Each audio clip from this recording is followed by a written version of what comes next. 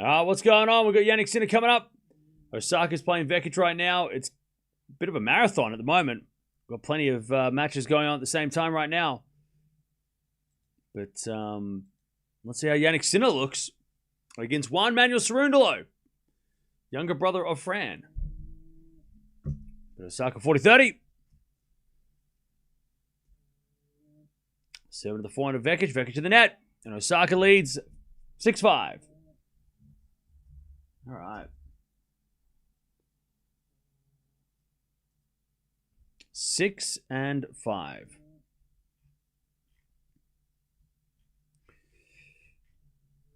we've got the Sinner match coming up as well. Seems like Novak's last opportunity to win a slam while Alcaraz is out. Well, Wimbledon as well, though. Remember, Wimbledon, he's not there either.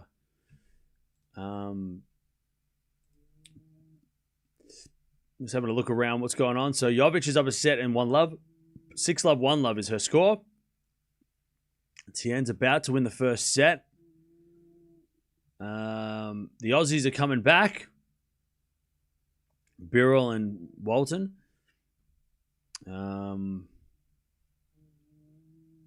Yeah. It's all happening. All right, Osaka takes the lead.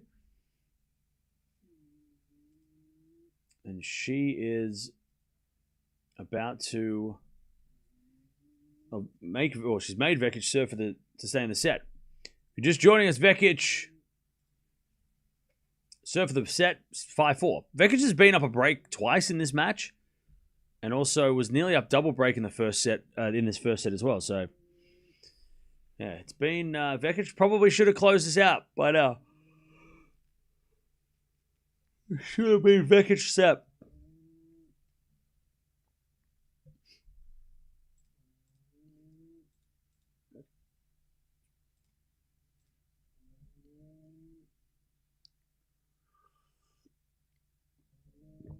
All right.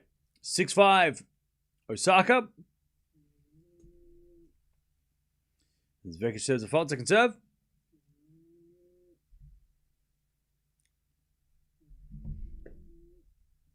Serving the forehand of Osaka. Return the forehand of Vekic. Osaka forehand inside out wide. And it's 15-love. Tien takes the first. All right.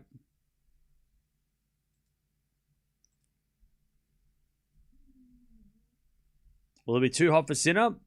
I don't think so. 15-love.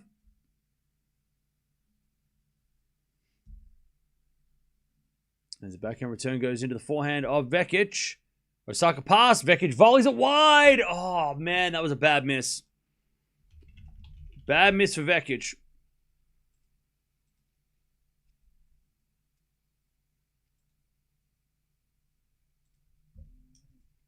Bad miss. She had the entire court, and I don't know what she was doing with that volley.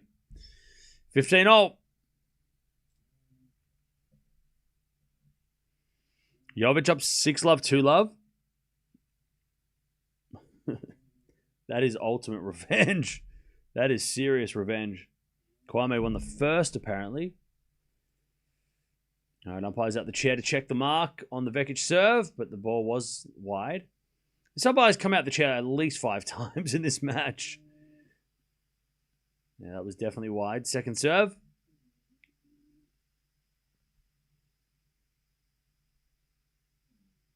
Into the back of Osaka. Vekic. Forehand in the net, 15-30. This is not good for Vekic. 15-30.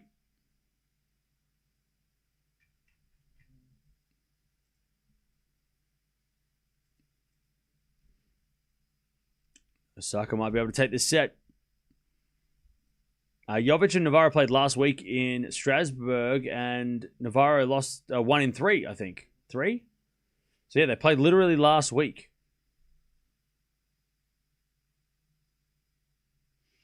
All right, double fault Vekic. We got set points. 15-40. Osaka to steal the set.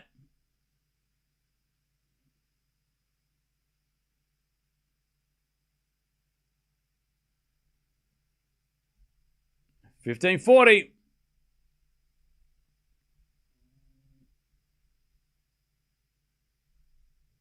Vekic serves.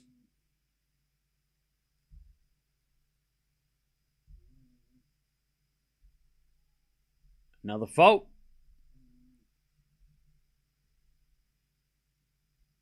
Umpire's going to check again. Vekic is making the umpire check every mark.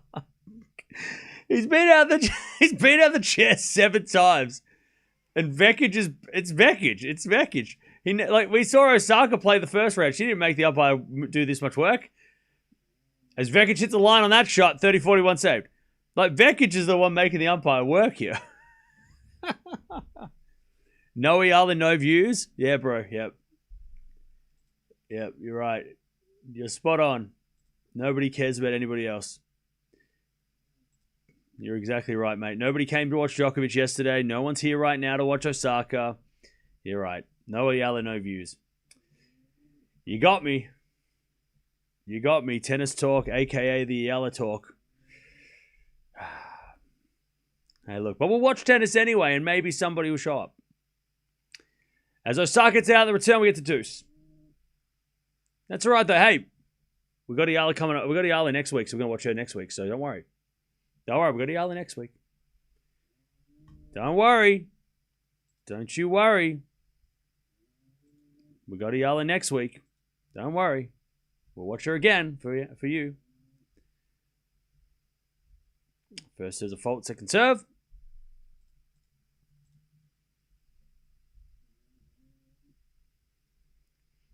There's a backhand return. Into the backhand of Vekic. Backhand now from Osaka. Up the line to the front of Vekic. Osaka backhand. And then that goes the net by Vekic. And it's another set point for Osaka.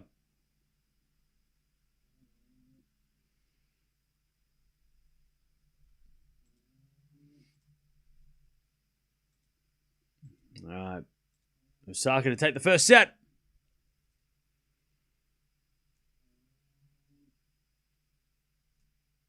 Advantage Osaka. As the return goes in, and Vekic hits a backhand up the line for a winner. Back to deuce. Back to deuce. 1.1k people is no one. I know, right? It's crazy.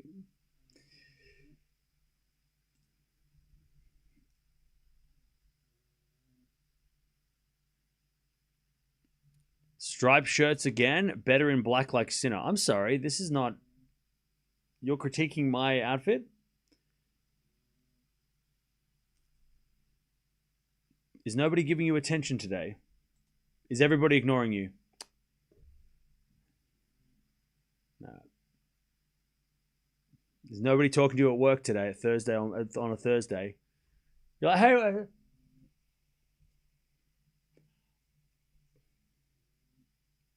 Oh, hey.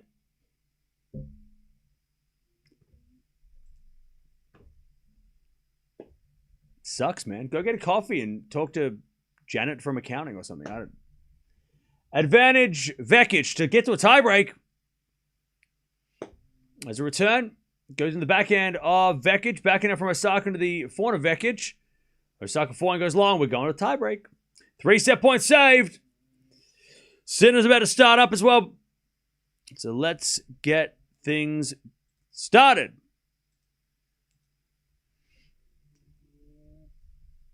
All right. Vekic, 1 hour played. She saved 3-set points. Jovic showing no mercy. Double break. Is she double break? 3 love. Jesus.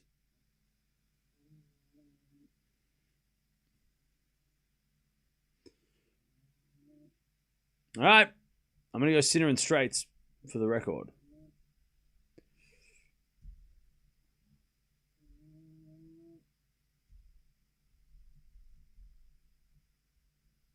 All right, Osaka serves. Who's winning this tiebreak, chat? Let me know.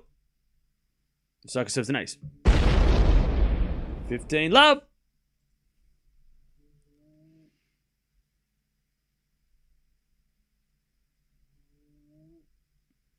Cam, do you have time to talk about Dimitrov? Not at the moment, but ask that question maybe not when we're doing a doubleheader. Because if you want to go me into detail, then talk about him in more detail. It's probably not the time because we're doing a lot of things at once. But if you ask me that maybe a little bit later in the day when we have a bit more time, that I can answer it. All right, 2-love Osaka.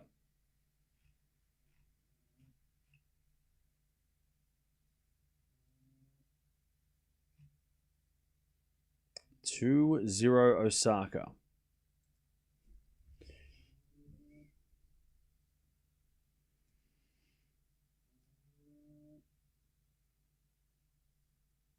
As Vekic serves. Into the backhand of Osaka. Good return the front of Vekic. Vekic goes up the line wide. 3-love Osaka. Double mini break.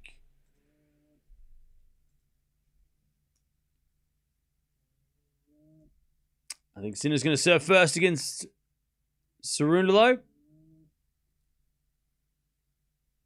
Let's see if Cerundolo can make Sinner work here. 3-love Osaka. As the return goes to the front of Osaka. 4 now from Vekic. Goes long. 4-love Osaka.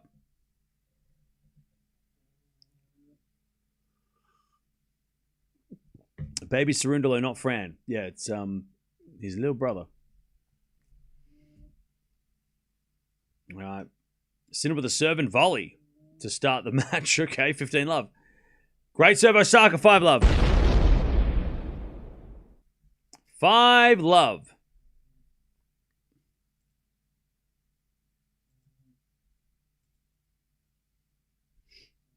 All right, 5-love. Osaka.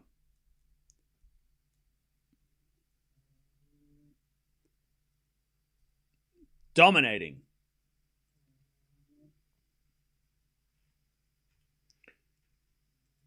As Vekic serves a fault, second serve.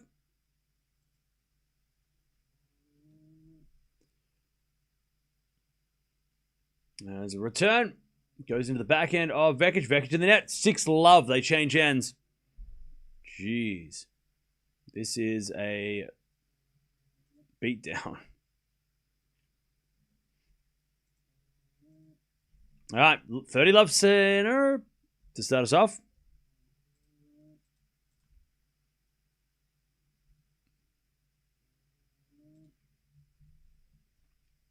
All right. 6-love Osaka.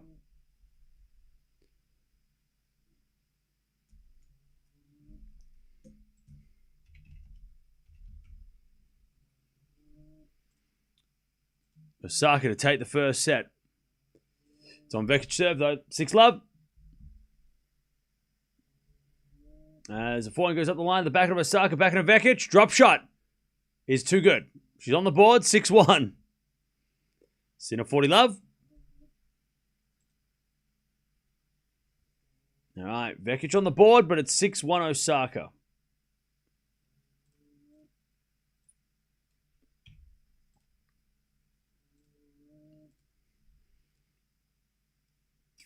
Osaka to take the first set. Sinner wins the first game 1-love. Serve is a fault. Second serve.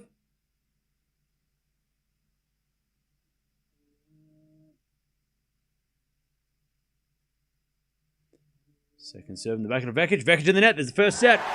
Osaka in the tiebreak. 7-6. And that was, she stole that. She did steal that set because Vekic was up 3-1, almost double break. She was up 5-4, serve of the set. And Osaka ends up taking it in the end. All right, 7-6, first set goes to Osaka.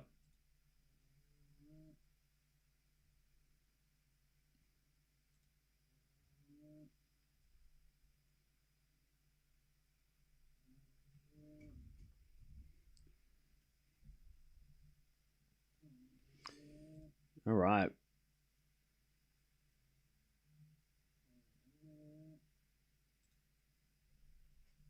First set in the bag is Sinner. Makes Cerundolo hit the ball on the backhand in the net. By the way, Cerundolo is a lefty for those playing at home.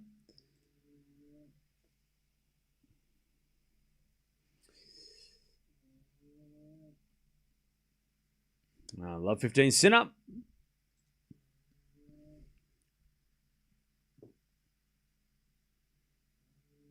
As the backhand return goes to forehand of Cerundolo. Forehand from Sinner up the line. Cerundolo puts up a backhand. In comes Sinner with a drive volley. Cerundolo pass in the net.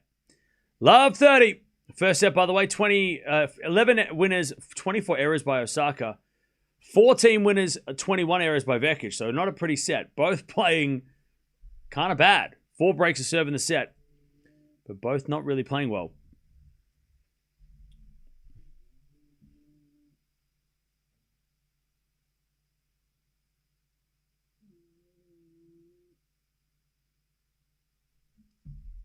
All right.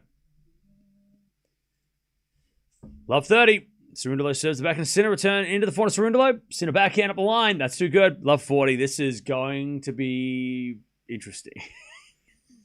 Sinner's in a mood. Sinner is in a mood. And here's the thing, chap. Right?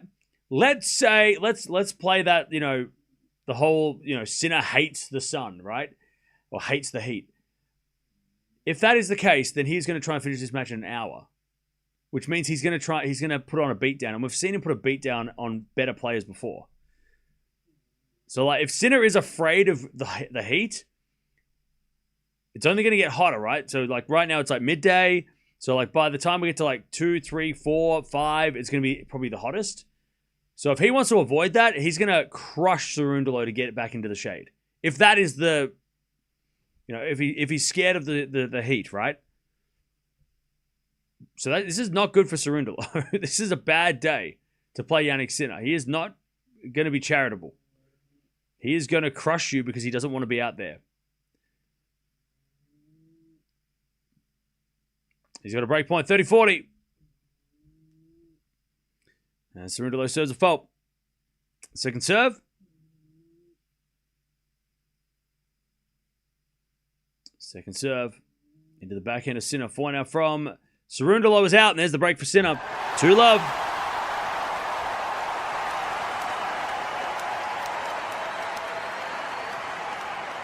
All right. Break back. Break for Sinner. No break back. All right, Vekic is serving first in the second. Let's see if she can regroup.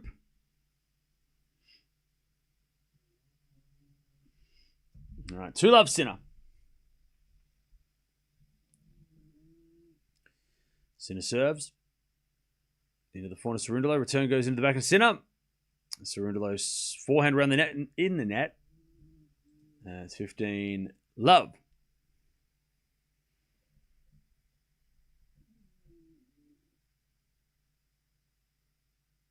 All right, 15-love.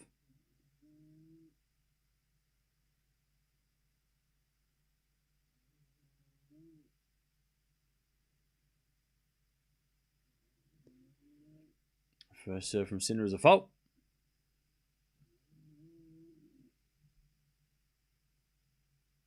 Second serve. Into the forehand of Cerundolo. Sinner backhand to the forehand of Cerundolo. Sinner with the backhand up the line. Cerundolo gets it back into the forehand of Sinner. And Sinner hits it wide. 15-0.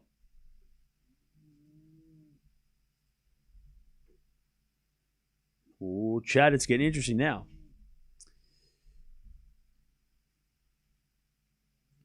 Vekic double faults again.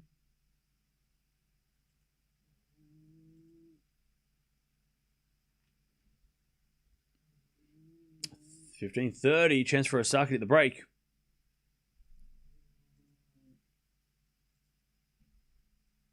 Backhand return. Into the backhand of Vekic up the line. Osaka with a forehand to the forehand of Vekic. Osaka back on the stretch. Vekic drop shot. Osaka's going to get there, but hit in the net.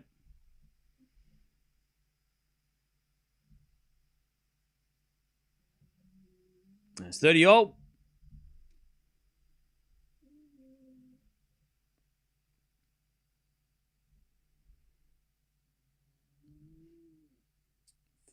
Great drop shot, Vekic. It's been a great shot for her today. Hitting those drop shots.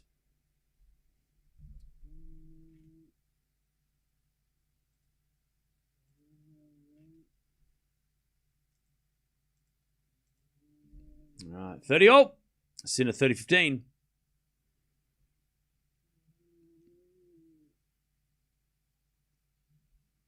As Osaka, good return. Vekic with a slice. Goes in the net. Osaka's got a break point, 30-40. Sinner's got 40-15 as Cerundolo hits it long.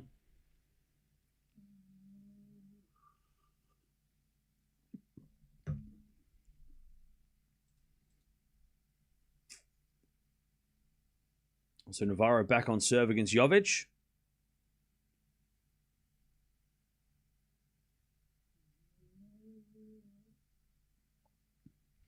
And Osaka with a return. Doesn't get the break because she missed it. 40-15. Why was she apologizing, Osaka? By the way, Vekic drop shots are too good. Oh, she was clapping her racket. I thought she was going like this. I looked up for 2 seconds. She went like this. Sinner 40-30. Osaka. Backhand return goes long. I tell you, Vekic has hit 5 drop shot winners. And they have been very good. Unfortunately, she has nothing to show for it. But they've been great. Advantage Vekic and 40-30 Sinner.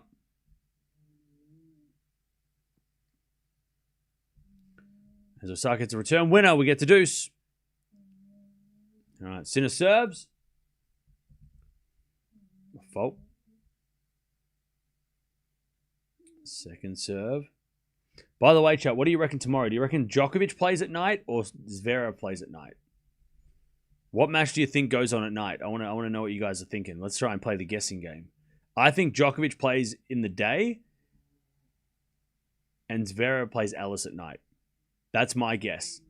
I think Zverev versus Ellis will be the night session. Djokovic plays during the day. I know everyone's going to say Djokovic Fonseca at night, obviously, but I don't know. I feel like I don't know if they're going to put Djokovic. I don't think Djokovic wants to play at night. I think he'd rather play Fonseca because remember, tomorrow's going to rain too. So I reckon Zverev Ellis will be night session because Ellis is like the last Frenchman left. I think he's the last French player in that half of the draw, right? Like he's the remaining Frenchman in the bottom half of the draw. Top half of the draw, you still got Kwame, Van Asch, Gaston, Rinderknecht, Nesh, right? I reckon Djokovic's playing tomorrow afternoon. I know it's probably against the odds. By the way, you probably, I know this is degenerate, but you probably could bet on that, which is really sad. And you shouldn't be. You shouldn't be betting on it. If you're allowed. Ugh. Gross. 3-love Sinner, by the way. But yeah, I think Djokovic is going to play during the day. I think Fonseca Djokovic is going to be during the day. And then Zverev, Alice is at night. Oh, Osaka's gone down. She slipped. She's okay though. Thumbs up. But that was a bad fall. She's all right though. She's just going to wipe down her racket. All right, advantage Vekic. All right, 3-love Sinner. Sinner in less than 2 hours. I reckon Sinner might be less than an hour and a half today. We did that the other night, and it was over 2 hours, but I don't think Sinner's going to be playing over 2 hours today.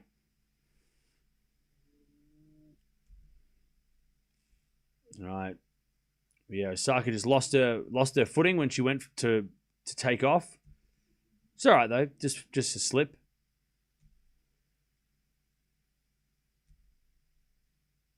She's all good. All right, advantage Vekic.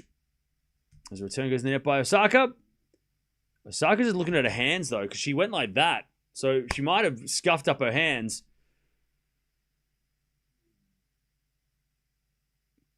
Yeah, she's looking at her hands. There might be a bit of blood on her hands from falling. She's washing her hands off again, so. All right, love 15, Sinner. You underestimated Novak. Don't be one of those fans who like find a problem with everything that everyone says, all right? Okay, I'll play the game. How did I underestimate Novak? Tell me how I underestimated Novak. Come on. Tell me how I'm underestimating... What? Because I said he's going to play during the day? Okay, I underestimated him, yeah. Go on, tell me how. Tell me how I underestimated Novak. Go on. 30-15. Come on now. Go on. I'll play the game. I'll play the outrage game. Get angry for no reason. Go on, tell me. Tell me. How did I underestimate him? Osaka to serve. 30-15 Cerundolo, by the way. He's trying to get on the board. As a return, goes into the forehand of Cerundolo. Sinner with a slice. Goes long. 40-15. All right, Osaka serves. Into the forehand of Vekic. Osaka with the forehand again. The forehand of Vekic. Osaka slice up the line. Vekic backhand cross-court winner. Beautiful shot. Love 15. Love 15.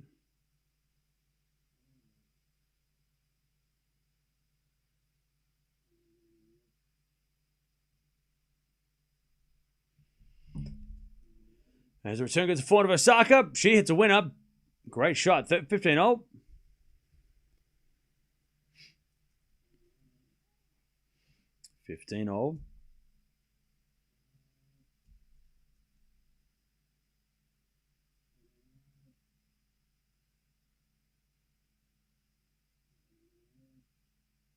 Cerundolo on the board. 3-1 Sinner. You always cheered for the opponent and went to the wild card when he was better.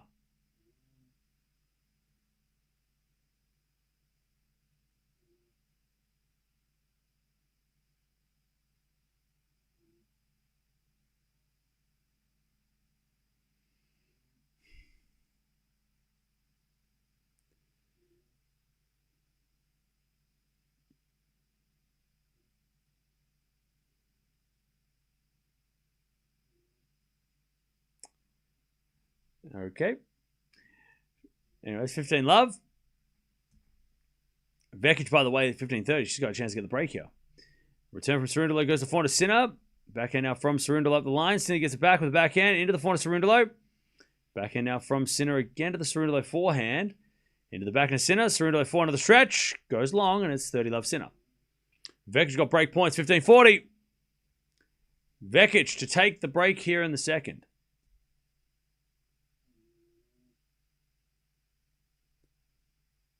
Ace from Osaka. 30-40.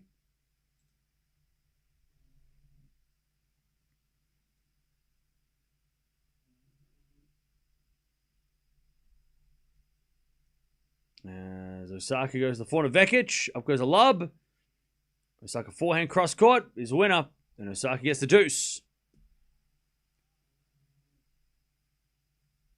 All right, 30 love Sinner as we return from Cerundolo goes to the back and Sinner. Sinner off the tape goes wide. It's 30-15. Jovic is trying to survive now? What the hell? I thought she won already.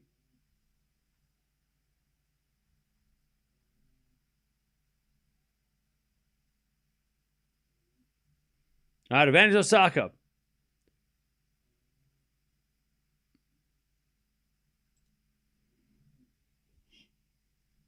Hurkacz or Tiafoe today? What's your prediction? I'm going to go Foe. I reckon maybe Foe might win. Didn't Foe make the quarters last year? Osaka holds 1-all. And we love Hubie, but I don't know. I feel like Foe on clay might be the pick. As we had a lovely drop shot from Sinner, 40-15. Foe made a run here last year, so you kind of got to back the guy that's played well here. I think it's a 50-50, but I might go Foe. It's going to be 5 sets though, right? That's going to be an epic. 40-15. Sinner to take a 4-1 lead.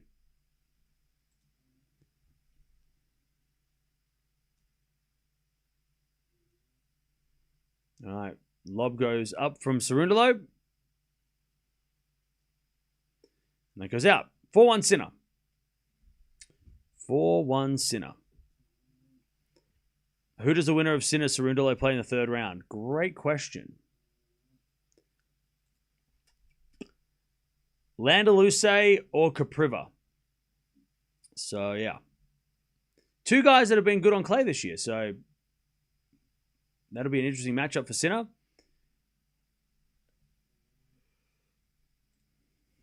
All right, 15:30. For sure, Tiafoe and Hurkacz will be epic. I think so. That feels like it's going to be an epic.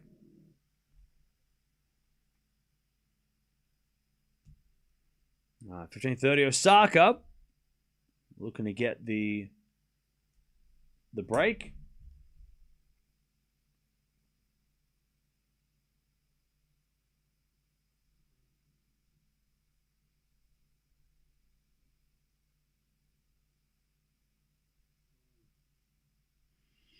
All right, backhand goes up the line in the net by Vekic. It's 15:40 Osaka. Foe played Musetti in the quarters last year, if I remember right. Yeah, wasn't it close? I thought it was close. Yeah, it was a 4-setter. Foe won the second, Musetti won the third 7-5, and then went on to win the match. So yeah, it was actually pretty decent from Foe. Very decent from Foe.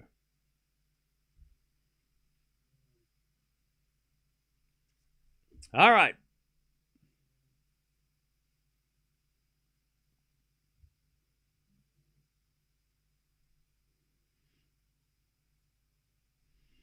All right. And the break does go to Osaka. Vekic hits it out. Landaluce, Capriva, another easy match for Sinner. Well, if those guys play a 5-setter, then for sure it's going to be Sinner's going to have probably a nice day.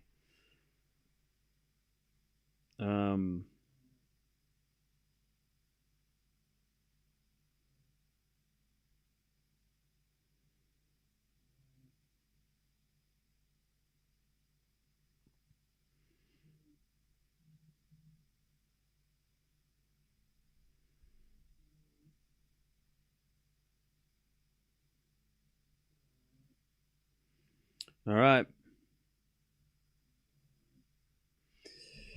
Sinner, love 15. He's looking for that double break.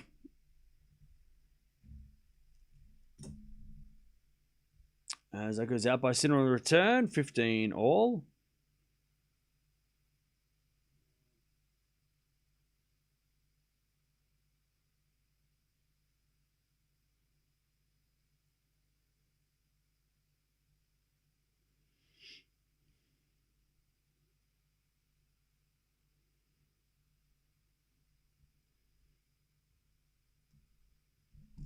All right, 15 all. Yeah, Vachereau withdrew yesterday.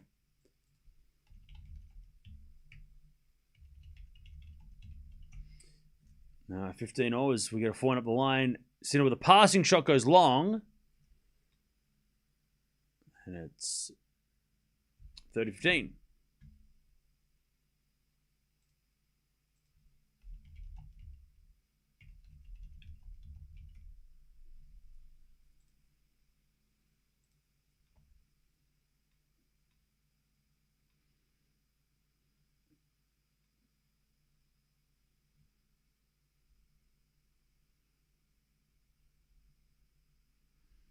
All right, 30-15. As Sinner hits it out, it's 40-15.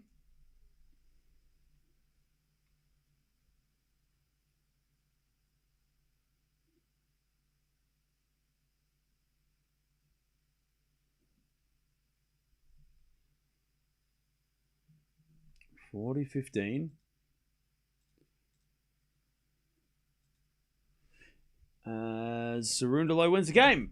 All right, Sinner hit it wide, 4-2. 4-2 Sinner with the break.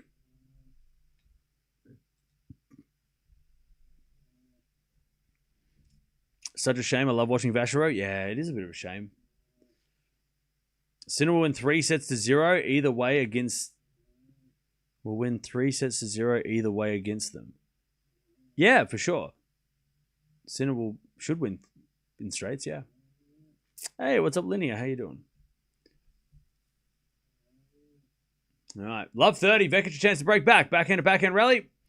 As Vekic goes again, the backhand of Osaka. Vekic. Drop shot. Winner. Love 40. That's another drop. I think she's at 4 drop shot winners in this set. She's laughing at the drop shot she's hitting. She is drop shotting the hell out of Osaka, but she has nothing to show for it. That's the problem. She's hitting so many great drop shots, yet she's down a set and a break. Like, it's great. It's like amazing drop shots. No reward. 7 drop shot winners in the match. Osaka comes in, puts away the volley. 15-40. Sinner about to go up 5-2. He's at 30. Love.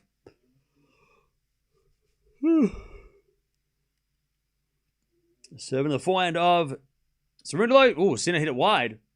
As Vekic forehand on the stretch. Osaka drive volley straight to Vekic, who hits it up the line, but she just missed. 30-40.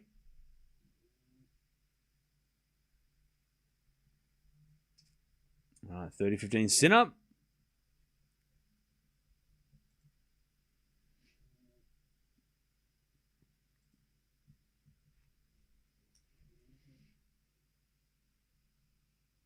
All right, Vekic still with a break point.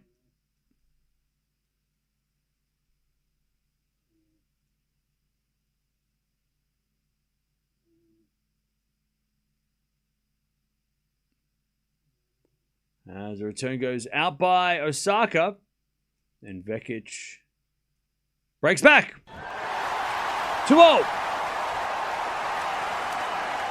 2-2.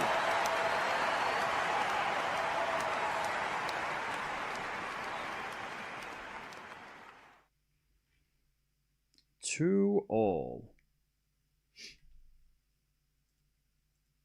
All right, Sinner 40-15. As he goes to the forehand of Cerundolo. Forehand from Sinner to the forehand of Cerundolo. Sinner backhand. Inside out to the slice of Cerundolo. Sinner with a pickup is in the net. Tried to go for the half volley, but couldn't get it. 40-30. Do you think Gauff's match will be decent? Yeah. We're going to watch it, so I hope so. Schrift's dangerous. She's one of those players where, like, you shouldn't underestimate her, but like Gauff should win, but she shouldn't be. Schrift shouldn't be underestimated.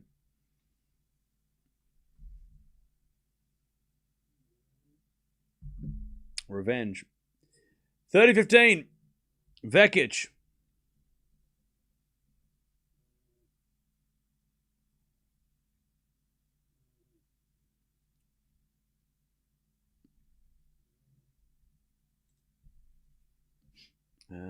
Sinner with the forehand. Inside out to the forehand of Cerundolo. Sinner forehand to the forehand of Cerundolo again. Sinner with another forehand to the backhand of Cerundolo. Sinner backhand cross court. Cerundolo gets it back. Sinner backhand again to the forehand of Cerundolo. Sinner another backhand. And Cerundolo gets it back into the forehand of Sinner. Backhand of Cerundolo again.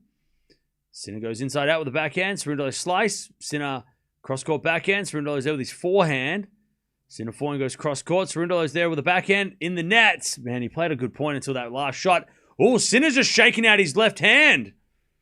Okay. 5-2. Sinner's shaking out the left hand. Did he hurt his knuckle or something? I think he might have done something to his knuckle because he seemed to be looking at his fingernails. He's just looking at his hand. I think he might have. Did he scuff his hand on the ground? No, it's not his wrist. He's looking at his hand. He's looking at, like, his fingers. It was on his left hand, so if it's wrist... Is there a point there where he, like, scuffed his hand? Yeah, he's got, like, a little bit of a scuff mark. He might have just kind of, like, when he went for a shot, maybe scratched his knuckles. Maybe? Let's have a look. Oh, no, maybe he's just got sore fingers. I don't know. He was kind of, like, stretching him like this. We'll see, but it's only on the left hand, so... Yeah, it's like his pinky finger he was kind of looking at. It's alright, though. He seems alright. He's got the 5-2 lead. Vekic leads 3-2.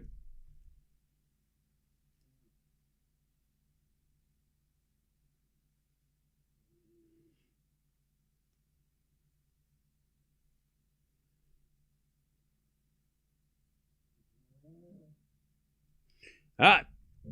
3-2 Vekic. And Sinner's got he keeps looking at his hand, though. Keeps looking at his left pinky finger.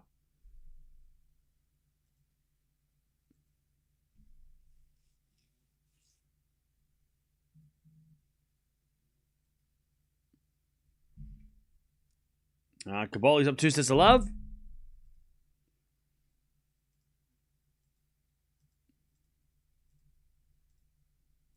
And Cerundolo is serving to stay in the set. Serving to the back of Sinner. Return goes into the forehand of Cerundolo. Cerundolo hits a winner. Great forehand. 15-love.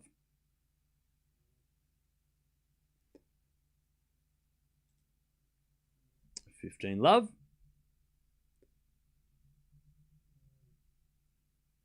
Yeah, Jovic is going to play the winner of this Vekic-Osaka match. All right. First serve's a fault, second serve, Cerundolo.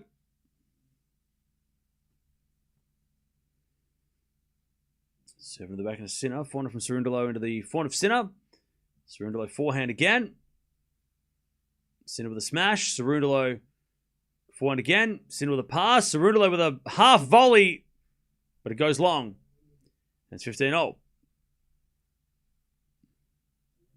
I think Jovic will blast either of these girls off the court. I don't know about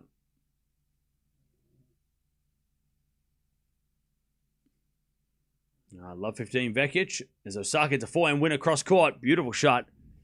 15-0. I don't think Vekic and Osaka are the types to get absolutely blasted off the court, to be honest. They're usually doing the blasting. All right. Osaka, 30-15. Cerundolo serves a fault. 30-15. Oh, Vekic hit the tape, went over. 30-0. And good serve there from Cerundolo. 40-15. To make Sinner serve for this set.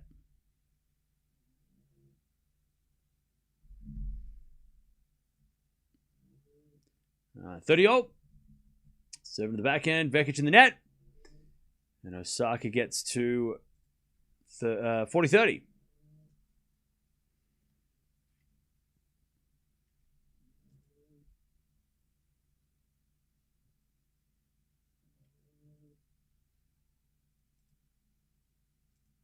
All right. As Osaka holds, 3-0.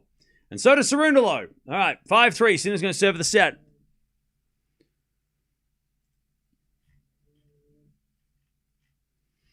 Nice work from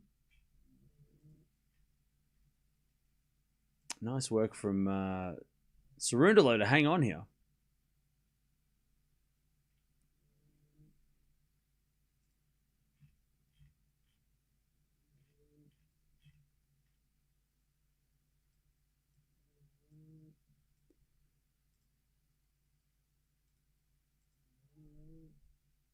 All right. This Vekic hits it out, love 15. Oh, sorry, Osaka hit it out, my bad. 15-love. Sinner serve for the set, 15-love.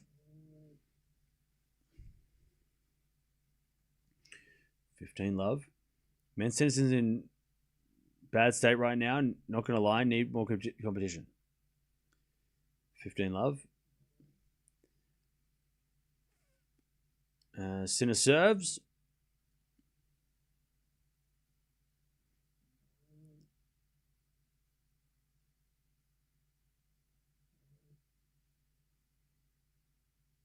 Sinner serves into the forehand of Cerundolo. Return goes to forehand of Sinner. Cerundolo backhand. Again to the forehand of Sinner. Cerundolo again to the forehand of Sinner. Cerundolo backhand again. Goes long. 30-love. 30-love. By the way, to that statement, tennis, Sinner would have been beat even if there was more competition, right? Let's say the top 10 were all very even. Sinner playing against Cerundolo in the second round like this would have probably been a similar result anyway.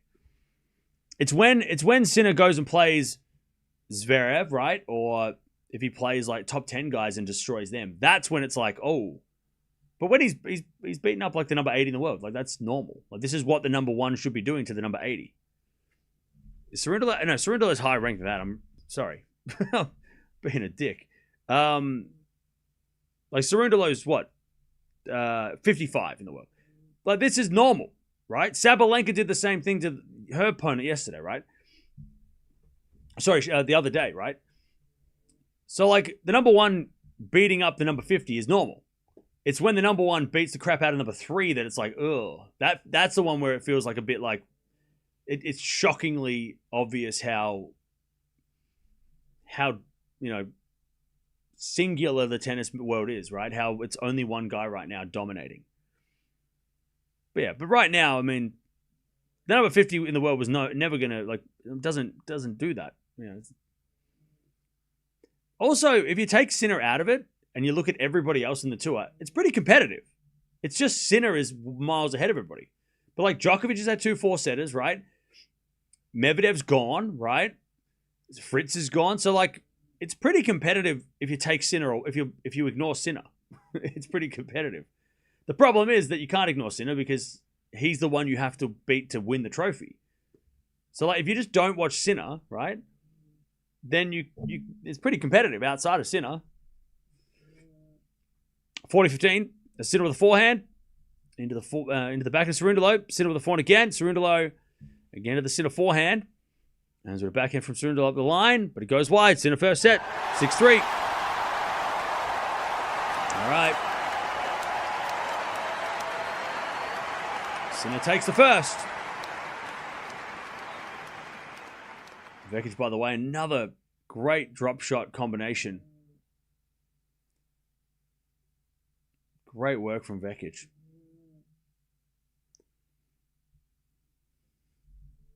Advantage Vekic. As she serves the forehand of Osaka, backhand of Vekic, the backhand of Osaka. Vekic backhand into the Osaka backhand. Osaka on the net. 4-3 Vekic in the second. All right.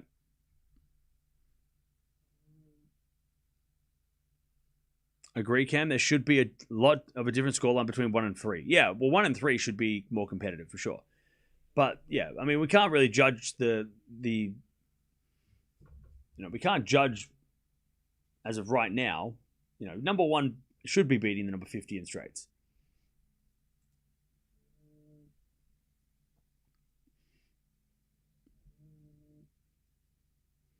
All right, 4-3.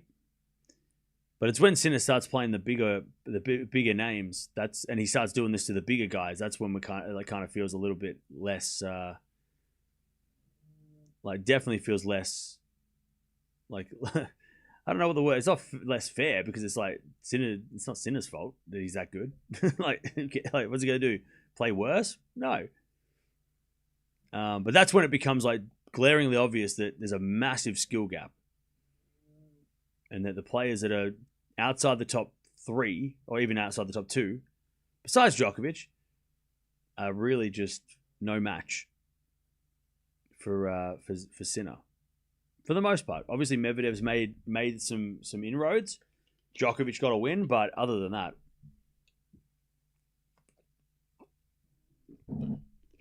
Sinner is miles ahead of everybody.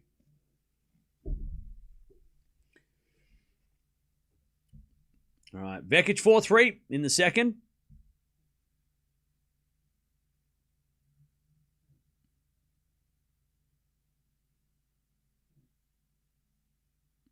How about this Argentina tennis revolution?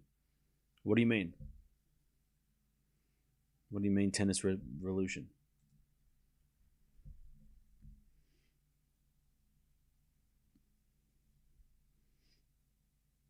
What if Fonseca beats Sinner? Well, they're in the opposite sides of the draw, so that would be in the final, and that would be crazy. So, yeah. Don't think so.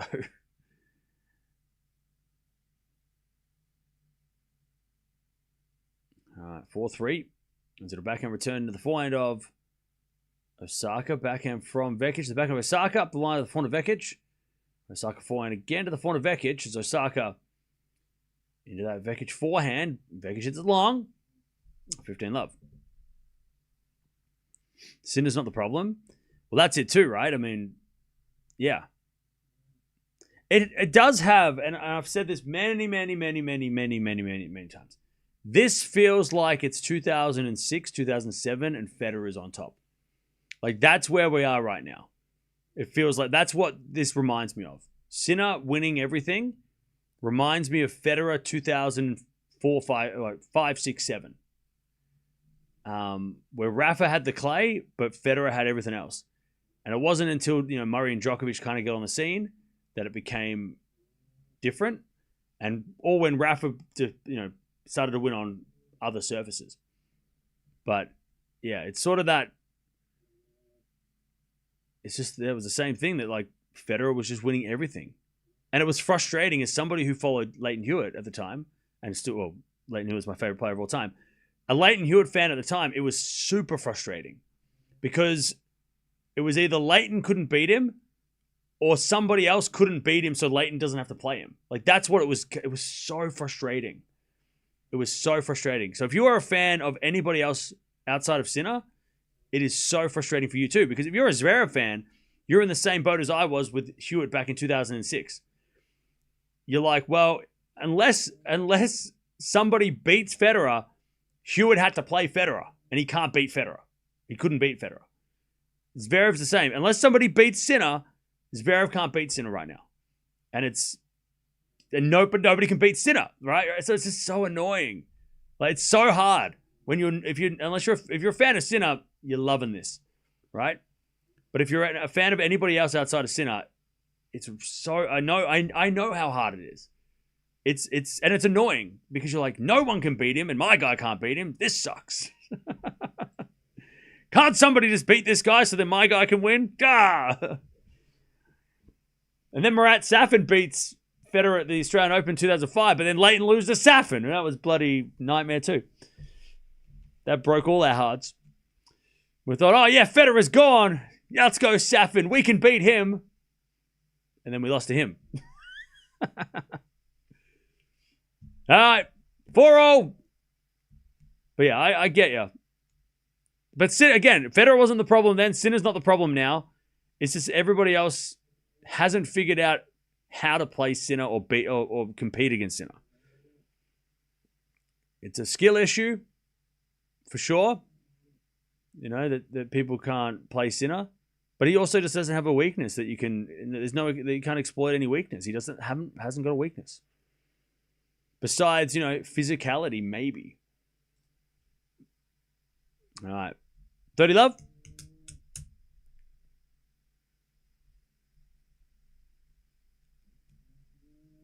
Give it a year or two. I think Hodar will be there. Ah, man. I feel like we're putting too much pressure on Hodar, to be honest. Hadar is great, but he literally just popped off. Like, it's,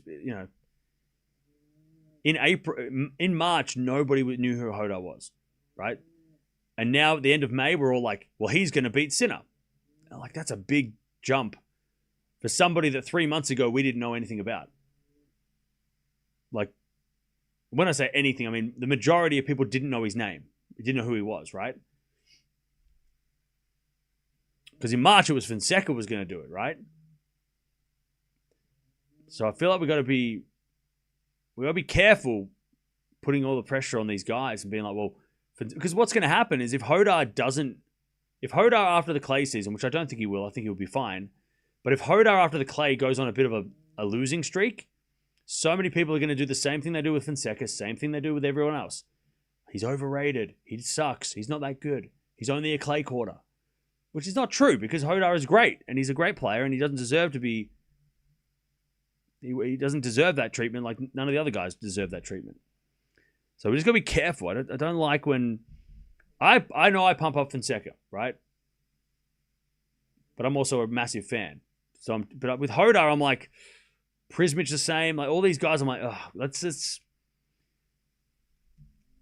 And even with Fonseca now, I'm like, oh, let's just back off a little. Maybe we got a little bit too excited. 30-0. Back in a backhand rally. As Osaka up the line. Vekic puts up a lob. And then forehand from Osaka. 30-40. Osaka trying to finish this match.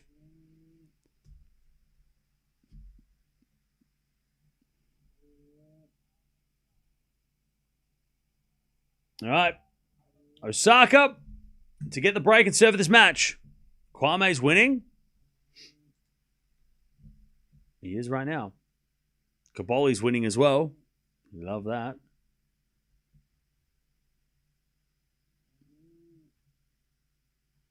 All right. Vekic with the fault, second serve.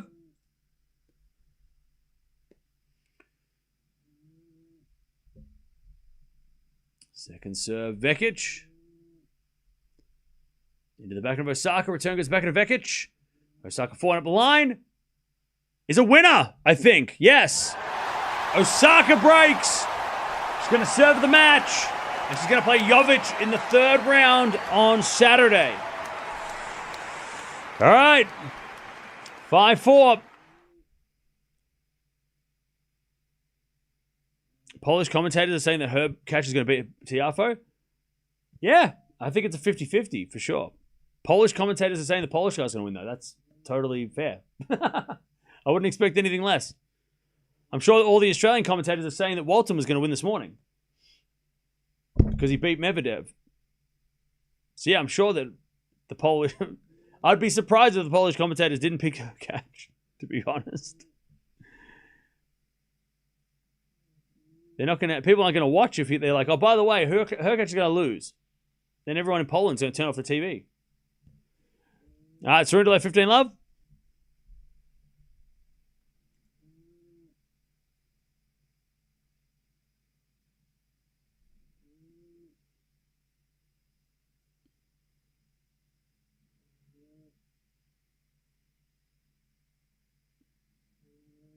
The only solution to Sinner would be physically and mentally strong to drag him into a long five-setter.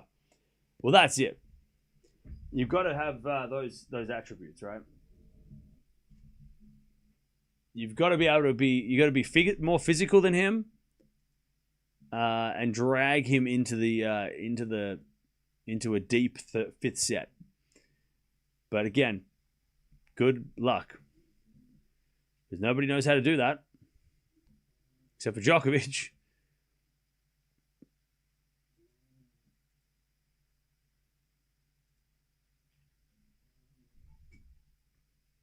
All right.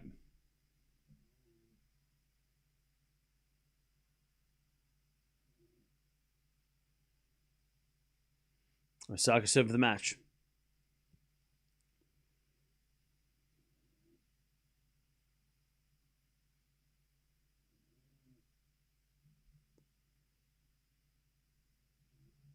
All right, Osaka serving. As it backhand into the net by Osaka, and it's love 15.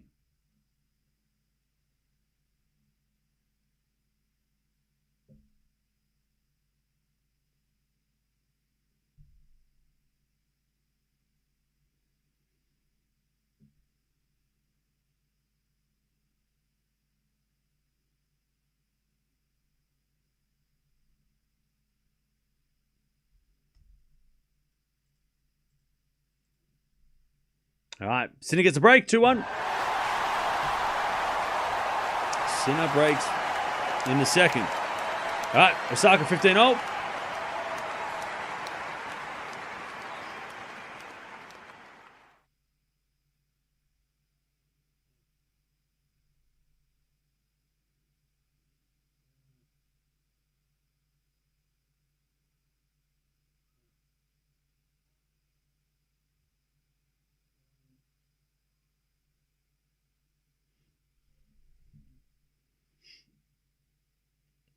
All right, 30-15. Osaka 2 points away.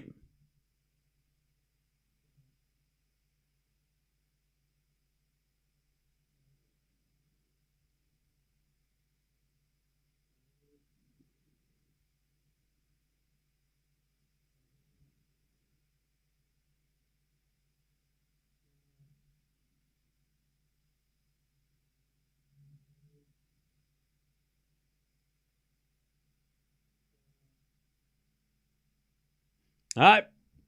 As that goes out by Vekic, I think. No, it went in. All right, 30-all. Vekic wants to keep this match alive. That was on the line by Vekic. As Osaka serves. A fault. Second serve.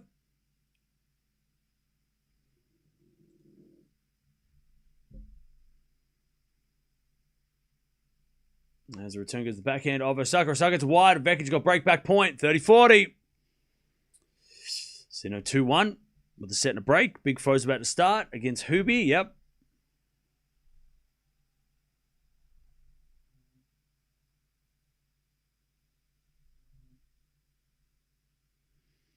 All right. Break point as Vekic returns into Osaka's backhand. And backhand winner from Osaka. Hubie just started, by the way. Tien's one set all, by the way, as well. All right. Lovely backhand up the line from Osaka. Deuce.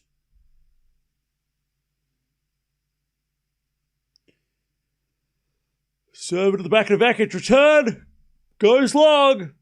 And Osaka's got a match point to take on Jovic in the third round. Winner plays Sabalenka maybe as well. And this draw is starting to get a bit spicy. Advantage Osaka. Saturday is going to be fun. Osaka serves. Into the back end of Vekic. Return goes long. Osaka wins. Osaka versus Jovic. All right. Osaka is through to the third round of Roland Garros. That was a tough battle too. She did fight for that first set. But she got it done in straights. And she is into the next round. And she'll take on Iga Jovic, which is going to be a real fun matchup on Saturday. And that all could mean the winner of that plays Sabalenka in the fourth round as well. So that's where we are. GG's. Good win. Solid win. Not her best surface. We know that. Clay's not her thing, but she's proving us wrong. I mean, this is her third straight clay court third round. You know, Rome, Madrid, and now here. So she could make 4 fourth rounds in a row on clay, which would be actually pretty awesome for her, considering it's not her favorite surface by any stretch. All right, chat, we're going to merge the streams. Sinner's got 30-15. Osaka through to the next round. And she's going to take on Jovic. We'll watch that in a few days' time. It's going to be a lot of fun. Very fun matchup. Jovic has been playing great as well.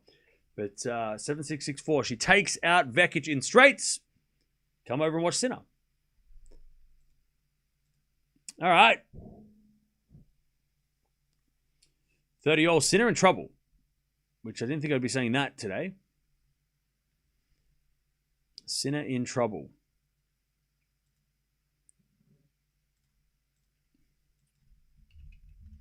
$30-all.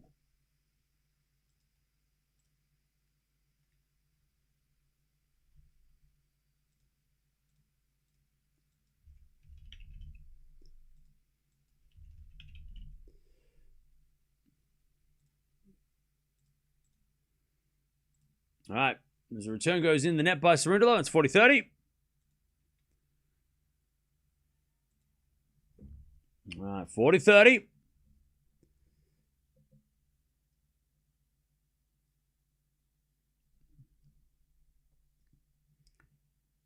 Sinner serves again. Almost an hour played.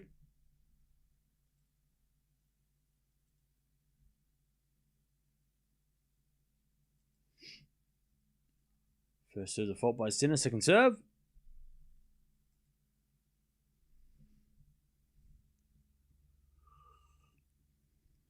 All right, second serve. Oh, double fault. All right. We get the deuce. That second serve hit the tape and went flying out. Deuce. See the report. Serena reportedly requested doubles to play with Mboka wildcard queens. Yeah. So people have been saying that all day in the stream. Yeah. I don't really want to play the speculation rumor game because I don't want to get my hopes up. And at the end of the day, it's all rumors. Because what's going to happen is someone's going to hear a rumor and then somebody's going to say, Serena's coming back. And then people are going to be like, oh, is Serena coming back? And she's not coming back. She hasn't announced anything. Nothing's been confirmed. It's a rumor. So let's just leave it at that and see what happens. Backhand slice from Sinner into the forehand of Cerundolo. He puts it away. And Cerundolo's got a breakback point. Advantage Cerundolo to take back the break. All right.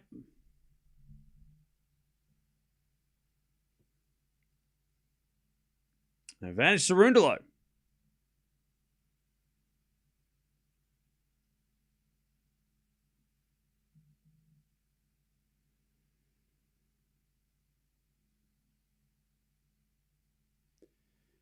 As a default, second serve.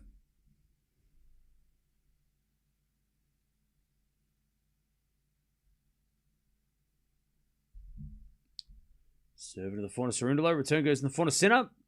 Cerundolo backhand into the forehand of Sinner. Cerundolo slice. And Sinner with the forehand again to the backhand of Cerundolo. Sliced. Into the forehand of Sinner. Cerundolo backhand again. Sinner goes to the forehand cross-court again to the backhand of Cerundolo. Sinner forehand again to the Cerundolo backhand. Now Sinner's backhand goes into that Cerundolo backhand. Now Sinner with the forehand up the line. And Cerundolo in the net. I think Sinner hit the line.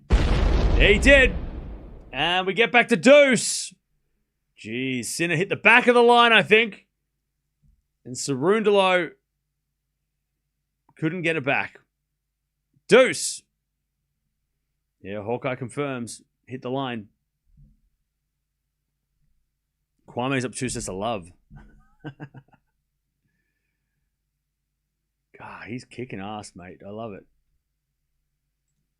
Another player on the list. He's the youngest of them all, though. He's only 17. Kwame, where's he in the draw? Tabilo Kwame, okay. Jesus, mate. That's a good section of the draw too, because that is an open section.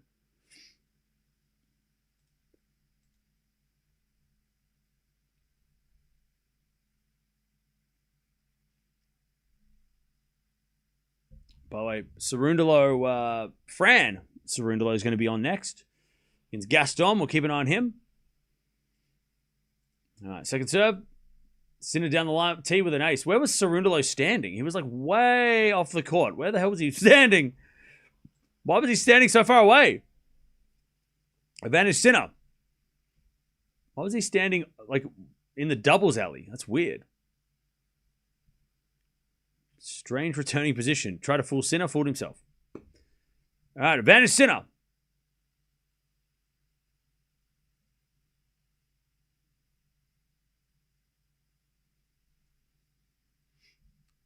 Serve to the back of Cerundolo. Return. Into the forehand of Sinner. Cerundolo slice goes wide, and Sinner keeps that break. 3-1. All right, 3-1.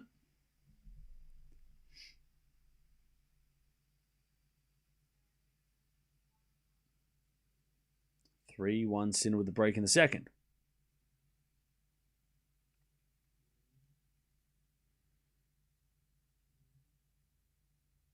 One hour played.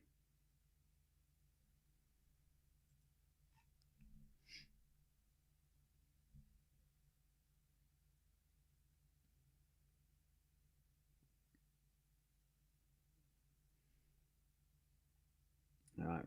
Return goes the forehand of Cerundolo. Backing up from Sinner into the forehand of Cerundolo. Again to the back of Sinner. Cerundolo on the stretch. Can't get it because Sinner hit a winner. Love 15.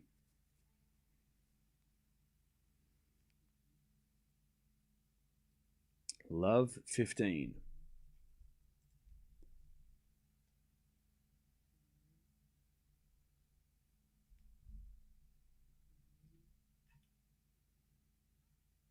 A bit of fault, second serve.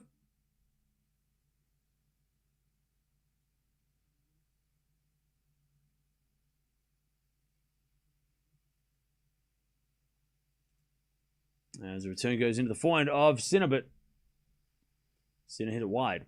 15-0.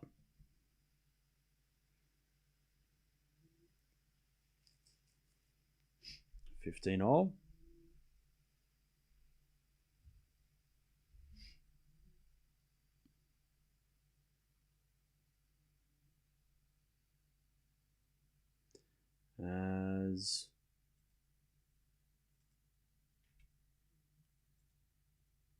get a serve again from Cerundolo. There's a fault. Second serve.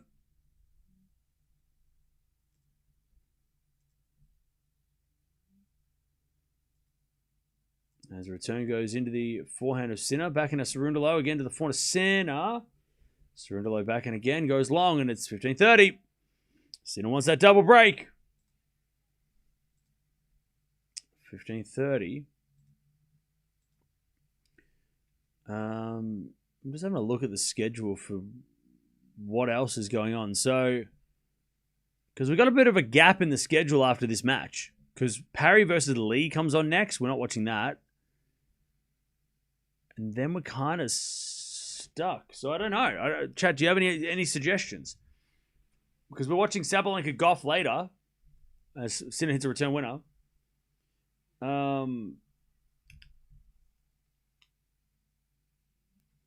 Any matches that haven't started yet that you think we should watch? Djokovic isn't playing. All right. Forehand from Sinner into the forehand of Cerundolo. Sinner up the line. Cerundolo forehand cross court. Sinner gets it with the backhand. Cerundolo backhand into the... It goes long, sorry. Cerundolo hits it long. Sinner breaks twice. 4-1.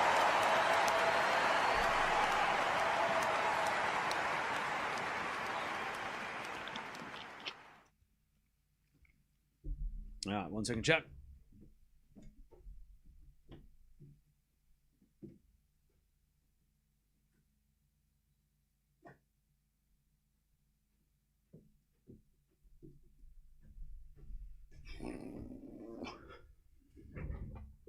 How is Tsitsipas doing so far in the draw? Well, he won his first round.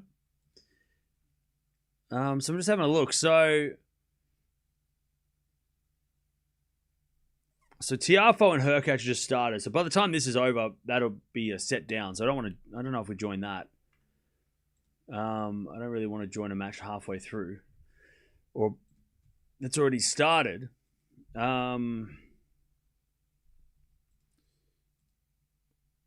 Anisimova comes on after Kwame, so we could maybe watch Anisimova versus Grabber. If Anisimova's a match that anybody wants to watch. We haven't watched Anisimova, so maybe we should. I don't know.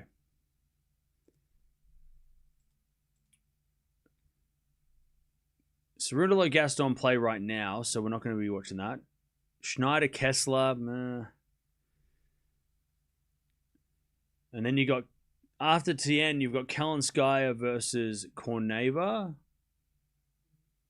Landaluce, Capriva starting soon. But I also don't want to clash with Gauff and Sabalenka.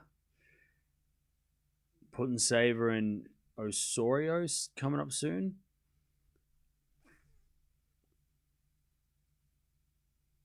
So, yeah.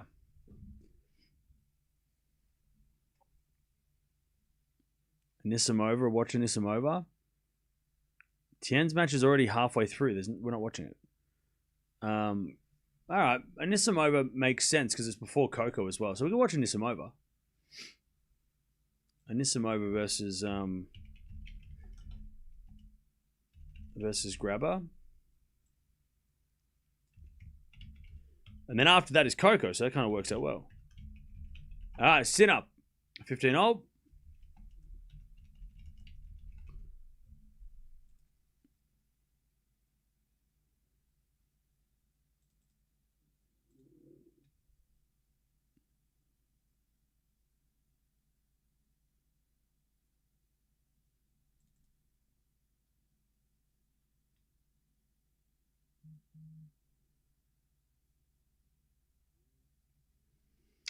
All right, Sinner with a forehand inside out to the slice of Cerundolo, and then Sinner crushes an inside out forehand winner.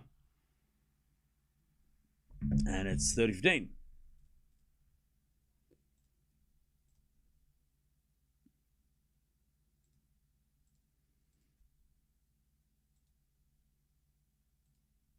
Uh, 30-15.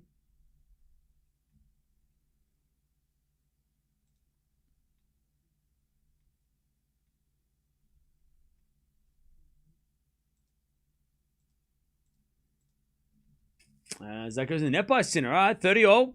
God, Sinner's getting a little sloppy in these last few games. I guess luckily scoreboard doesn't show it, but yeah, his game is a little bit sloppy.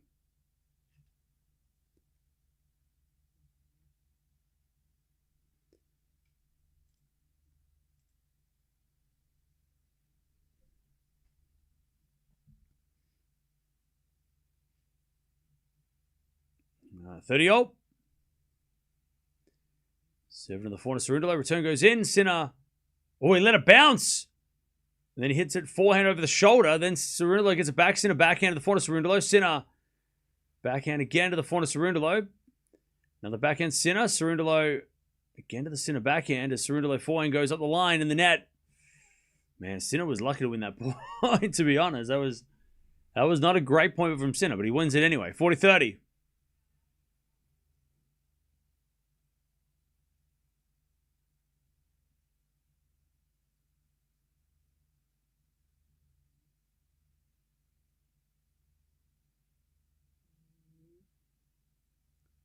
$40-30.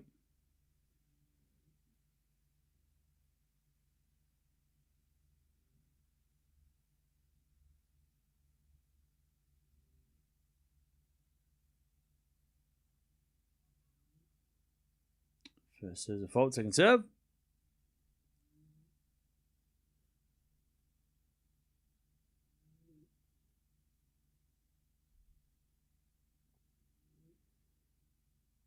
Seven to the forehand. Cerundolo forehand now from Sinner is a drop shot in the net. We get to deuce.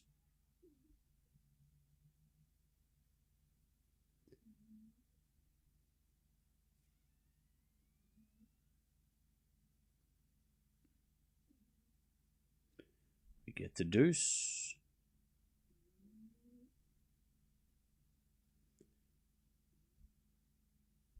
Sinner serves again.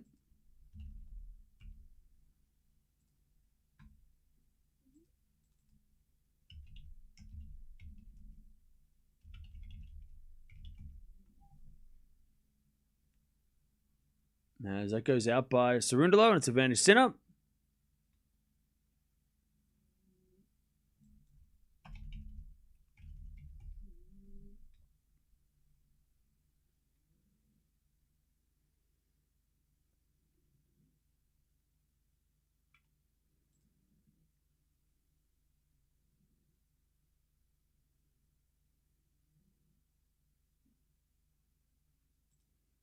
As return goes out by Cerundolo, and it's 5-1 Sinner.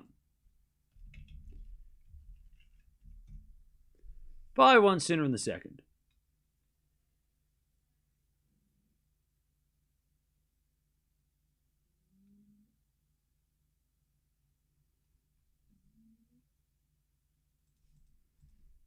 All right.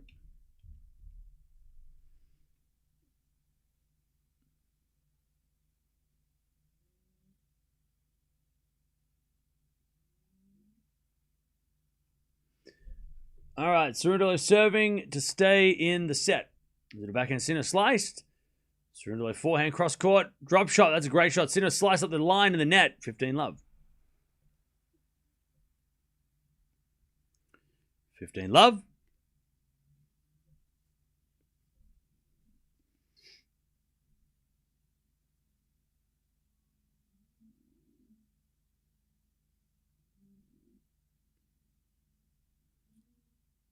Uh, 15-love.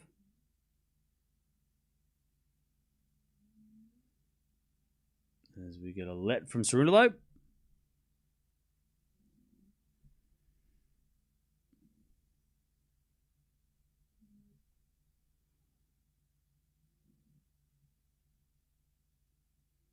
Cerundolo says the fault, second serve.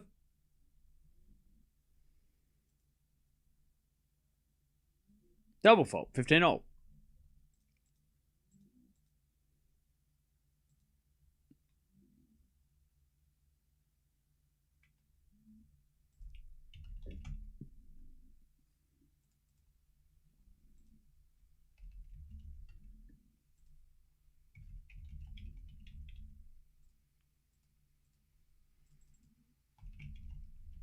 Now Cerundolo puts a forehand away.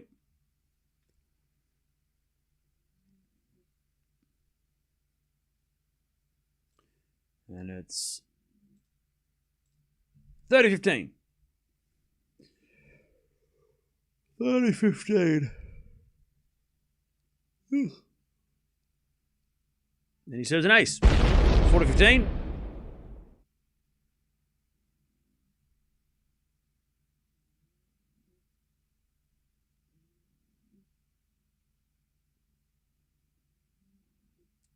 As we get a let from Cerundolo.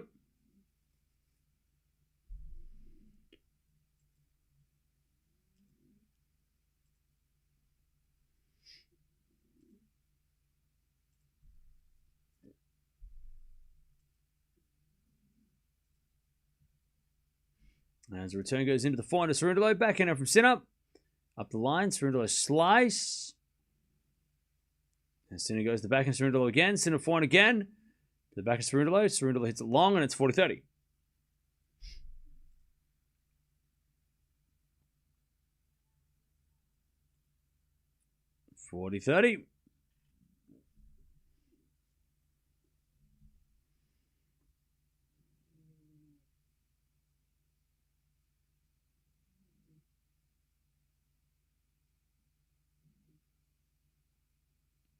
So the backhand Sinner, slice return.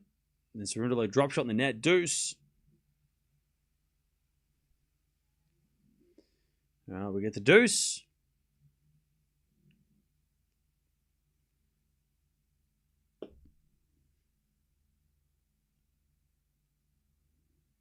Chance for Sinner to take the 2 sets of love lead here.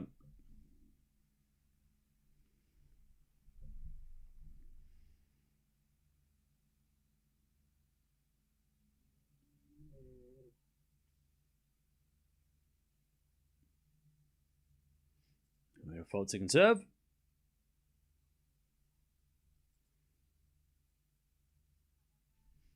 As Cerundolo makes the error. Advantage Sinner.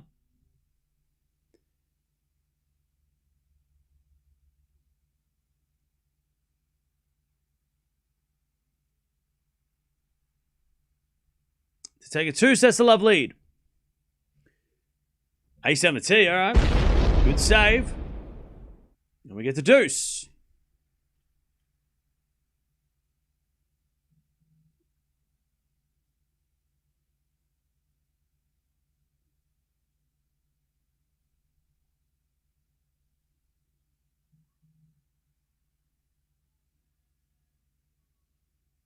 All right, advantage Cerundolo, another good serve.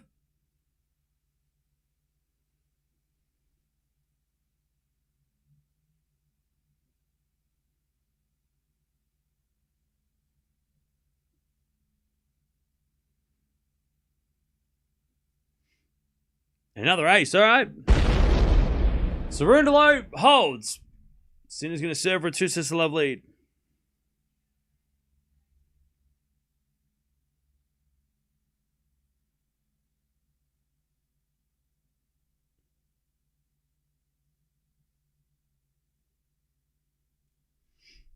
All right.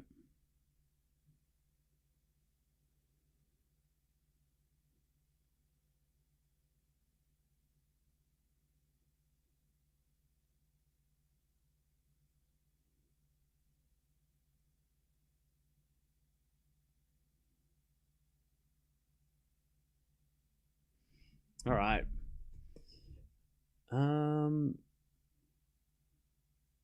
Cerundolo's backhand leaves him handcuffed every time.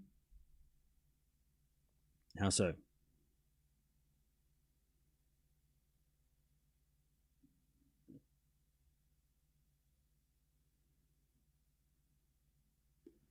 Cerundolo's tough on clay. He sure is.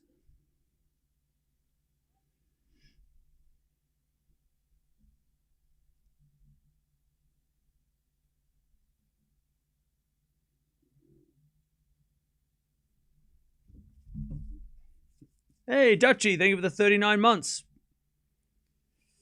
Olyakova wins. Fair enough. She's a good clay quarter. All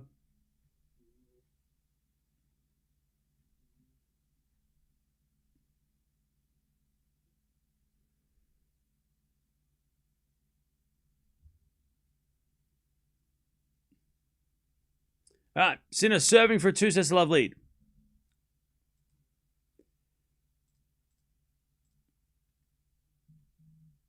To the backhand of the line, to the backhand of Cerundolo. Passing shot winner, Cerundolo. All right, love 15.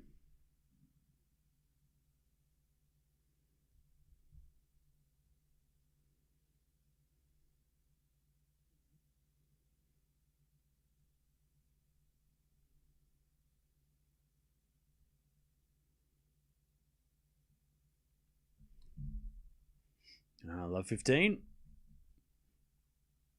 As a backhand return goes into the forehand of Sinner. Backhand now from Cerundolo up the line to the backhand of Sinner.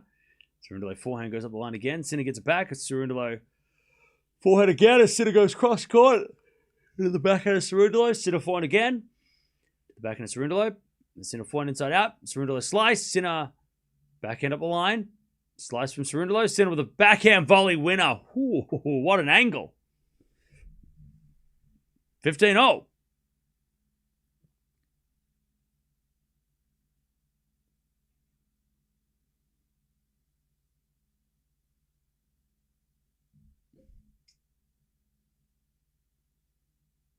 Beautiful shot. 15-0.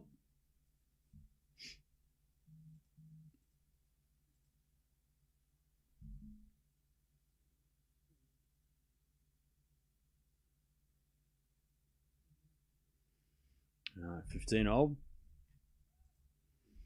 Now we default second serve.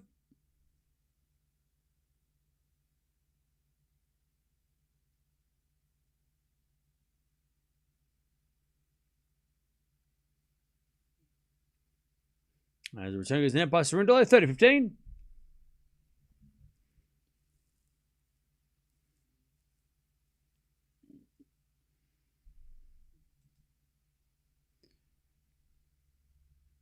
So Tien's down 2-1,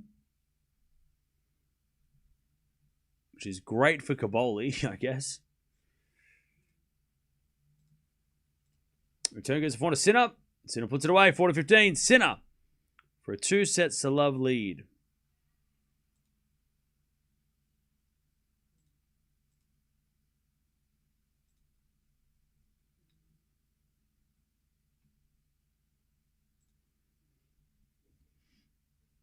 $40-15.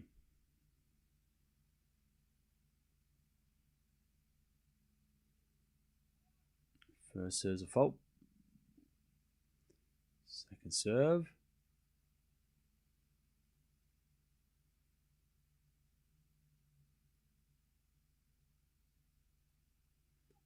Double fault. You try to go for a second serve ace. All right, 40-30.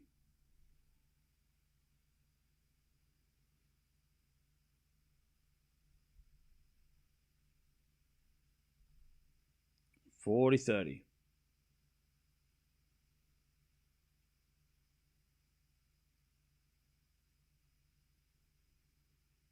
And the default second serve.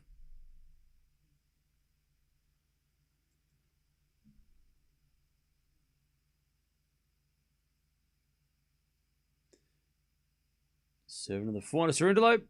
Return the back of Sinner. Cerundolo forehand to the Sinner backhand. Cerundolo with the backhand again to the Sinner backhand. Cerundolo up the line forehand. Sinner gets it back. Cerundolo cross forehand. Now Sinner's backhand into the forehand of Cerundolo. It's going backhand to forehand. Cross court as Sinner goes up the line. Cerundolo gets it back. Sinner cross forehand again. Cerundolo gets that back. And then Sinner backhand goes into the slice of Cerundolo. Sinner again up the line. Cerundolo gets it back. Sinner forehand again to the backhand of Cerundolo. Sinner drop shot in the net. That wasn't a bad idea for Sinner. He pushed Cerundolo far enough away, but he just didn't execute the drop shot at all. Deuce. It's a bad execution from Sinner. Would have been a great idea. Great shot. Had he have made it. All right, deuce.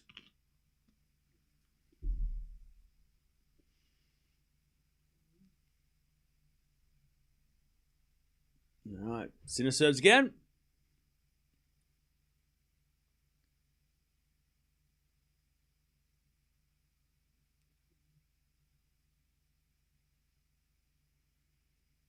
And then he serves an ace. All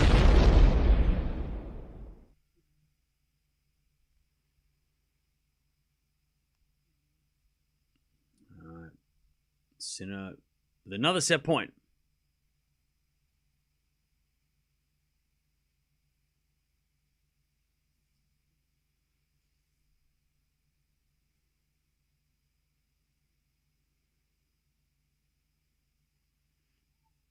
Sinner went for a serve volley, but he missed the serve.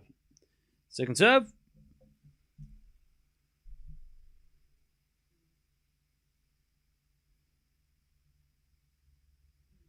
Second serve. Into the back of Cerundolo. Return. To the forehand of Sinner. He puts it away. That's a 2 sets to love lead for Jannik Sinner. All right. 2 sets to love.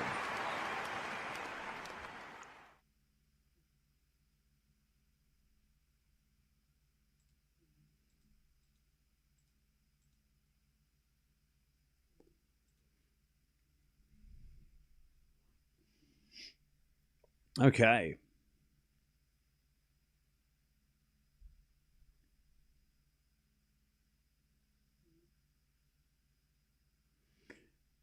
Cam, with how dominant Sinner and Alcaraz have already been at such a young age, who do you think will have the better overall ATP career and when it's all said and done? And why? Oh, God, I hate that question.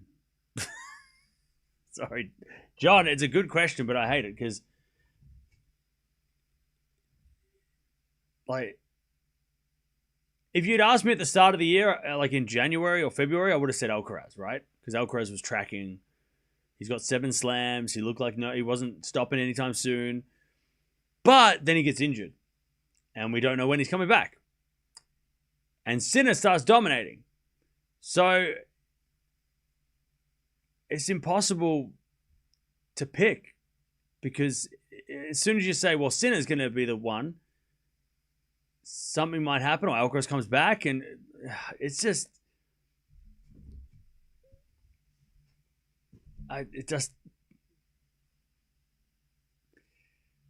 if I had to say right now, you'd say Sinner, right? Because also with Alcaraz and the injury, we don't know. There's so many question marks around a wrist injury.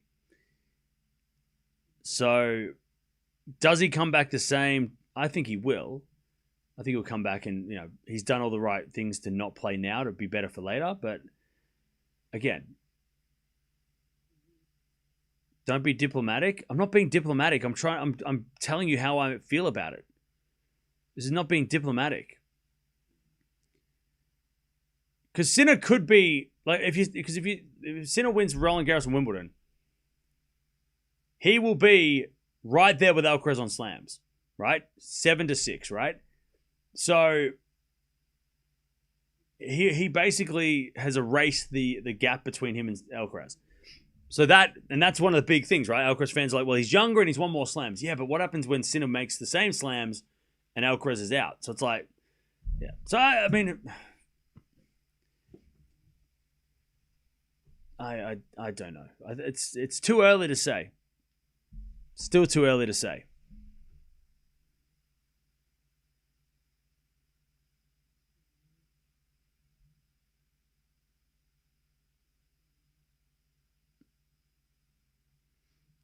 Thanks for answering. No worries. It's an impossible question. Because I'm sure in like 2008, when Federer and Nadal were playing, you would have said, well, Federer's going to be better than Nadal. Federer's going to have more titles, like Grand Slams.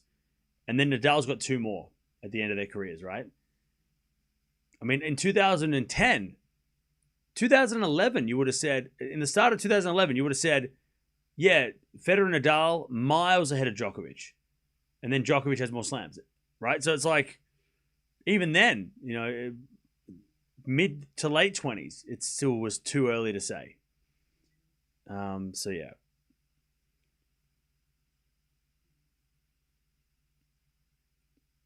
Because it comes down to a few things, right? It comes down to consistency over time. When do they retire, right? Because that is a big difference, right? If you retire later in life or later in your tennis life, 35 plus, you'll have more chances maybe to win more slams, right? Whereas if you retire in your early 30s, then you won't. So it's all about longevity. It's all about playing playing for a long time at the highest level, all that stuff that Djokovic and Federer and Nadal have done. It's also about injuries. You know, injuries happen. Who's going to have more injuries, Sinner or Alcaraz? Alcaraz right now he's had injuries that have cost him 2 slams. And I think he pulled out of an Australian Open with an injury as well. Whereas Sinner, I don't think has missed any slams due to injury that I can think of. Right?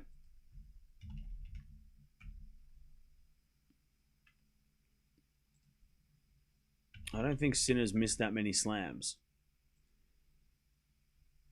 So Alcaraz has missed. So he missed the Australian Open 2023, and he's missed the 2 slams now. So he's played from 2021 to now. He's missed 3 slams due to injury. Sinner has not missed any slams due to injury. He's been injured at slams, but he hasn't missed a slam due to injury. Since 2020, he's played every slam that's been on. So that makes a difference too, right? I mean, the player who plays more has more chances. So yeah. It's such a tough question. Such a tough question. 15-all. But right now is a great opportunity for Sinner to close the gap on slams, but increase the gap on titles. So by the end of the year, we could be like, well, Sinner's better than Alcaraz. And like, you know, even if they have the same amount of slams, you have to say that Sinner's better. He's had a better career, he's doing better. Now, Alcaraz has got time on his side, he's younger, but if Sinner increases that gap, it's going to be like Alcaraz better be healthy to be able to close the gap. 15-30. Whereas, yeah, start of the year, you would have said Alcaraz is going to have a better career. But one injury can change a lot. Changes everything. 4 up the line from Cerundolo, that's a winner. 30-all.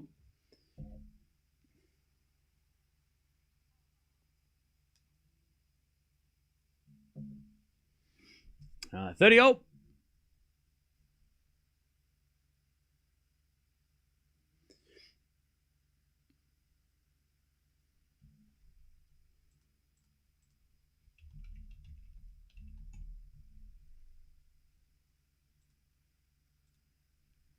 There's a bit of drop shot for Cerundolo, but Sinner gets a 4 up the line for a win-up.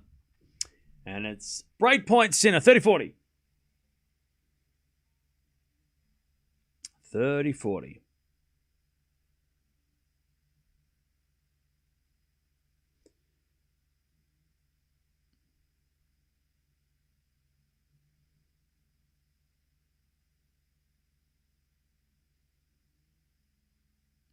There's a bit of forehand now from Cerundolo. That's a drop shot. Sinner gets there.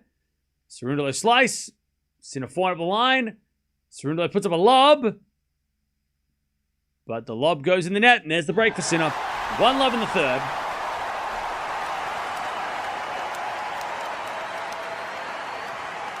One love in the third.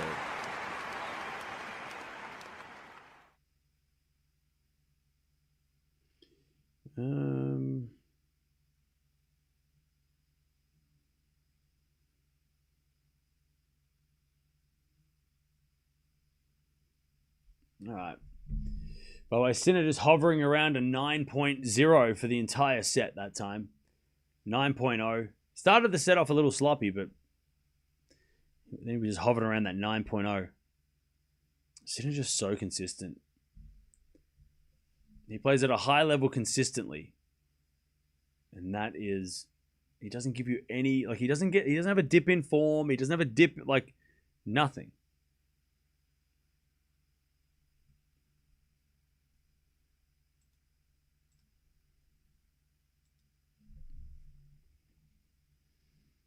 Thought Fran was playing due to the thumbnail.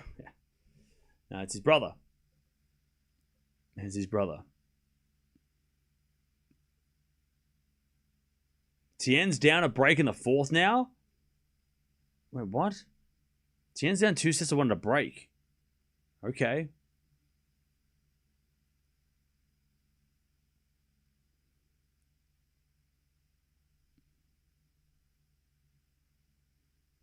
All right, 15 love.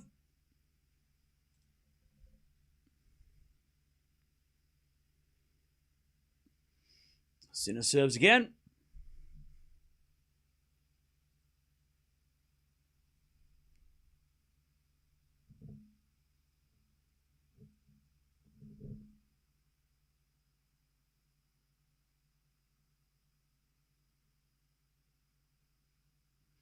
As the return goes to forehand to Sinner.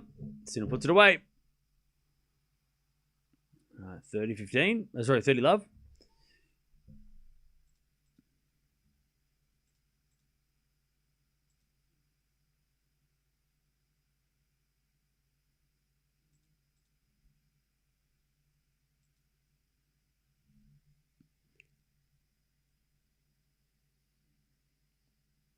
$30 love.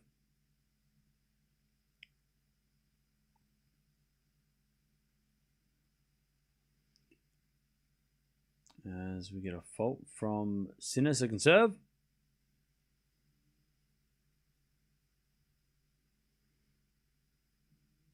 As the return goes forehand to Sinner. Forehand now from Cerundolo. The backhand to Sinner. Cerundolo backhand into the Sinner forehand. Cerundolo backhand again. Sinner forehand again. Cerundolo goes up the line. Sinner's there with a slice. Cerundolo forehand again to the Sinner backhand slice. Now Cerundolo slices across court.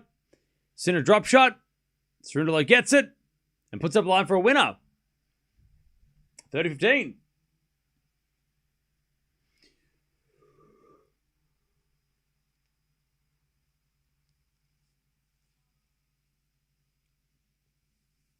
All right, 30-15.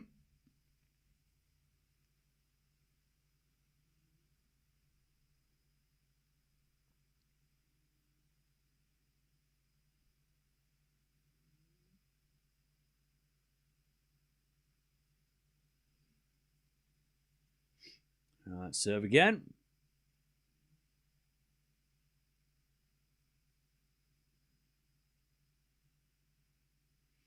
As the return goes in from Cerundolo, Sinner with a half volley in the net.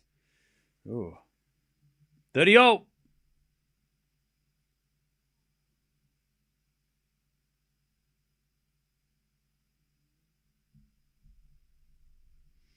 $30-0.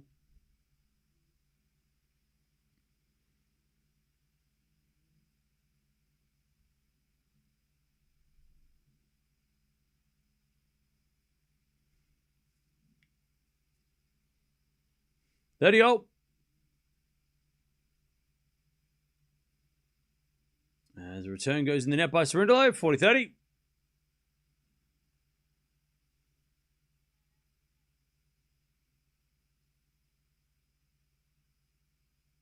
$40-30. Chat.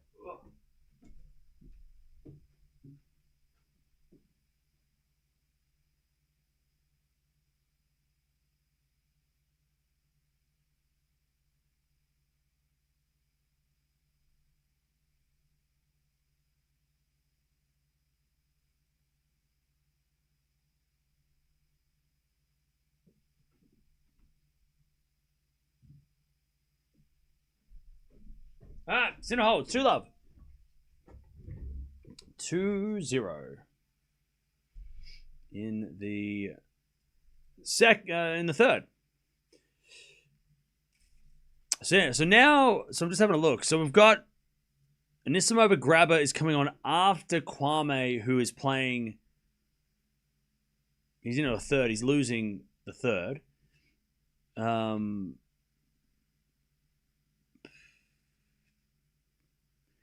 We've got Sabalenka coming on later after Parry versus Lee. Parry-Lee could be a 3-hour match.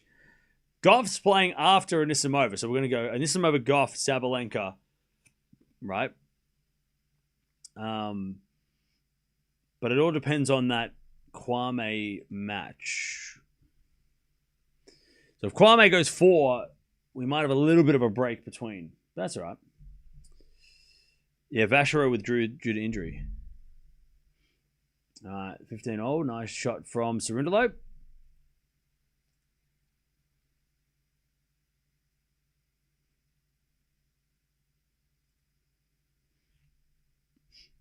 Nice serve again.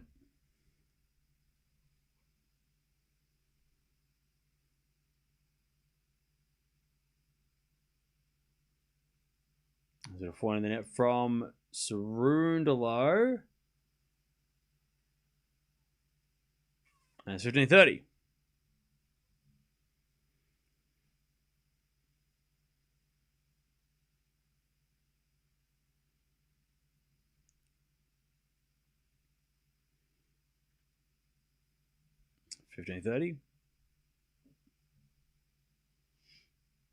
Over to fault second serve.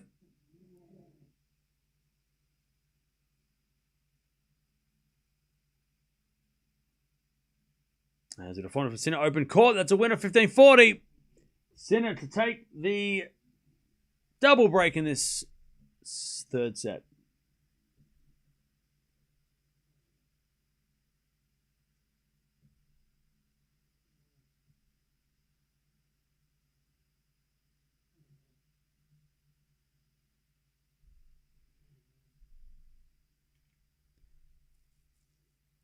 Return goes to forehand to Cerundolo. Sinner with the backhand. Cerundolo gets it back into the forehand of Sinner. Cerundolo slice. And Sinner forehand to the forehand of Cerundolo. Cerundolo hits it out. 3-love. 3-love.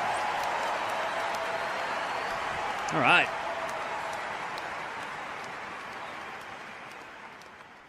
Sinner cruising now.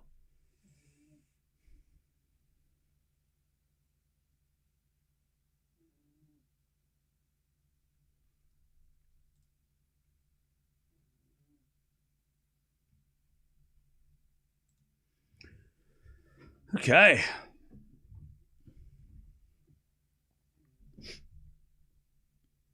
How we doing, chat?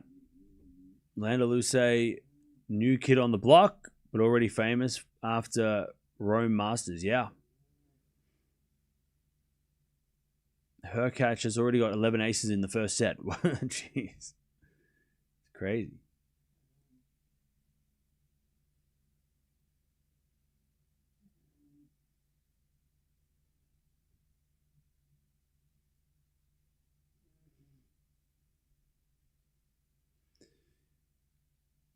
Sinner to win the French Open without losing a set?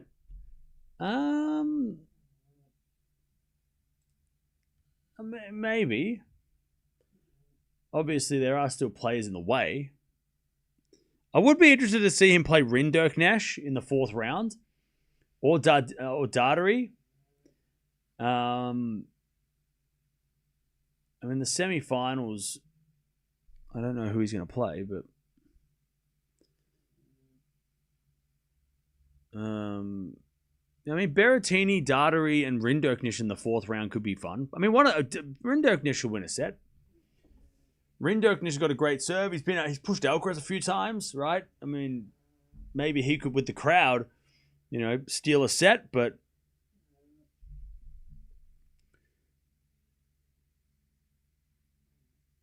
that'd be a night session for sure. Sinner versus Rinderknecht on Monday night.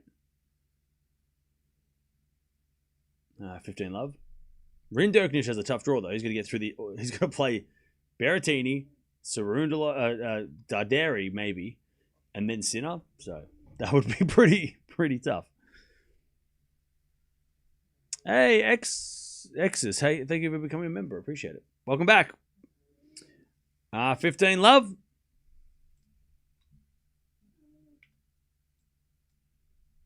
Serving to the forehand of Cerundolo. Sinner backhand. Into the forehand of Cerundolo. Sinner backhand again. The forehand of Cerundolo. Sinner with a backhand again to the forehand of Cerundolo. Sinner backhand again to the Cerundolo forehand. Sinner with the slice now. Cerundolo gets it back with a forehand. As Sinner goes backhand again. The forehand of Cerundolo. Cerundolo in the nets. And it's 30 love.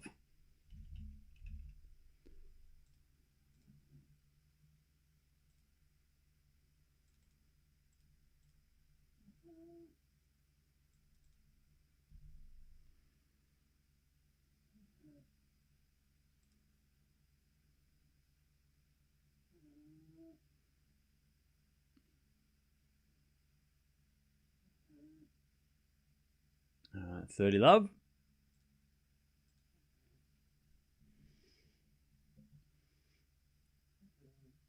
As the forehand from Sinner goes off the tape, Cerundolo winds up, hits a forehand cross-court winner, 30-15.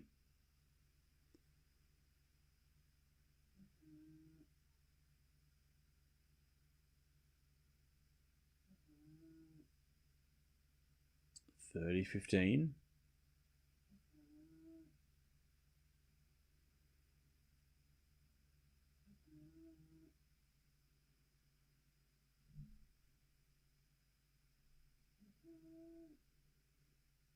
Serve again.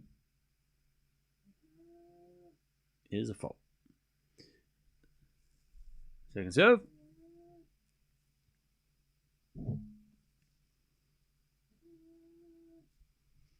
Serving to the forehand of Cerundolo. Forehand from Sinner to the forehand of Cerundolo. Sinner with the slice. Cerundolo inside in forehand winner. 30-all. Gaston's injured? What happened?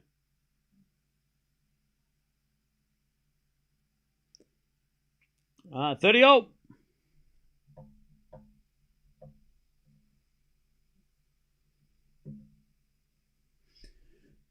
$30-all.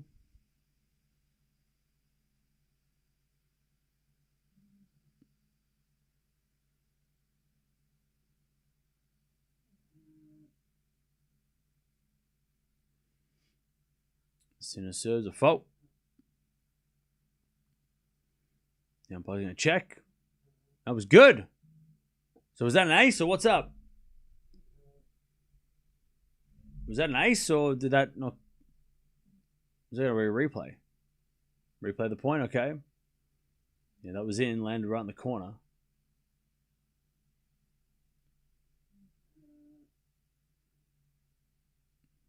First serve again.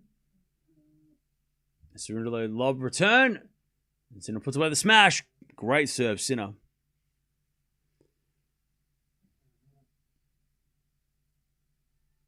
$40-30.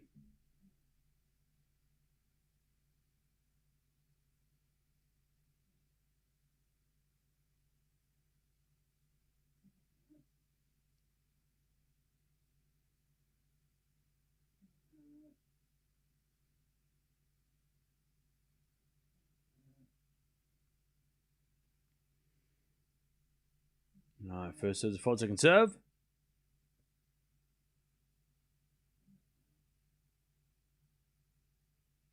Serving to the forehand of Cerundolo. Sinner forehand to the back and Cerundolo.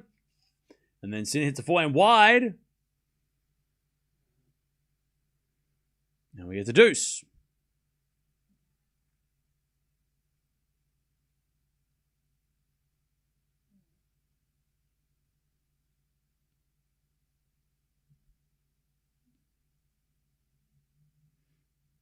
All right, we get the deuce.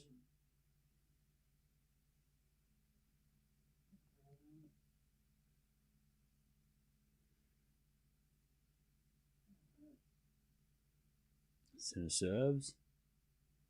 Into the back of Cerundolo. Sinner with a volley. Too good. Advantage Sinner.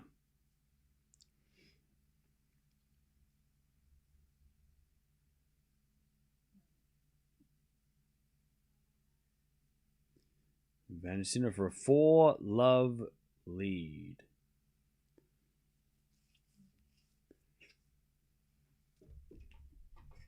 Press subscribe button. Let's get to 300K. Yeah, we're almost there. Make sure you subscribe if you haven't already. 300K is getting close. Van Sinner, as he's serving volleys again. Whoa, what a pickup by Sinner. Ooh, great half volley pickup. And Sinner takes a 4-love lead in the third.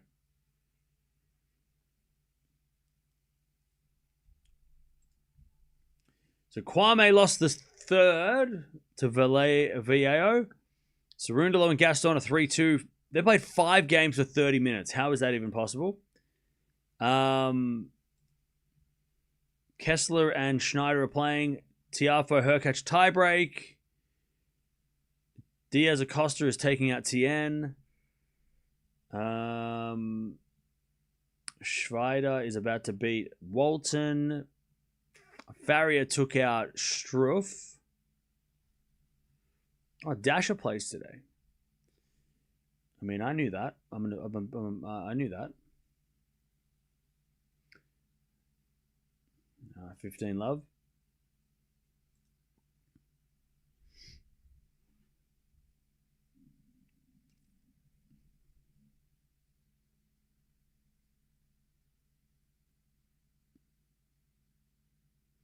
As the return goes to forehand of Cerundolo. He shanks it long. 15-0. Schwader just won. Walton's out. Well, it was a good run.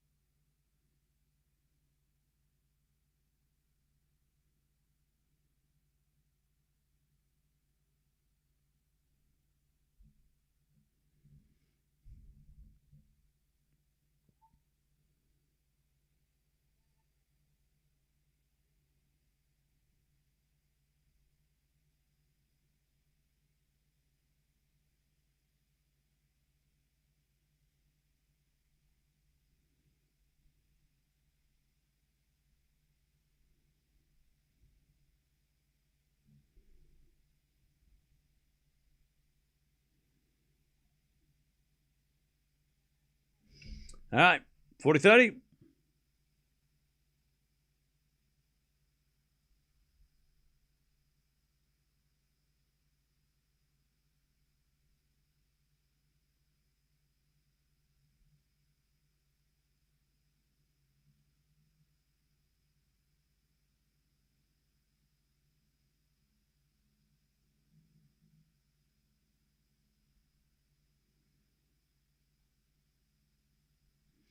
All right. Sinner comes down, puts it away, and we get the deuce.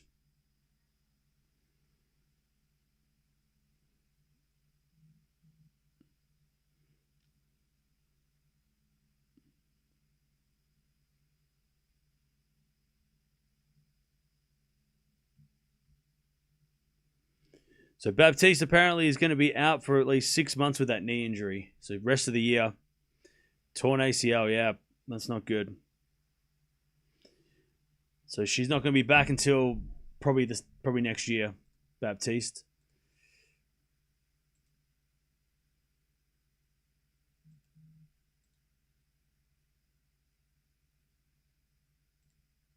All right, advantage Cerundolo.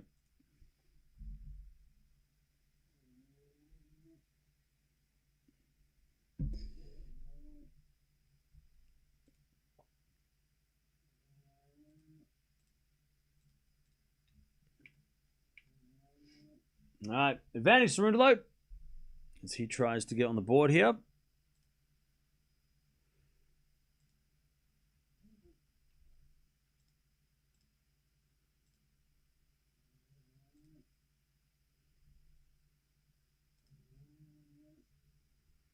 right, Cerundolo holds, and he makes Sinner. He's making Sinner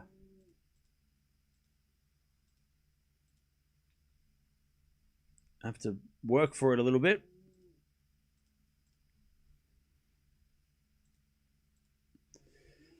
All right, Sinner has got the lead.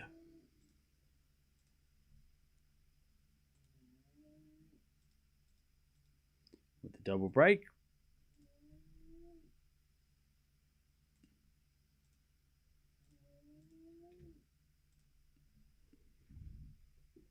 All right. Do you think Zverev has the best chance to win a slam? This is his best chance. It's definitely a big chance for sure. For sure.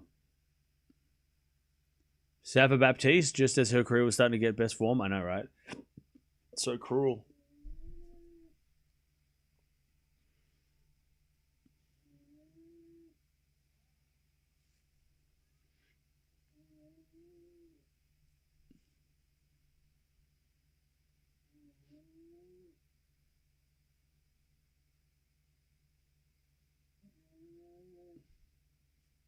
All right, Sinner 4-1.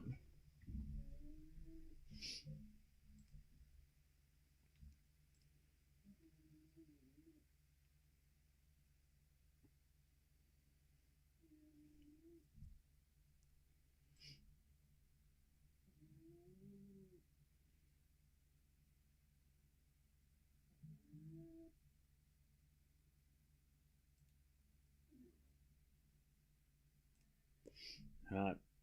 4-1 Sinner, 15 love.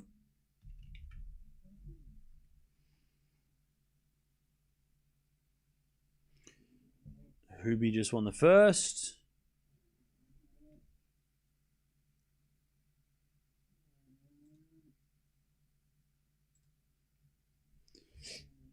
All right. Sinner serves again. A let. Sinner plays best tennis at RG. But he cracks in front of Sinner, so no chance. Okay. 15 love. Ace out wide. 30 love.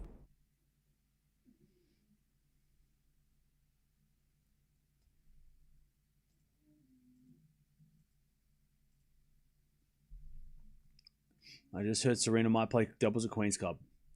Rumors. There's a rumors. Rumors. Let's not blow things out of proportion. 30 love as that goes out by Cerundolo. 40 love. All right, what are we doing tomorrow? Chat, call me Amelie Mauresmo. Don't call me Amelie Mauresmo. Because I know the schedule better than anybody. Chat, I am the schedule king. Did I not tell you that Djokovic was playing in the afternoon? And that Zverev would play the night session? Chat, I don't know what prize I should get, but I should definitely get a prize. Lynette Swiatek first match tomorrow. That's interesting. But yeah, Fonseca Djokovic afternoon. Night sessions, Zverev Alice. They're going to favor the French. They're going to give the French players the opportunity to play in front of the night crowd. All right. Sinner, 40-15. Let's have a look. So Andreeva's playing center court 2. What other matches? Hadar's playing on court 3. We might watch Hadar tomorrow. Maybe. Maybe not. Possibly. Maybe. What did we watch on Andreeva? Did we watch on Andreeva? We watched have we watched on Andreeva? Have we watched on Andreeva this week? No. We should watch on Andreeva. Like we're watching this over right now because we're just gonna. I know we watched on Andreeva Ferro. We did watch on Andreeva. 5-1 Sinner. We should probably watch on Andreeva again though. Paul versus Rude at night. We might watch that too. Okay. It's a pretty good schedule. It's a good schedule. Good schedule. Djokovic on Chatrier. Yeah. He's playing in the afternoon. Middle of the afternoon tomorrow. Against Fonseca.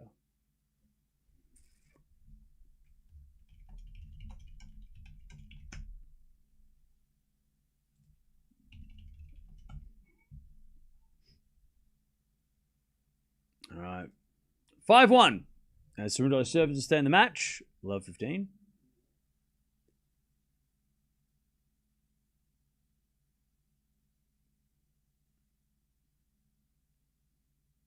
Serving the forehand. Sinner hits it out. 30 love. So 30 love, not love 15. It was 15 love. Now it's 30 love.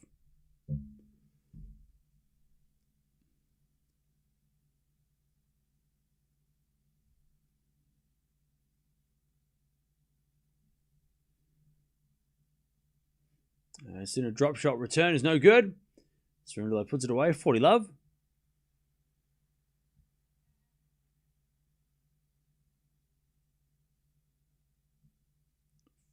Love.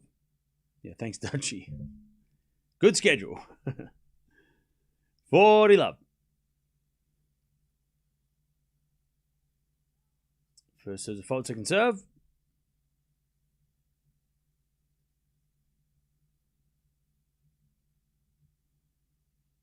Second serve ace. No. Sinner's going to serve at this match. 5-2. 5-2.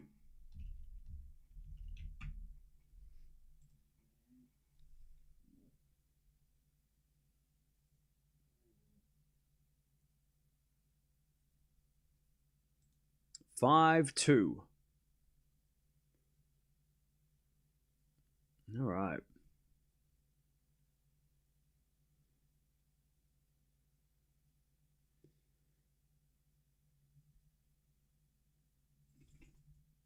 All right, what's going on? So Sinner's going to serve for the match. Gaston's up 5-2 against Cerundolo in the first set of their match. Hurkacz on the first. Tien serving to stay in the match. Whoop. I'm sorry. You want to go out there?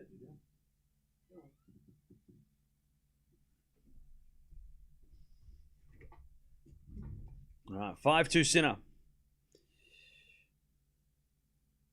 And yeah, we're just gonna wait for this Kwame Viejo match to end, and then we can watch Anisimova.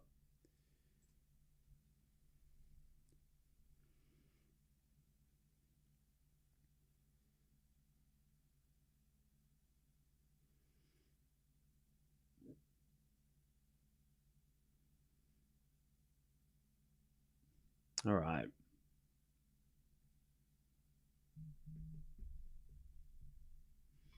Sinner, 7 for the match. To put himself into the third round. And his potential opponent hasn't even started yet, so he doesn't even have an opponent. His opponent hasn't even started, so he can go watch those guys play from start to finish.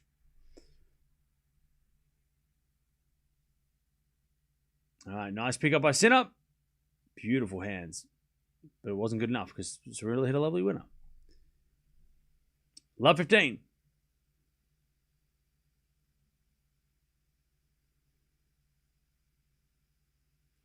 There's a bit of fault, second serve.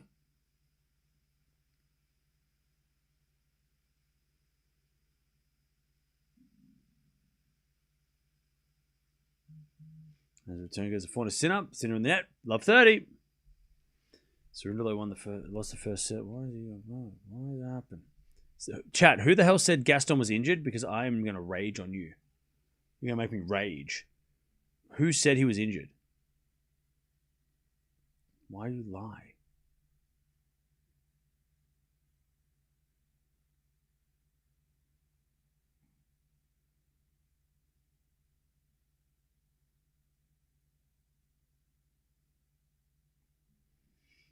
Love 30. As we serve and volley Sinner, but the volley in the net by Sinner. Love 40.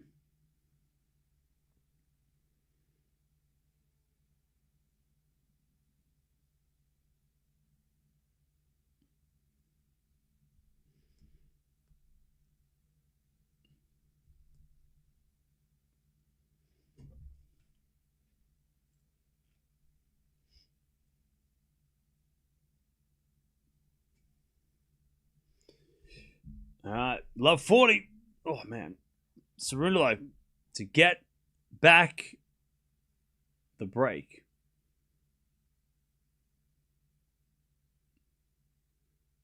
Sinner double faults, and there is the break.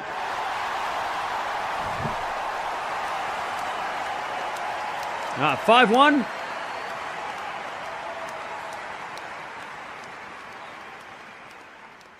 5-1. Sorry, 5-3. I can't read. I can read sometimes. 5-3. Sinner got injured. He called for an MTO, though. Wait, who are you talking about? You're talking about... not Sinner.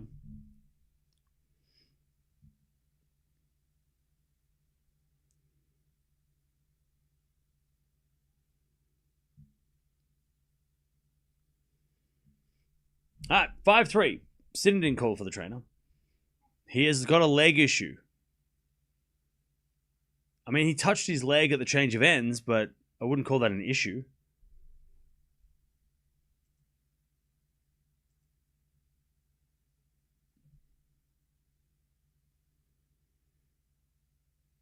All right, 15 love.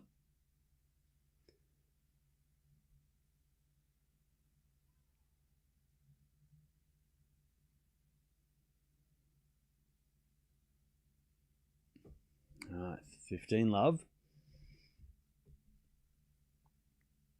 Tien lost. Did Tien lose? No. Tien said match point. Ooh. A Sinner with a volley. That goes long. And it's 30 love.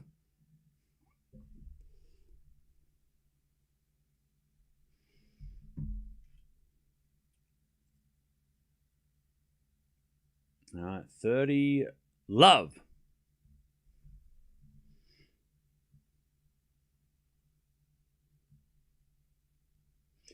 All right. 30 love Cerundolo. Backhand return for Sinner. As Sinner slices that one wide. And it's 40 love.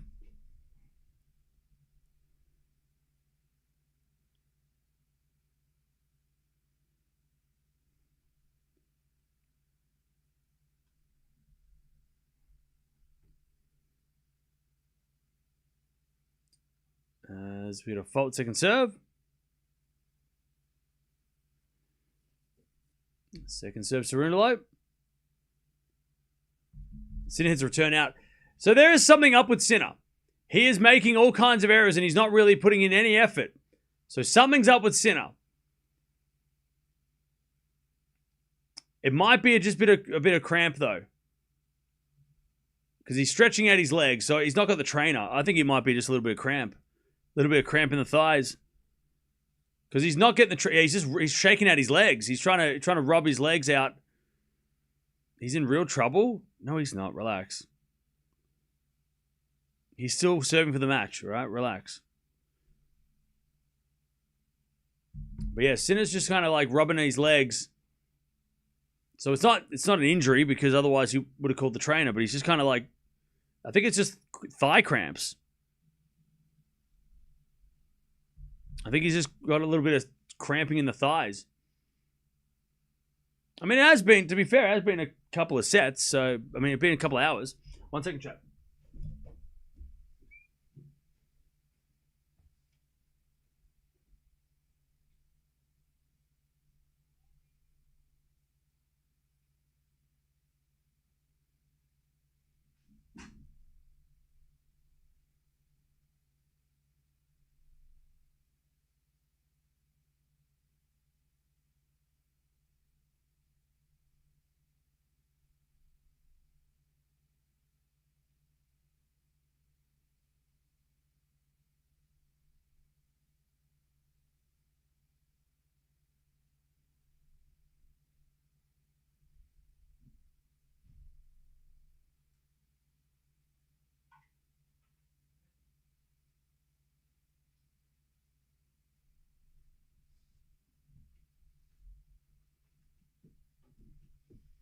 All right, Sinner serving for the match again. But yeah, Sinner's legs. He double fails, love 15. If he gets broken here, now it will be trouble. But Very strange. Love 15. He's just hesitant to move. In the last couple of games, he hasn't been really committing to trying to hit the shots. Love 15. He serves again. Into the forehand of Cerundolo. Return to the forehand of Sinner. And Sinner's legs can't... He's not moving. He hits it in the ground. Love 30.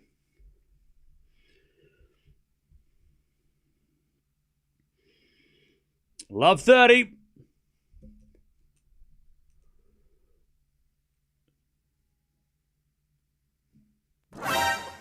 Love 30.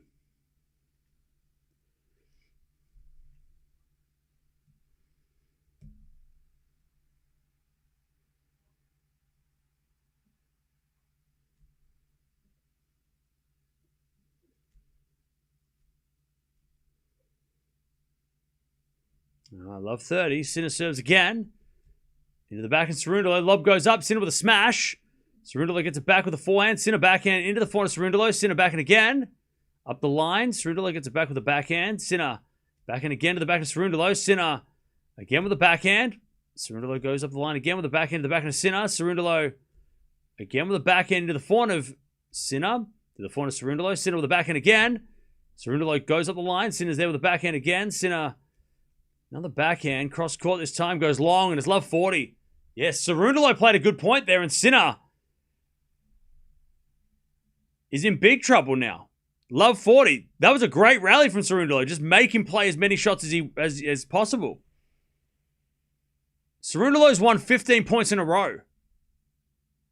And Sinner's just sitting down on the side.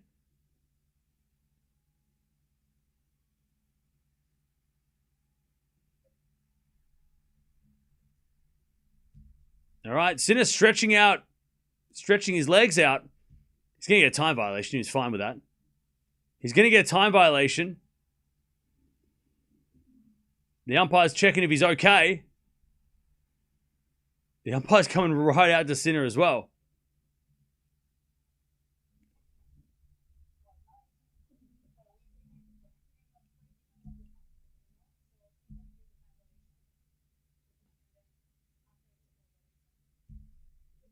Sinner's saying...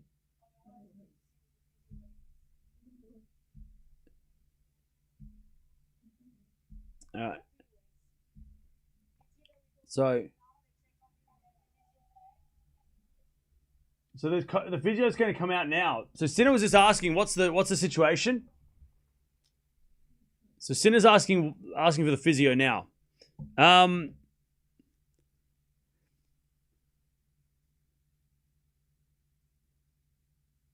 So the physio is coming out. I have no... He says he has no idea what it is. So that's the umpire said, "Are you is everything okay?" And he's like, he goes, "I don't know what's going on." He's lost 15 points in a row. So that's what's going on.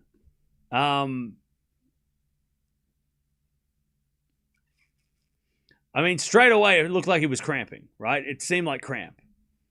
It didn't, nothing suggests that it was an injury because he was shaking both legs out. He was moving slowly. It was almost hesitant to move. Here we go.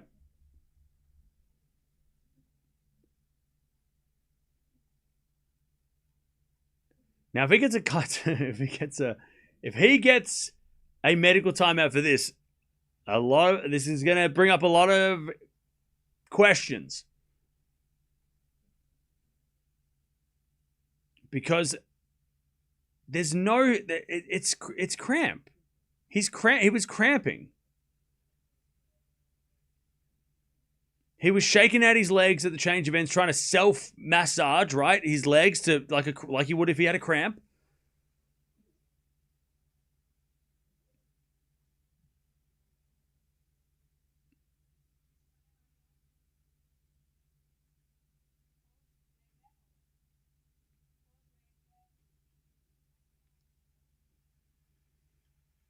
Sinner's going to leave the court to get treatment.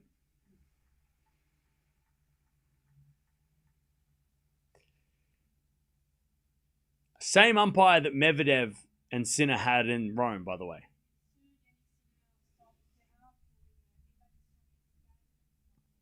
Oh God, not again. Now Cerundolo's got no, he's not complaining about this. He's just chilling, so he's not bothered. But it didn't. The hard thing about this stuff is, it didn't seem like Sinner was injured. Like he said he was feeling dizzy and vomiting. Okay. That's a different thing then. If he doesn't need treatment on the legs and he's talking about he feels sick, then that's fine. Totally legit. Totally legit. If he can get a medical timeout if he's feeling sick and dizzy and ill, you can get a medical timeout for that. That's fine. So that's fine. If that's what he was like, he's like, I'm feeling lightheaded and stuff, and I'm not like, if the conditions are messing with him, then okay, you can get a medical timeout for feeling like crap. It was just the legs though. That was he was shaking the legs at the last change of end. It was like, people are going to connect that with it. Okay. But if he's like, hey, I'm not feeling well, if I'm feeling sick, he's feeling like he's going to throw up, you can get a medical timeout for that. Makes sense why he went off court. If he's going to throw up. So yeah, so if he's feeling nausea and stuff, then yeah. Then that's fine. There's no problem with that medical timeout then. It's just the sequence of events where he's like, he couldn't move properly, he's then shaking out his legs, and then he gets a medical timeout. But if the reason was for nausea, then that's, I don't have an issue with that. I mean, look, he's down love 40, right? And he's lost 15 points in a row, which is crazy.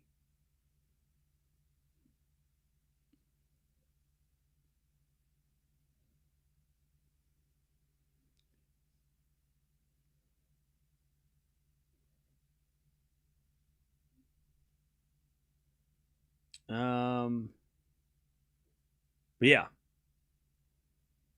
it's not an injury. I think we can cross that out. Not an injury. Not an injury.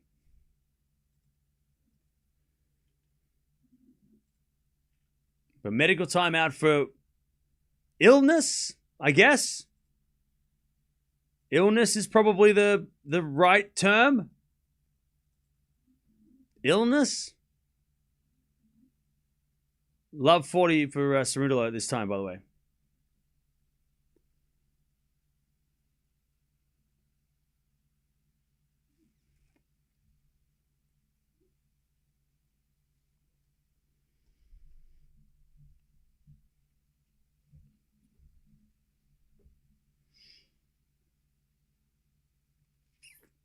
Sucks for Cerundolo.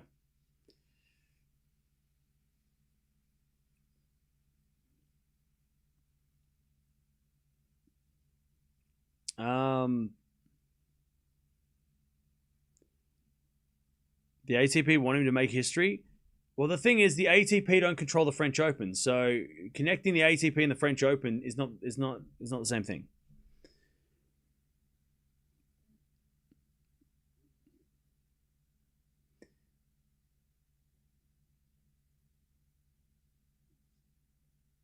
I don't care what Sinner has, but since when are you allowed to be treated during the game? Always. You can be treated during midway through a game easily. You can have a medical timeout during the during the game. You don't have to wait till the end of change of ends. That's not a rule. You can have a mid-game timeout. That's fine.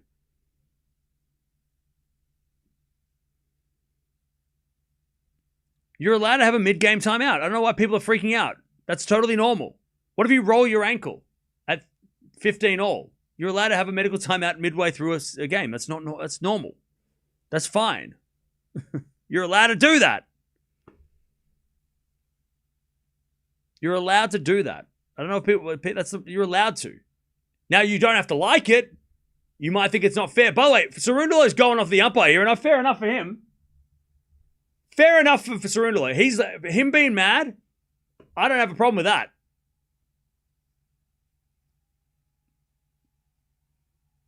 But you can be mad that he got a medical timeout, but you're allowed to get a medical timeout during the game. That's not against any rules. You're allowed to.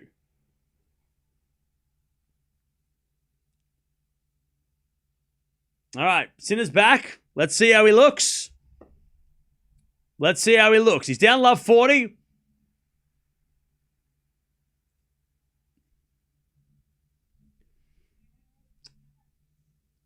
I'll tell you, if he wins 5 points in a row here, I'm not going to read the chat.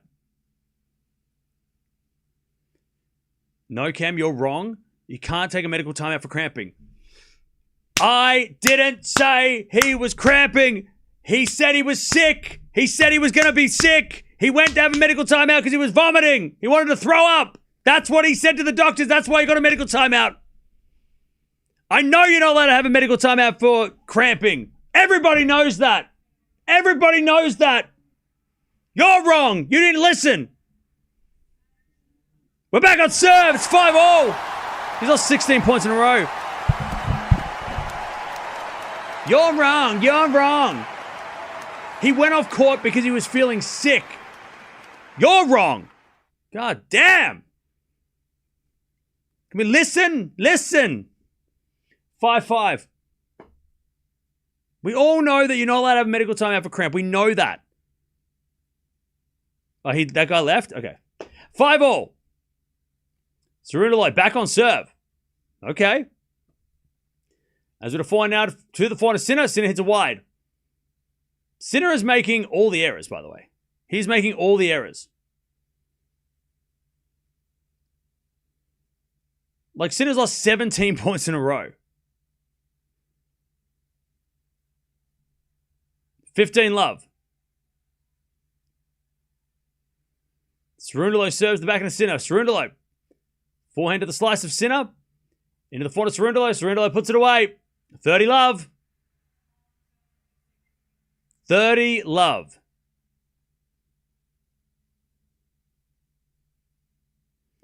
And Cerundolo serves again.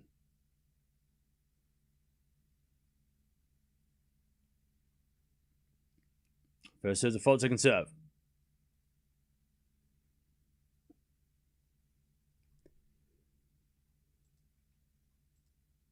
Cerundolo hits it out and Sinner wins a point.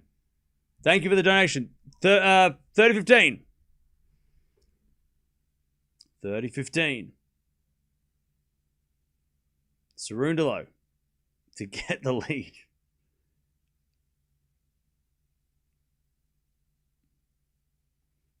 First serve's a fault, second serve.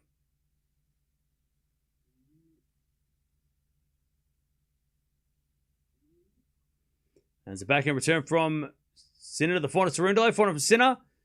And then Cerundolo hits an inside-out winner. Beautiful shot. 40-15.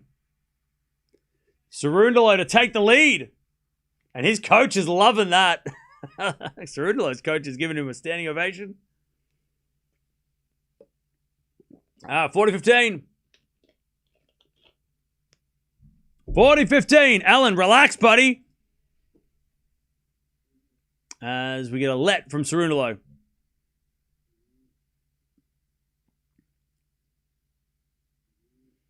Serving to the back of Sinner. Return goes forward to Cerundolo. Cerundolo hits a winner. Cerundolo's won 4 games in a row. He's up 6-5. All right. All right. What's going on, chat? Is there anything I can read in the chat? Is everybody taking a deep breath? Are we good? Trainer's back out on court to talk to Sinner and give Sinner some medication. Now, chat.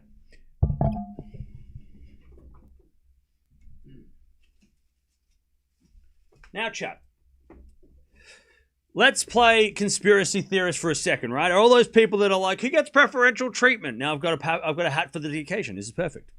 So let's talk about cramps. So obviously, Sinner is not allowed to get a medical timeout for cramps. But from what I'm seeing, and this is just from me, and I'm giving him benefit of the doubt, you can put on your hats, but from benefit of the doubt, the reason why Sinner went off court is because he was feeling sick and probably didn't want to vomit all over his towels.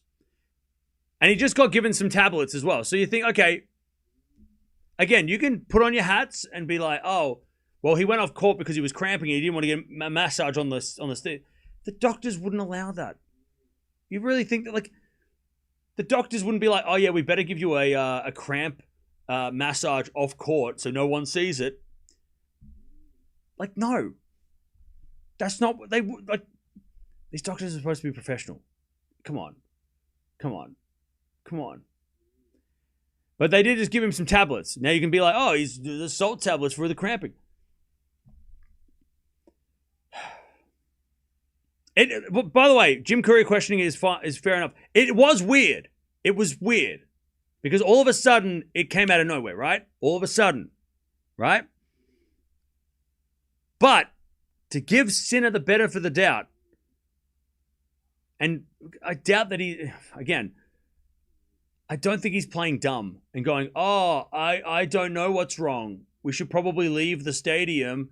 Like, Sinner's not, I don't think Sinner's playing dumb. I think he said he was dizzy. He said he was feeling sick. They left the court, maybe because he was going to be sick. They do the medical timeout because he was going to be sick. He then comes back. And he's up 30-love. But he comes back. By the way, he did get broken and he did end up losing the game anyway. So it wasn't like he came back and all of a sudden he won the match. As he's serving volley, he still doesn't look good. He looks super, super slow. He doesn't look like he's cramping. But he's still not moving any better. If he was if he got a lovely little massage and then came back and like ran around like Demonor in his prime, then I'd be like, oh, that's weird. He kind of like looks fresh now. He still looks like shit. Sinner looks terrible. He's still making errors. He looks terrible. He's like walking to the net like this, like all dopey, like tired and shit. Like, he looks bad, Sinner. Like, so whatever the tablets were that they gave him to make him feel better, which again, you're allowed to get a medical timeout if you're sick. You're allowed to if you're sick, right? 30-15. As with a slice from Sinner, Cerundolo goes up the line. Sinner with a backhand slice. And then Cerundolo goes straight to Sinner on the backhand, and Sinner hits it out 30-all. 30-all. You're allowed to get a medical timeout if you're feeling like you're going to throw up. He was cramping. Hey, he looked like he was cramping.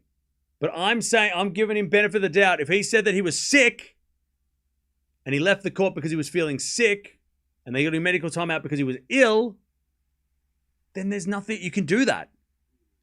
You can do that. 30-all.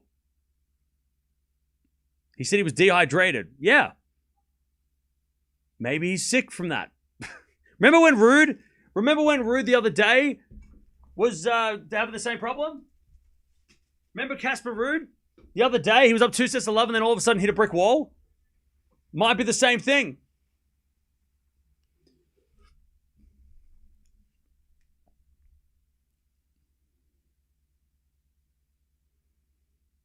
By the way, dehydration equals cramp. Okay, let me just write that into the internet. Symptoms of dehydration, right? Extreme thirst, dry mouth, fatigue, dizziness, headache. Okay. Fatigue, dizziness, headache. Huh? Okay. So if he's dehydrated, he might have fatigue, dizziness, and headache. Which would make sense why he looks like shit. It would make sense why he doesn't look good at all. He looks like he's gonna faint. It makes sense why he has a double folded 30-all. Vomiting is also a symptom, yes. It's not dehydration equals cramp, always. He's obviously dealing with other things. Because if he was cramping, he wouldn't be walking as well. He's walking normally-ish. I mean, he doesn't walk, he has a weird walk, but he's not like cramping over. He's looking way more like fatigued than he is cramped, to be honest. As that goes in the net, we're going 4. Sinner's in actual trouble. Like, all things aside, all jokes aside, Sinner is actually in trouble. Because if he doesn't get some energy from somewhere, this is going to be a very weird afternoon.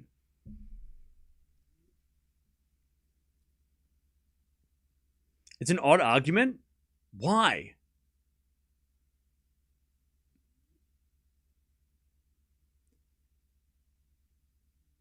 And I don't know what the doctor's doing. He's talking to the Sinner's going to the bathroom. He should have retired. Why? So that we don't get like the predictable champion? Is that okay, so this is the thing, right? So I know there's a lot of people coming in here and being like, oh, yeah, Sinner should retire or should be disqualified. Yeah, because you don't want to see him win. You want to see somebody else win. You're bored of Sinner winning all the time. You think that's the only way that Sinner's gonna not win this tournament is if he gets kicked out, right? I know that's where a lot of people are coming from. Like, oh, Sinner, he should be disqualified for getting medical time out.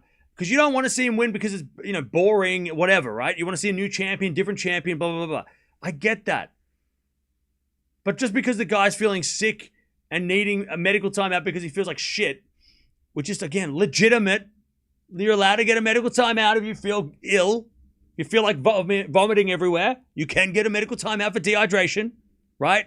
You're not allowed to get one for cramp, but you're allowed to get one if you're feeling like shit. That's normal. People do that. Then you should just get over it. He's going to lose eventually anyway. No one's undefeated, right? He's going to lose today. Well, he's up 2 sets of 1 still.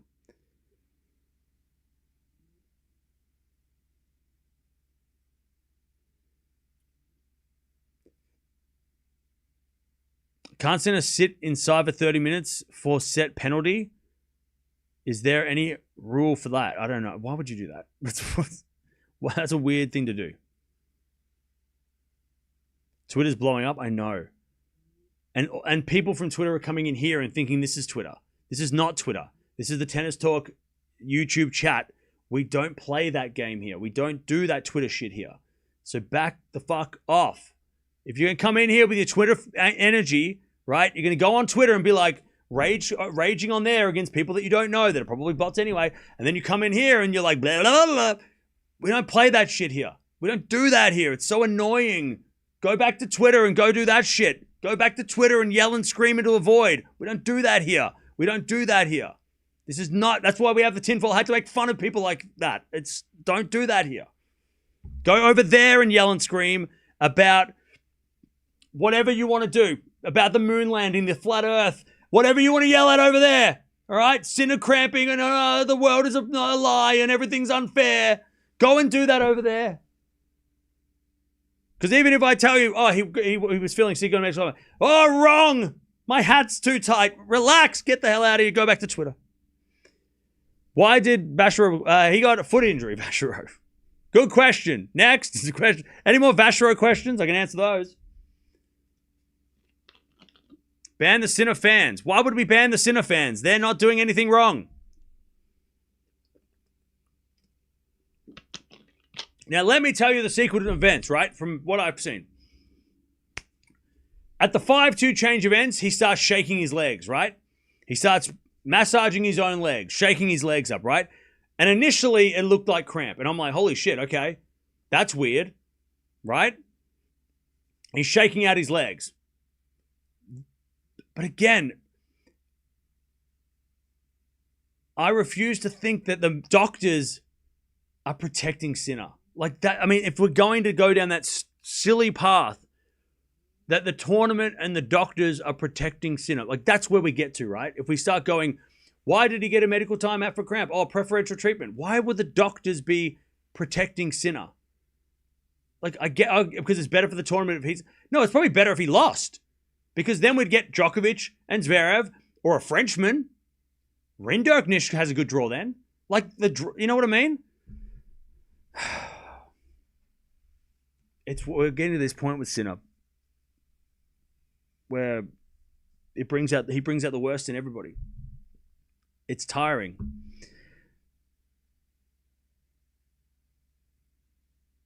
We should get rid of the cramping rule altogether. What do you mean?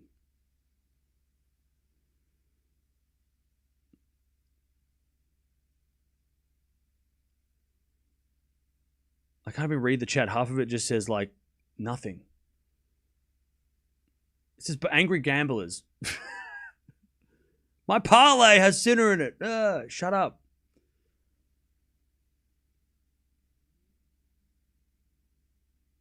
It's happening every tournament. It's not happening every tournament. It happened at Australian Open against Baziri. That was a weird situation. In Rome, he had Medvedev questioned it. There's two. Now we had a medical timeout here. It's happened in 3 tournaments this year. It's not every tournament. Let's relax. By the way, you're allowed to have a medical timeout, right? Medical timeout, players have medical timeouts. If Sinner gets a medical timeout, we shouldn't be losing our minds.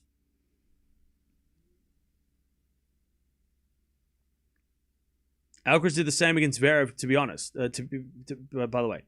Yeah, and that's a whole... I mean, we talked about this so much. Why are we doing this again? We just spoke about this in Rome at length. I'm tired of this favoritism. I'm tired of this situation. We did this last week in Rome where everybody lost their fucking minds and started to scream and shout into the void and say, oh, life's not fair. I get it. Now, Sinner's had a legitimate bathroom break, so yeah. God, it just brings out the worst. This situation brings out the worst in everybody, and I hate it. I hate it. I hate these situations. They bring out the worst in everybody. They make everybody lose their minds. The Sinner fans, the Sinner non-Sinner fans, the neutral people. All right.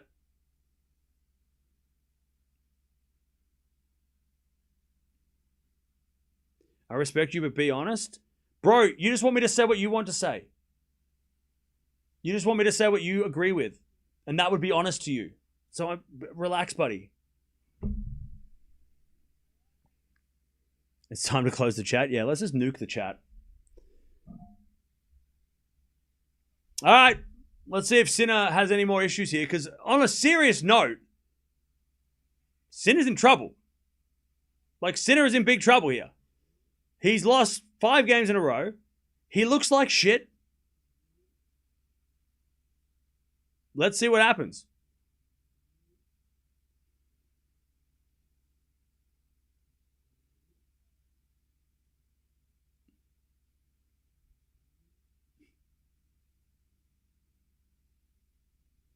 All right, forehand goes into the forehand of Cerundolo, backhand of Sinner.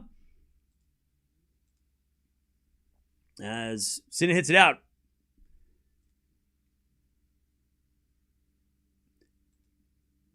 Abdul, you're writing the same thing over and over, like you're spamming in the chat. So just relax, buddy. All right. You agree? You can agree with whatever you want, or not agree. I hate these situations. They're so annoying. 0. Is the decision to retire always left to the injured player, or can the umpire enforce it? No, the umpire can't. No. The umpire can't force a player to retire. The umpire can't come off the chair and be like, oh, Jannik Sinner's sick. You are not playing anymore. No, it's not like a UFC. It's not like it's not like the doctors can cancel the fight. No. If the player can't move, like Baptiste yesterday, right? When she got injured, there was no chance she was getting up and playing, right? But again, it comes down to the player being like, I can't play anymore. They've got to tap out. There's no, hey, by the way, I think you're too sick to play. I'm going to call the match off. Like, that doesn't happen. Can you imagine if that happened? That'd be fucking crazy. That'd be crazy. That'd be so crazy. That would be so wrong. The player has to retire. The player has to say, I can't play anymore. I have to leave. The umpire is just, there's no way the umpire is not going to make that call. That's insane. Anyways, 40-15. Oh, God, I needed that laughter. That was good. Thank you. I know it wasn't supposed to be funny, but thank you. We needed that breaker. Lob goes up from Cerundolo. Goes long.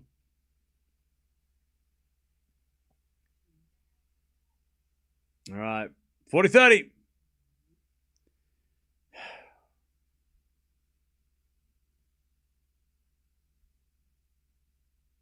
Yeah, the umpires, yeah. The umpires would be cutting matches short to get home early. It's midnight. You're injured. Bye. 40-30. 40-30. As the return goes in, the forehand of Cerundolo. That's a great shot. Sinner gets it back. Cerundolo forehand again. The forehand of Sinner. Sinner hits a winner. It's deuce. Now, chat, can we talk? Let's try and go through this properly, right? Oh, God, this is going to be a good conversation. Okay. Serve into the backhand Sinner. Cerundolo forehand. Sinner's going to get it with a backhand lob, but it's not going to make it. And it's advantage Cerundolo.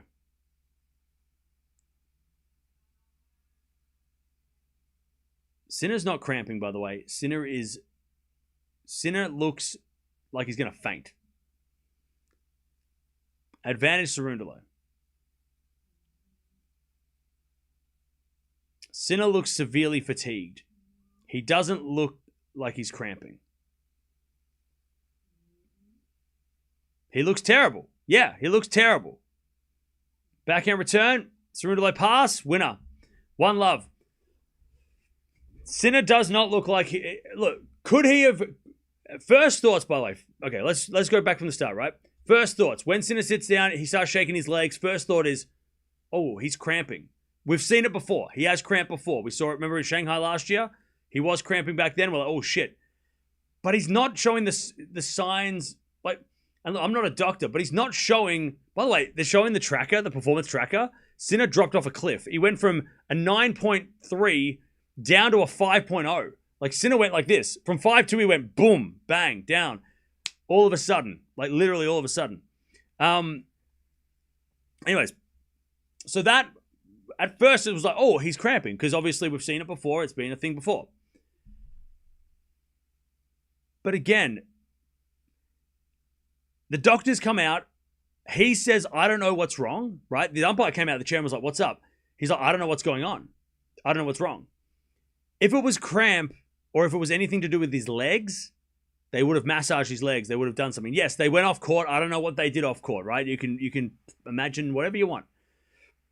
But he said to the umpire, I don't know what's wrong. He looks like absolute garbage. He looks shit. He looks like he's going to faint. He's making bad decisions on... he's coming to the net a lot. Like, he looks out of it. He looks more like he did with how Rude looked the other day, right? Gets a medical timeout. We don't know what goes on. Like, again, if he's sick, he went off court to throw up, right? If he's feeling ill, he went off court to be sick, right? That totally makes more sense than he went off court to get a secret massage. Like, he's not limping. He's not stretching his legs every point. It's not like, and look, I'm not going to throw Alcaraz on the bus here because, Australian Open was another situation, but it doesn't look like that. It doesn't look like he's like, oh, my legs are really weird. Oh, my legs. What's wrong with my legs? He looks like he's dizzy. He looks like he's got a concussion. Like, he looks like he's been hit in the face. That's what he looks like. He's hitting drop shots. He's trying to shorten points. And Cerundolo's doing a great job at hustling for 30-15. He just looks like somebody who has just lost all their energy. He's walking slowly. But again, I don't see cramp. At first, when he was shaking his legs out, it was like, yes, cramp. But the last 30 minutes, he doesn't look like his legs are the problem anymore. He looks like he's just like out of it.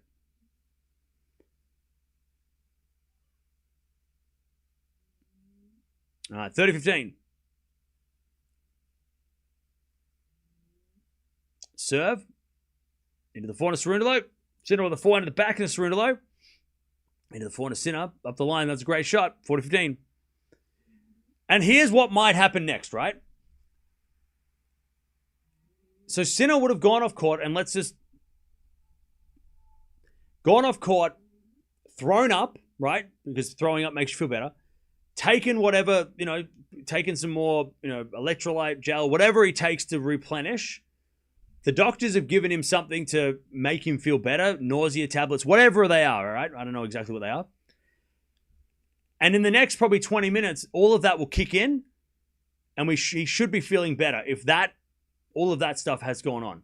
As he hits a forehand win up the line, it's 1-1, right? Gone off court, been sick, come back, taken back, get some energy back, and it all probably kicks in about midway through this set. If he's still looking like shit as he's about to throw up on the side of the court, he's about to. By the way, if Sinner projectile vomits on the ground, does that convince everybody that it might not be cramp? Is that what he needs to do to convince people? Does he need a projectile vomit all over the linesman? And then it's like, oh, actually, maybe he's sick. I don't know. Maybe he's feeling a bit sick.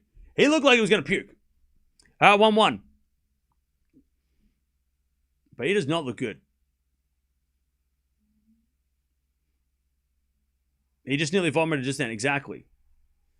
All right, Sinner hits a win at love 15. But anyway, so if he can keep whatever he ate down, right, whatever fuel he had to put back in his body down, then hopefully, for his sake, he'll start playing better and, he'll regain some energy.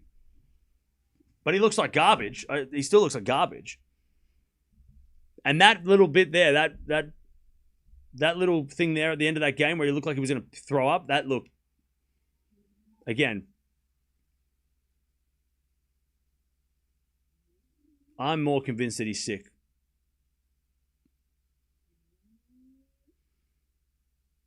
He looks way more like he's going to throw up than he is going to, cramp. Forehand goes in the backhand of Sinner. Forehand now from Cerundolo's a winner, 15-30. Also, chat, just put yourself in a situation for a second, right? If you've ever been, had food poisoning or anything like that, horrible like that, right? And it'll feel like you're going to be ill. Because I'm trying to connect, okay, well, why did he shake out his legs? What was the whole leg thing going on? Because, again, straight away we thought cramp. But when you're feeling sick, I mean, this is when I've felt sick before. As Sinner hits a drop shot, Cerundolo can't get it, and it's 15-40. If you feel like you're gonna be sick, and you get all lightheaded, and you lose all the color from your face, right? You just go completely, you just get cold sweats, and your legs get all weird. But your legs get all weird. They don't cramp, but they feel all weird. So I'm just trying to connect those, trying to figure out, okay, well, why would he have been shaking his legs out? Maybe he just got jelly legs. Maybe the legs went to jelly.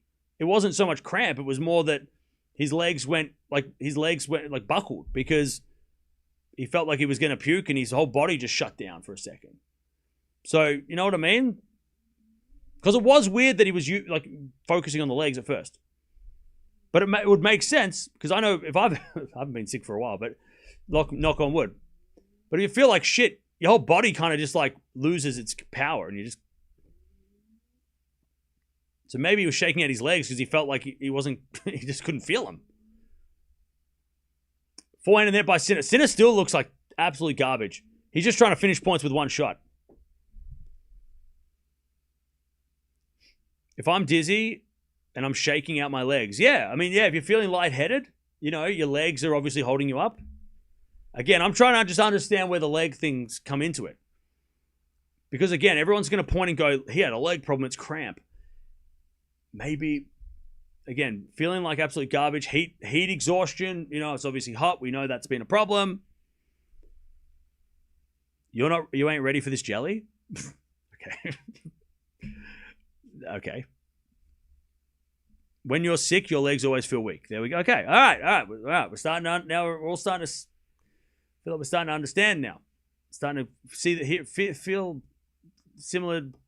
Anyways, up goes the lob. Cerundolo. Sinner gets it back with a lob, but it goes out. Okay, I tell you, Cerundolo is playing a good game here to make Sinner earn these points. All right, deuce. And again, Sinner hands on knees. Sinner has hands on knees.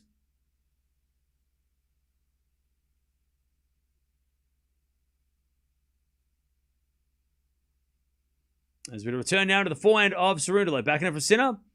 Again to the forehand of Cerundolo. Sinner backhand again. Up the line. The Cerundolo backhand cross court. Sinner with a forehand again to the back of Cerundolo. Sinner gets it back in again. Cerundolo drop shot. Very smart. Sinner doesn't even want to run for that. By the way, chat, I was just trying to think. I can remember the last time I vomited everywhere. Not for a while, but I don't think any time that I've thrown up, I've cramped. Like, if I've had a big night out and I need to, like, I wake up the next morning and I throw up everywhere, one in the chat for being there, I don't think I was cramping as I was curled around the toilet bowl, crying and regretting my life decisions. I don't think I cramped when I was when I was throwing up. So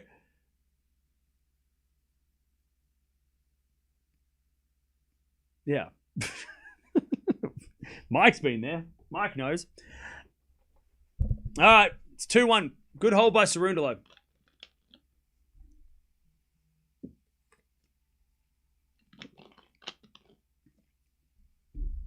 All right. By the way, there are other things going on right now. Hey, Cerundolo's brother won a game. Yeah, Sinner is... Look, I'm not a doctor, but Sinner is clearly either got heat exhaustion. It has to be heat exhaustion. There's no other way. I mean, look, he didn't eat anything halfway through the match that made him... Like, he didn't eat a bad lobster or, like, bad fucking oysters. It's just from being out in the sun, and his body just went, oh, we've been out here for 2 hours. It's getting hot. And then just like, his body just, he's spraying himself with water. Again, Chad, if you still think it's cramp at this point, you want it to be cramp and you want him to get banned or something.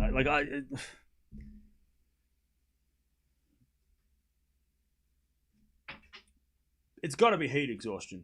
It looks so much like what happened with Rude in the first round match. It looks so much like the Rude situation where Rude completely shut down. And you're like, what the hell was that? And Rude was looking dizzy and he looked like he was going to retire, right? It looks like that. Yeah, heat stroke. I mean, any of those things, right? It's way more likely going to be that.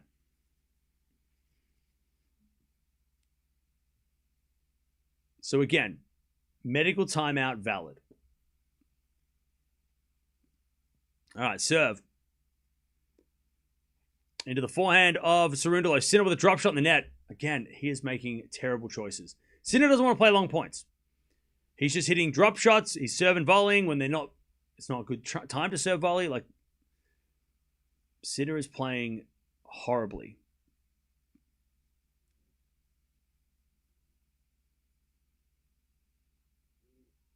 As with a fault second serve.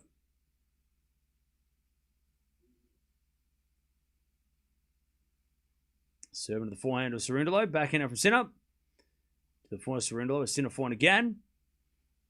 Into the forehand of Cerundolo. Sinner forehand in the net. It's love 30. Sinner looks awful. Yeah.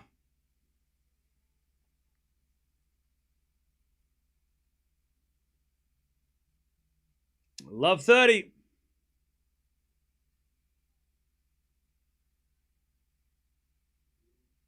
Love 30. By the way, Kwame and Vallejo are in a fifth. I didn't even realize that. So, God damn, there's other matches going on. Hurkacz and Tiafoe are in a tiebreak. Well, they were. Anyway, Sinner with a serve and volley. Puts that away, 15-30. Tien's into a fifth. How'd that happen? Wasn't he lose? Didn't he have match point down? I don't even know, chat. What's going on? What else is going on? No idea. No idea. All right, 15-30.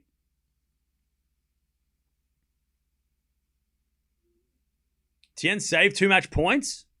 Damn. Serving to the backhand of Cerundolo. Forehand from Sinner.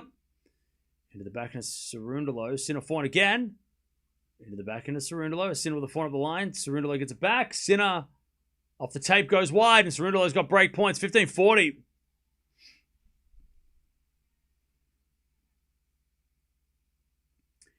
The weirdest thing is as well, is that the first 2 sets weren't even that physical. That's the scary part, I think, for Sinner.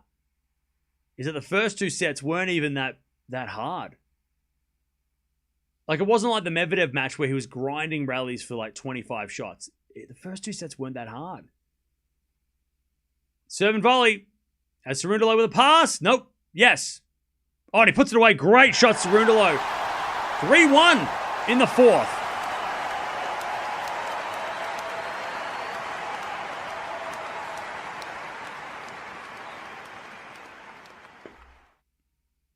I think Sinner might just throw this set, to be fair. Like, I don't think Sinner's going to try and... Like, he might just be like, you know what? Do what Ruud did. Remember how Ruud in the fourth? Didn't Ruud throw the fourth? And then come back in the fifth? Yeah, Ruud went down 7-5, 6 love, and then won 6-2 in the fifth. Sinner might just do that. He might just go, you know what? I'll serve first in the fifth, but I'm going to take this set off because I can afford to. And I love 15. Love 15.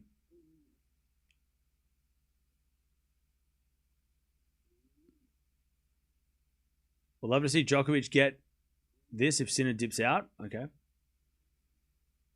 I love 15. Cerundolo's got to keep this pressure on, though, because, I mean, look, even a sick, fatigued Jannik Sinner is still Jannik Sinner. As the return goes into the backhand of Cerundolo, backhand of Sinner up the line. Cerundolo backhand cross court to the forehand of Sinner. Cerundolo backhand again. Goes wide. It's love 30. Love 30.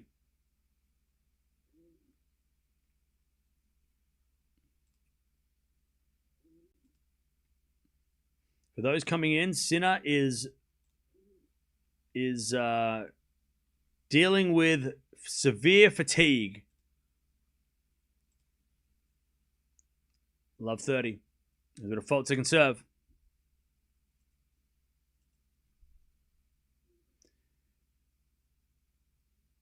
As a return, goes in by Sinner. Lovely return. All right. Love 40. What a return. All right. Sinner to get back on serve.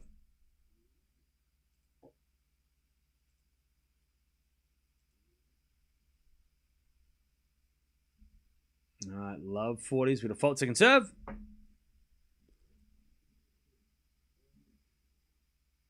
There's a return in the net by Sinner, 15-40.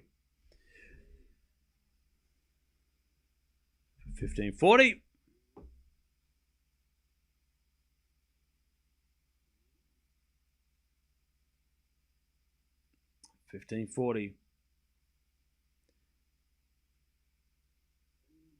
As Cerundolo serves a fault second serve.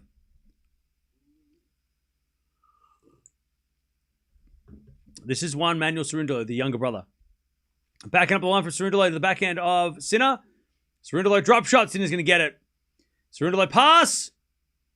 Oh, what a shot! All right. 30-40. He got away with that, Cerundolo.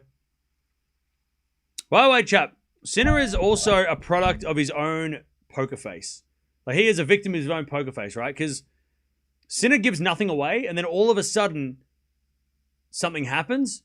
But we don't know if Sinner was feeling like shit in the second set, because he didn't show it. Like, right? He didn't show it on his face. He didn't look bothered in the second set. So we're all thinking like, oh, he's fine. Look at his face. He doesn't look bothered at all. But then all of a sudden, everything happened. All right, backhand Sinner into the backhand of Cerundolo. Forehand from Sinner. Cerundolo on the stretch. Sinner's not even moving his feet. He's not even moving his feet. Wow, Cerundolo hits a winner and Sinner doesn't even move. Whoa. Sinner didn't even take a step. He just stood there and was like, what the hell? That's weird as hell. That is so weird. That is such a weird thing to see. He just, like the first two shots, he like stood there and hit them. But that last one, he didn't even take a step.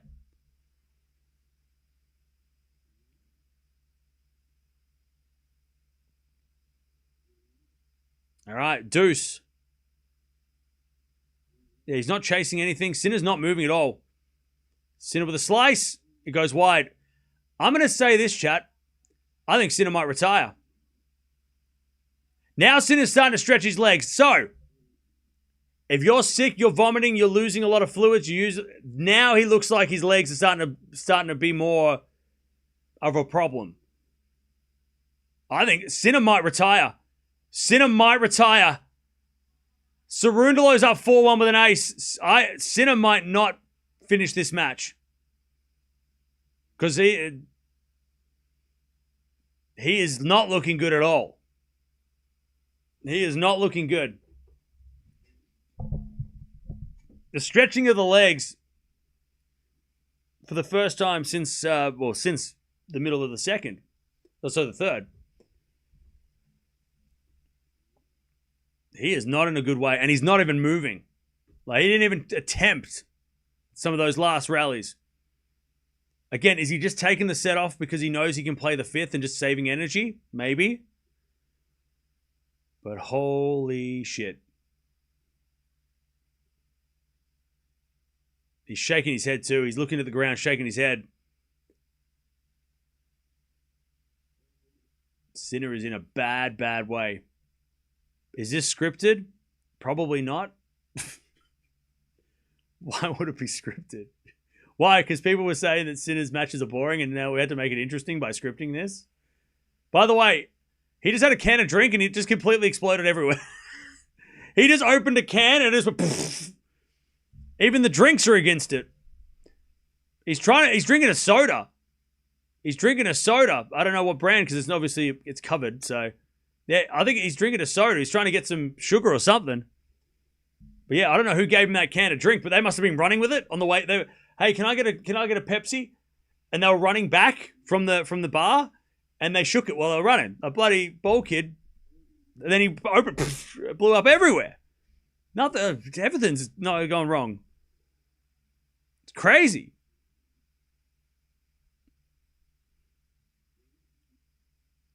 By the way, the coaches are looking real concerned. Well, except for Darren Cahill, he's just chilling. But Nossi is definitely, he's like, take it easy. Take it easy. 4-1.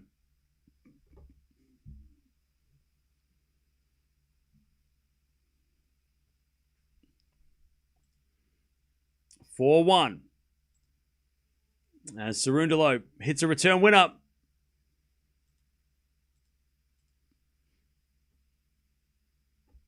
Sorry, it was double fault, my bad. He hit the return, but it was off a second serve. All right, love 15. Sinner serves a fault, second serve.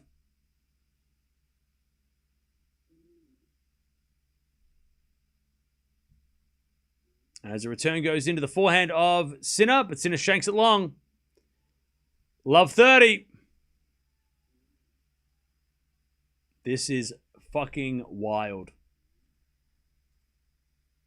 But I'm also not surprised because this was going to happen. Like if Sinner was going to have a problem in any tournament, this was exactly how it was going to go. Right? I mean, this is like we talked about this so many times over the last couple of months. Who can beat Sinner? Who can beat Sinner? How can Sinner lose? This is how Sinner could lose. Like we've discussed this many times. It was going to be against somebody who could play on this surface, who was going to make him work, and it was going to be a warm day. And all of those things are what is exactly what's happening right now. So it's like, it's shocking to watch, but it's also like, yeah, this is the way that we thought Sinner was going to struggle.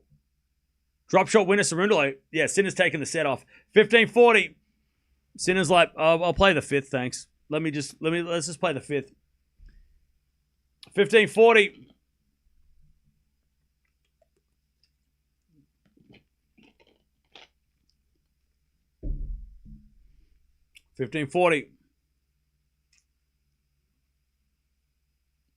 By the way, for those who are asking what's the heat rule,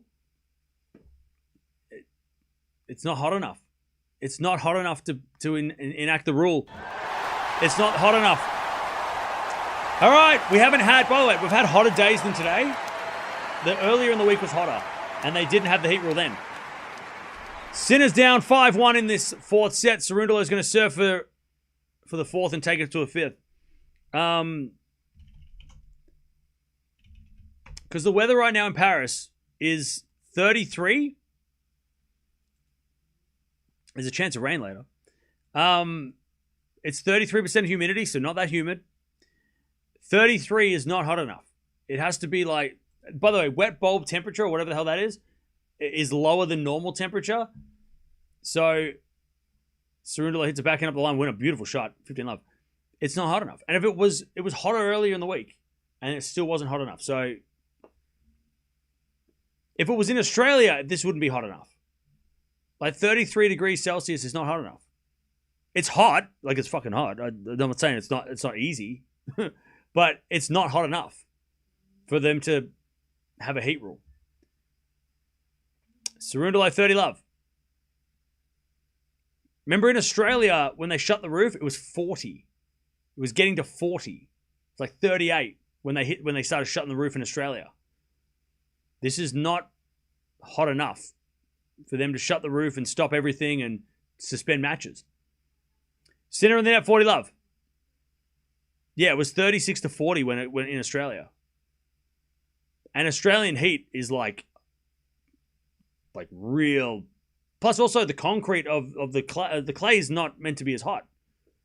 Ace out wide, we're going 5. The playing on concrete is going to also be hotter as well, right? The heat coming off the ground. Whereas the clay, yeah, it's hot on clay, but it's, it shouldn't be as hot as concrete, right?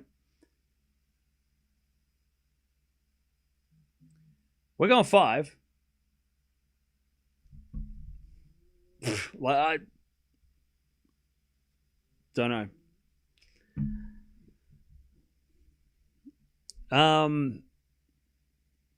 Also, I see a lot of people saying this as well. Going, oh, Djokovic was fine yesterday, and Alcaraz wouldn't be tired. Everyone's different as well. Like, why are we all of a sudden being like, well, yeah, everyone should be dealing with this exactly the same way? I sound like I'm a Sinner apologist. I'm not, but to give him benefit of the doubt, because it's so easy to just be bashing Sinner right now, and I'm trying to give you maybe a perspective of like, well, actually, yeah, Alcaraz is built differently, and so is Djokovic. By the way, Alcaraz did cramp on this court a couple of years ago. Not because of heat, maybe because of nerves, but again, like, not everyone is the same. So everyone's going to react differently. By the way, the biggest shock was Ruud reacting this way the other day. That was way more of a surprise out of nowhere. He really struggled with that heat. Tien wins? Wow, great comeback. Tien's a beast, man. Great comeback. Now the question is, how's Sinner going to go in this final set? Because he's not allowed to have a bathroom break. So he's sitting with a fan in his face. Has he got anything left in the tank to try and win this final set? I'm going to say yes. I think he does. I tell you though, that fourth set went real quick. Fourth set went real quick.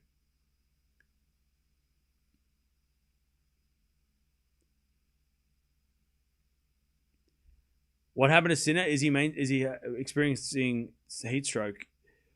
That seems to be the situation. Heat stroke seems a bit extreme. Heat exhaustion. The heat has definitely affected him. His body is rejecting this weather. Totally agree, Cam. Everyone is different. Heat is a tricky one, and when the body is fatigued, it hits harder. Yeah. Yeah, heat, yeah. Only he will be able to explain after the match what has happened. But from what we've seen, his legs have been buckled, or he's had some leg issues. That's probably not the main thing, though. That was the first sign. He's not running to any ball, so he doesn't feel comfortable moving. He's looked like he was going to throw up. He looks like lightheaded. He went off the court for a medical timeout. Again, you're not allowed to have it for cramping, so we're going to assume that it was because he was feeling ill and maybe needed to be sick. And since that medical timeout, he hasn't looked any better. It's not like he went off court and came back and he was like, yay, I'm back. Let's go. Like, he came back and he looks just as bad as he did when he left. So, yeah. We've only played 3 hours as well. That, I think, again, all of these factors, it's only been 3 hours. And it hasn't been a physical match, really. Cerundolo hasn't worked him like Medvedev. Let's see what happens. Final set. I'm going to guess. I think that Sinner saved his energy for this final set. He had the luxury of the 2-set lead. And I think that 4th set was just a bit of a write-off. So he could put all his efforts into the 5th. Chad, who's winning the 5th set? What's the score going to be? The first few games here are huge. Serve and volley Sinner. He smashes it out. He still looks like garbage. And I'm not saying he looks like garbage in a mean way. I'm saying that that's what he looks like. He looks terrible. And I'm not being mean to him. I'm telling you what he looks like. He looks shocking.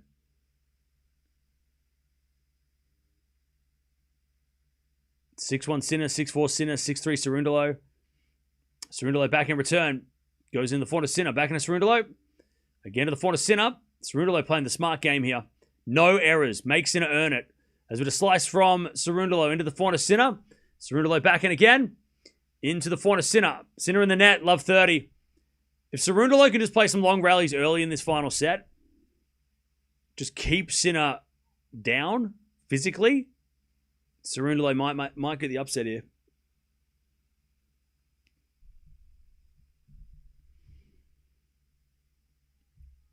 All right, love 30.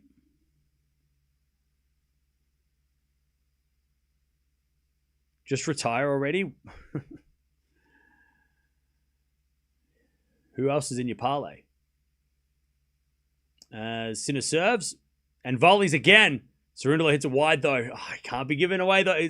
Cerundolo's gotta make Sinner hit winners. If Sinner hits winners, fair enough. But he can't be, he gotta make every ball Cerundolo. Because even if it's Sinner not like looking like this, it's still Jannik Sinner. And at any moment, he could start feeling better, and then you're in a real fight. So you got to make him earn every point here. Because Sinner could, like, all of a sudden he could be feeling better, and then you're in trouble. All right. Michael. This would be a massive upset, oh my God. Hey, thank you for the 20. Appreciate that. Yeah, it would be. As we had a drop shot in the net by Sinner. 15-40. His brain's fried. Like, his brain is absolutely fried. Like, he's not making the right decisions. It's crazy. 15-40. It's so weird, though, because, like, yes, this would be an upset, right? It would be an upset. It would be a massive upset. But the way it's played out, it doesn't feel... I don't know. It doesn't feel like... I don't know. I'm not surprised at what's going on, but it's also like, I don't know. Anyway, Cerundolo puts up a lob. Sinner lets it bounce. Puts away the smash. 30-40. Like, you know what I mean, chat? Like, it's definitely it's obviously an upset, right? Wake up this morning, you didn't think this was going to happen. But you knew it could happen. Blunted. Demon new favorite if the upset happens. Thank you for the $2. Demon's in the wrong half of the draw, unfortunately. 30-40. Serve to the backhand of Cerundolo. Return goes into the forehand of Sinner. Cerundolo backhand slice. Sinner comes out with a volley. Oh, he hit the corner. Ooh. Sinner gets away with it just. Sinner served a 170 first serve, by the way. His serve is completely gone too. He's lost all power on serve too. Jeez, Sinner hit the corner. That was so accurate. Right in the corner. That goes wide. We get a break, but man, and a shake of the fist too. Oof. Cerundolo better be careful. Sinner might be feeling a little better after that shot. Serve out wide the backhand. Cerundolo. Volley from Sinner's good, but Cerundolo's there with a backhand, a forehand lob. It's too short. Sinner puts up a smash, then another lob. Smash against Sinner. Oh, he shanked it. Cerundolo, smart play again. Make Sinner play. Advantage Cerundolo.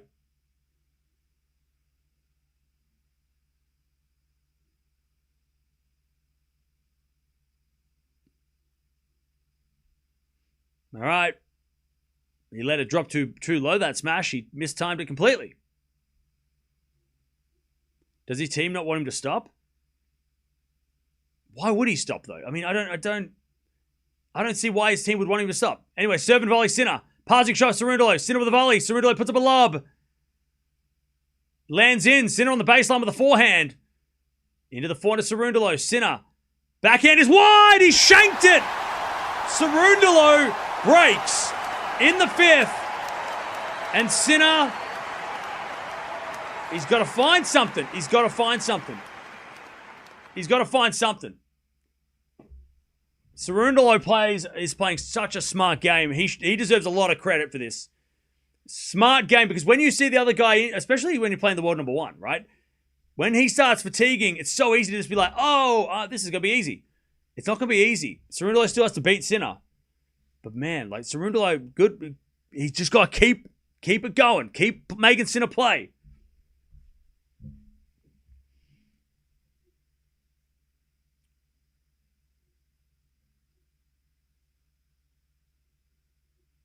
Would Sinner rather retire than taking an L? No. No. Sinner's not going to be like, I don't want to lose. I'm going to retire instead. Either way, it's a loss. Like, it doesn't, either way.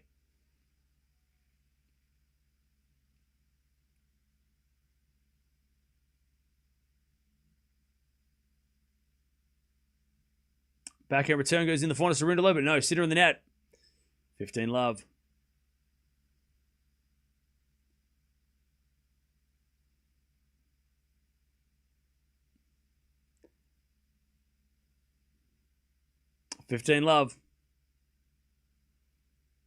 As the backhand return goes to forehand of Cerundolo.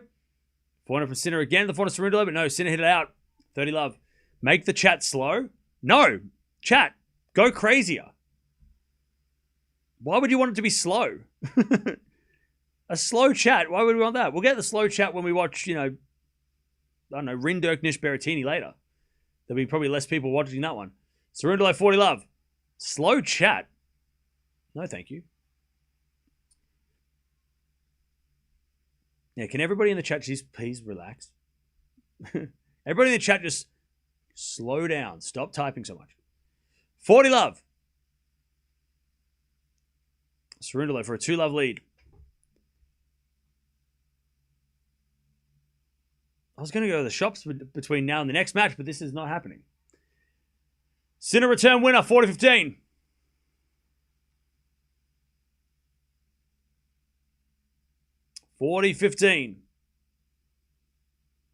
Fran will be proud. Well, Fran's playing right now, so Fran's got to play. He's got to win first as well. All right, return goes in the forehand of Cerundolo. He puts it away. 2 love. Cerundolo.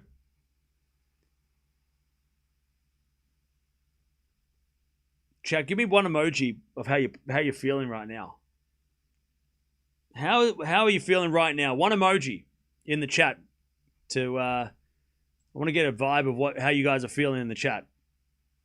Give me an emoji of how you're feeling.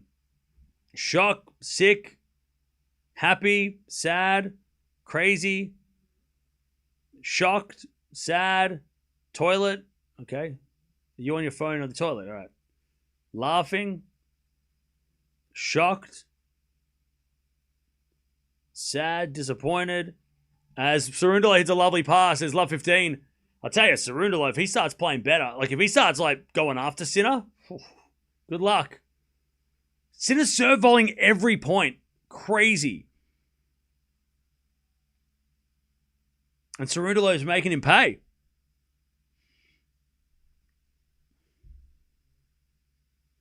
Kwame keeps the match alive over in his court, by the way. Love 15. Sinner serves. Michael. Thank you for the $10. Hot face emoji, hot face emoji, hot face emoji, hot face emoji. Hot face emoji. Thank you for the 10. Anyways, backhand up the line. Cerundolo to the backhand of Sinner. Cerundolo forehand. Sinner forehand cross court. Cerundolo gets it with the backhand. Sinner. Drop shot. Is good. Cerundolo gets it. Sinner pass is a lob. Too good. 15-0.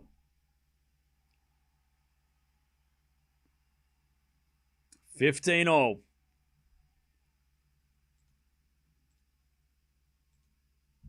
All right, 15 all. Good play from Sinner that time.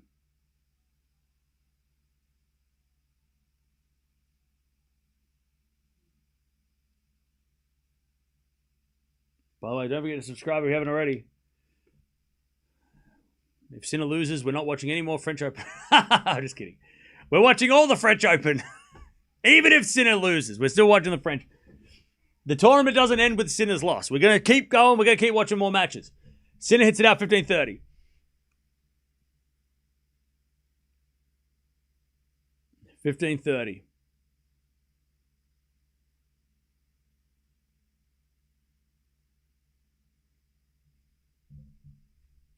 Biggest upset all time? Nah, this doesn't, I don't know. I don't feel like this is not an upset. I'm not as shocked as, I'm shocked that like Sinner's losing, but I'm not that shocked that it's happening this way. Cerundolo hits a win at 15-40. Like, I don't know. It's such a, this is what makes this so weird, right? Is that we've been talking about this for months. Who can beat Sinner? What can beat Sinner, right? It was never a question of who. It was a matter of what, right? And it was always the question. The answer was the same. What if it's a hot day? What if he gets sick? What if this happens? What if that happens? All of those things that we with wondering is happening. So it's like, yeah, we knew this could happen.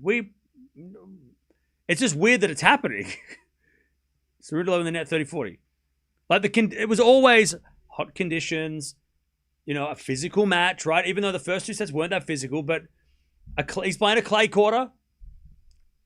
All of these things were like, well, yeah, it is an upset, though. It's like, it's the biggest upset of the year if it happens. But it's also like, it doesn't feel surprising. It doesn't feel surprising. Anyways, return goes in the back of the Sinner. Forehand now from Cerundolo. It's a drop shot. Sinner's going to run to it as we get a forehand from Cerundolo. That's a lob. Sinner with a smash is a winner, and Sinner survives. Deuce. Sorry, Michael. Bad timing. No, it's not cramping. He's at first it looked like cramp, but then after a couple of games, he went off court. He looked like he was going to spew when he got back. It's heat stroke. It's heat exhaustion. It's something more to that extent. It's not cramping. It's not it's not cramp. It's more, yeah. It's more like what Casper Ruud had the other day, where he just like completely hit a wall, lost all his energy, and completely like dropped. Advantage Sinner. Advantage Sinner. They're saying it's cramping on TV. See, this is the problem too. All right, advantage Sinner. Advantage Sinner. And we're going to hear after this match what it is. What has happened. Why he went off court. All those things. But again, Sinner hits in the net with a drop shot deuce.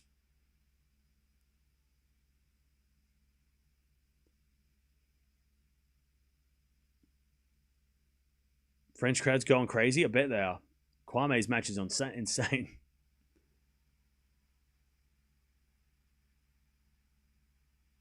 All right, we're back to deuce. Hasn't lost yet, that's true. After this match, either way, he's going to do a press conference, so we'll be able to hear what happens. Hear what's gone on today, win or lose. All right, first there's a fault, second serve.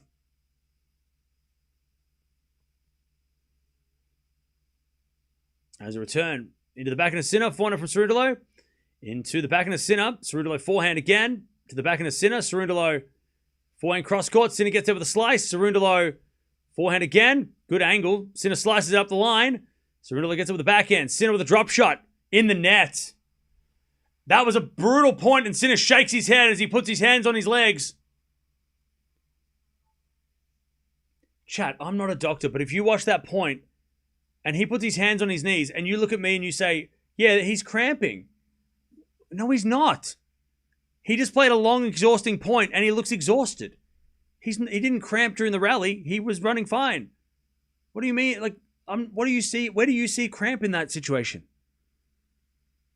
That looked like pure exhaustion to me. Advantage Cerundolo. As the return goes in the forehand to Sinner. Forehand from Cerundolo. Into that Sinner backhand as Cerundolo forehand inside out. Sinner gets on the stretch. Cerundolo backhand up the line. Sinner goes with his backhand into the forehand of Cerundolo. Sinner backhand again to the forehand of Cerundolo. Up the line is long. Oh, man, that was a winner. If it stayed down, that's a winner, and he missed it. Gosh, Cerundolo had the double break right there. Sinner's got hands on knees again. Again, shaking his head. Sinner's putting everything into this game because he knows that a double break, it's a mental hurdle too, right? Once you go down a double break. Cerundolo might break Sinner here if he might break his spirit here. No, Sinner's not a quitter, but serve into the backhand is a win up. Sinner went for the serve volley. Jim Courier saying that it's clearly cramps and the rules are bent for the top players. See, this is why, and I'm not listening to his coverage because obviously he's doing it in America or whatever, or like it's an American broadcast. So I can't confirm that he said that. So I don't even know if you're saying, are you quoting him verbatim or what? Because you might be saying, oh, Jim said this, and you might be, I don't know. You got to send me something on Twitter to say. I got to hear it in my ears. I got to hear him say it. Because I doubt that he would be saying something as blatant as that. I'm pretty sure that he's not going to be saying, oh, it's fair bit in the top players. I don't think he'll be that blunt. Anyway, Cerundolo, forehand up the line. Sinner with a pass in the net, and Cerundolo's got a double break. I doubt Jim Courier is going to be saying crazy shit like that.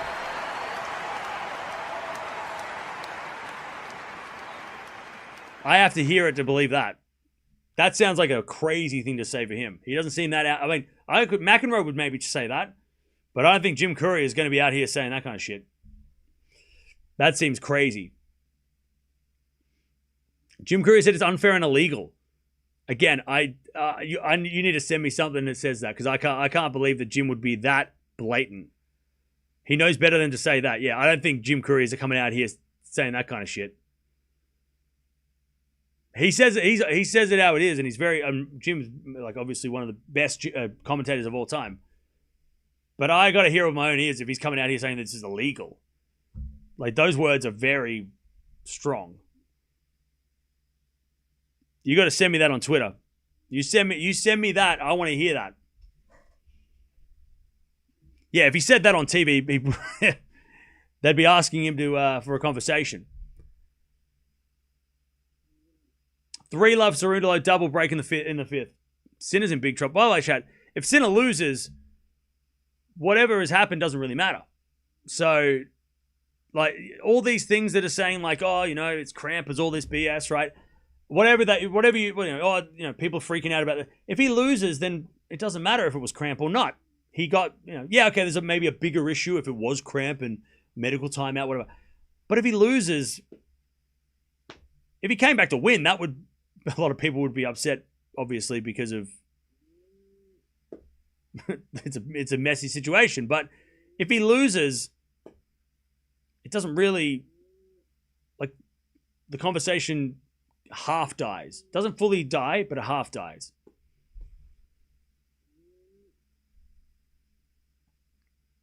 Jim Courier also said that the sickness in Madrid was a shrimp roll, and that was the fact that it was an outbreak of novavirus in Madrid. Wasn't even researched. Yeah, so, but you got to remember as well, with Jim and with some of the people on TV, they're getting, the producers are relaying stuff to them too, right? Like Jim would have his own opinions, but with that shrimp thing, that was proven that it wasn't proven, but it was said to be wrong. The tournament's like, it wasn't food. It wasn't our fault. It was something going on around the city. And, but he, again, I didn't hear him, what exactly he said. Like, was he 100% certain with that? Or was he like, I've heard a rumor? Again, we're playing, whispers, right? 15-0. Anyway, send it to, if he's saying those kind of things, send it to me because I need to hear him say it. I doubt he'd be saying stuff like Sinner taking a medical timeout is illegal and that, that it's like the top players are getting priorities, like all that kind of shit. I doubt he'd be Unless he just woke up and chose violence today. Did he wake up and choose violence? Like, that's a very aggressive thing to come out and talk like. So I doubt he would.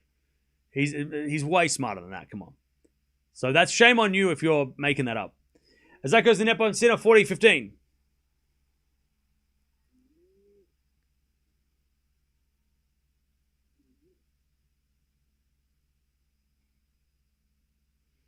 All right. Cerundolo, by the way, forehand shot quality is 9.4. All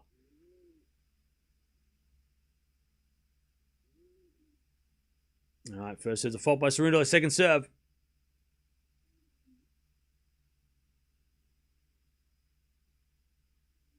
Backhand return from Sinner into the backhand of Cerundolo. Sinner forehand, into the net, 4-love Cerundolo, final set. By the way, Sinner wouldn't retire this match because he's not a quitter. He ain't no quitter. Nah, 4-love. This is crazy. Sinner was up 5-2, serving for the match. And he's won one game since. He's won one game since that 5-2 lead in the third.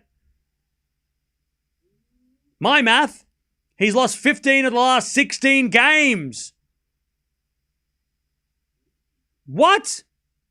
Cam's a hardcore Sinner supporter. Okay, just because I don't agree with your opinions doesn't mean we have to be labeling people. As that goes in from Sinner with good smash. 15-love. Also, as you say, did you not see the background? Okay. He's a hardcore Sinner supporter. Yes. I am the president of the Sinner fan club. Obviously. Are they Alcaraz? Nah, they're not Alcaraz shirts. They're just ones that I picked up at the store. They're just generic shirts. Don't worry. Sinner slice. Down the line. Into the backhand of Cerundolo. Sinner with the backhand. Into the slice of Cerundolo. Slice from Sinner. There's slice off. Cerundolo forehand out of the forehand of Sinner. Sinner in the net. Yeah, Sinner didn't want to play along. He didn't want to run for that one.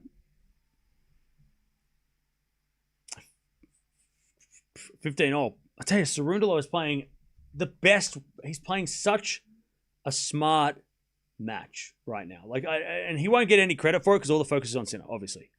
But Cerundolo could have easily got overexcited and been like, I'm going to beat Sinner, oh my God. And then start freaking out, overplaying, too aggressive. We've seen that so many. How many times have we seen that, chat, where somebody is playing someone that's clearly off, right?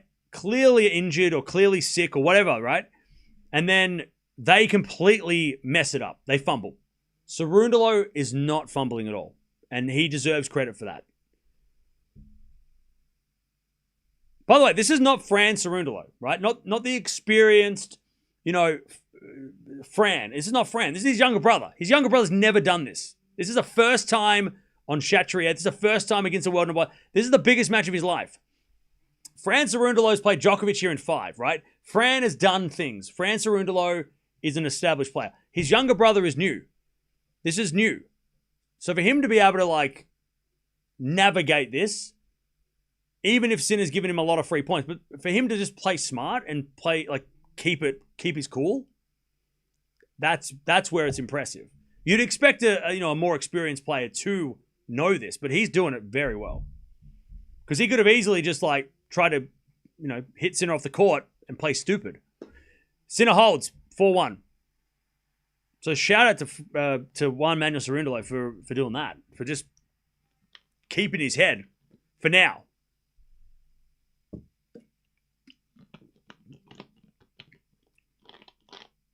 All right. Sinner still looks like garbage. And he's got a spray bottle. He's spraying himself in the face. Again, chat, if you're spraying yourself in the face, this whole cramp thing is so annoying because I hate, it's so stupid.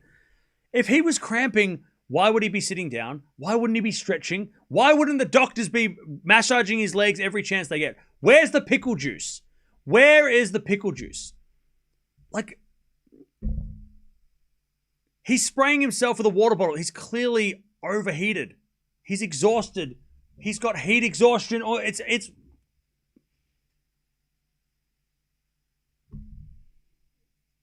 We know what cramp looks like. We know what people do when they have cramp. We see it.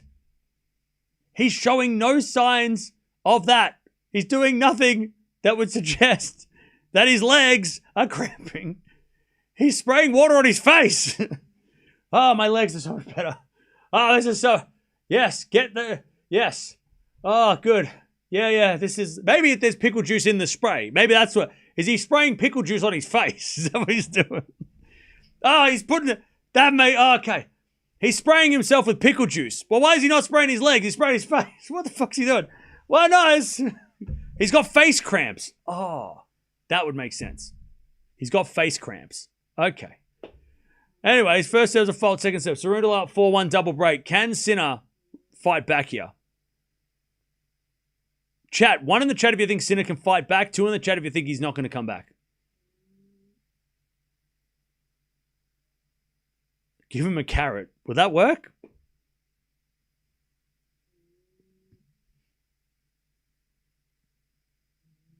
A lot of people believe that he's going to come back. All right. People say, I love it. People believe. People believe. As Cerundolo hits it long, love 30. I'll tell you, if Cerundolo gives one of these breaks back, this might get a little nerve-wracking for him.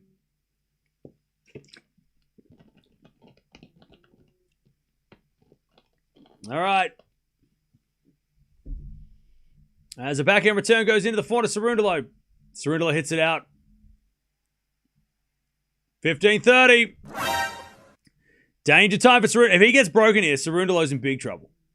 Because then he's got one break and Sinner's going to start getting a little momentum.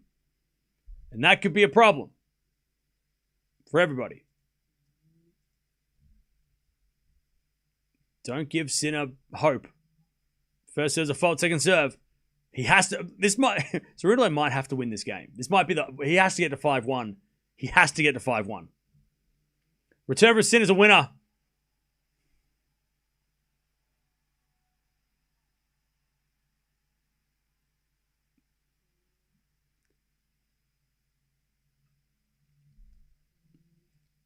$15.40.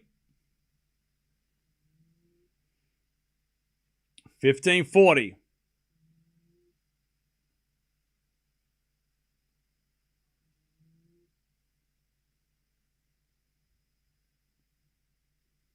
As we default, second serve. Into the forehand of Sinner. Return goes into the net. Oh, man. Bad miss by Sinner. But he's made a lot of errors, Sinner, since his body shut down. 30-40. I tell you what, I'm loving Cerundolo's coach too. Cerundolo's coach is just like... He's just like a yoga teacher. Be like, and breathe. And take the forehand on the left side. Ooh. Like, he looks... he's just like... He doesn't look like a sensei. He's like, we're calm, and then we'll attack. Like, he just has this vibe. I love it. Forehand up the line. Into the forehand of Sinner. Cerundolo forehand. Oh, no. Sinner's got the backhand. Cerundolo running around. Oh, forehand up the line's great from Cerundolo. Then a drop shot. And Sinner can't get it. What a rally, Cerundolo. What a point. I thought he was going to stuff that up. He kept running around backhands and he was getting further and further off court. But he made Sinner hit a tough slice and he won the point. That is a great rally. Cerundolo survives. And it's weird because he's up 4-1, but it's true. I like his coach. Yeah, his coach is super zen. It's just like very, very calm. It's funny. It's great. It's what he needs right now. Backhand goes up the line. Into the backhand of Sinner. Forehand of Cerundolo. Into the backhand of Sinner. Sinner hits it long. Advantage Cerundolo. Advantage Cerundolo. To go to 5-1 in the fifth. Show his coach again. I love it! Somebody tell me who his coach is. We need to give him a shout out. He's great. Advantage Cerundolo. Serving to the forehand of Sinner. Return goes back into Cerundolo. Drop shot is really nice. Sinner gets it, but it's in the net. 5-1. That game was so important for Cerundolo. 5-1. And Sinner's going to serve to stay in the match.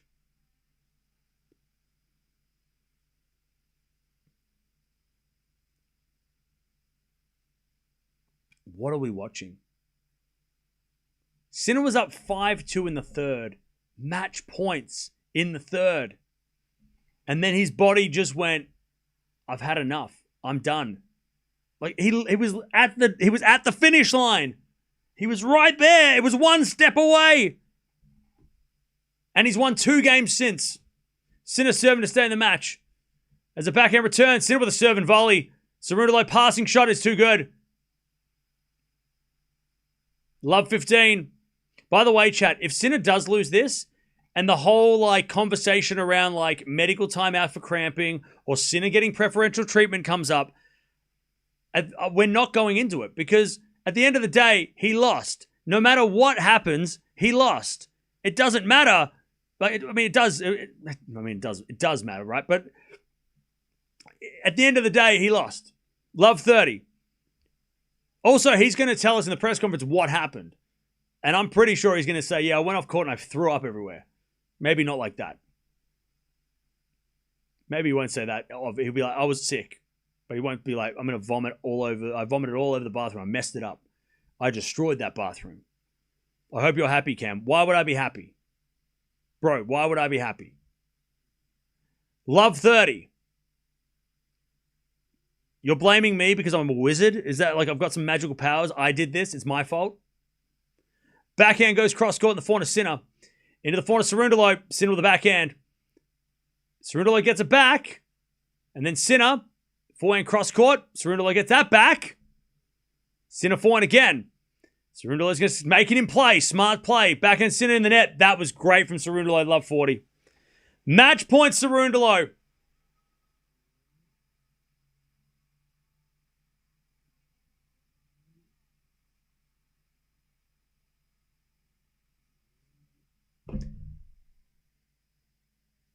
What's happened? How's this happened? Serve. Into the forehand of Cerundolo. Sinner with a drop shot. Cerundolo comes in. Puts it away. What the fuck did we just watch? Cerundolo wins. Sinner's out. What in the hell was that? What the hell just happened? Cerundolo wins. Love that for him. But what the hell did we just watch? How did that happen? How did that happen? That is upset of the year by far.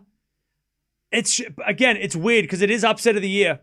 But it's also the way it happened, you're like, yeah, we knew that Sinner was going to anything, if he was ever going to lose, it was going to be because of heat, because of exhaustion, because of fatigue, because of illness, and because of an opponent that was going to make him work for it. And all of those, but again, Djokovic, Medvedev, those were the guys that we were thinking. Those were the guys that we were pointing at as they're the ones that are going to do it. Not Juan Manuel Cerundolo in the second round. Zverev has to win.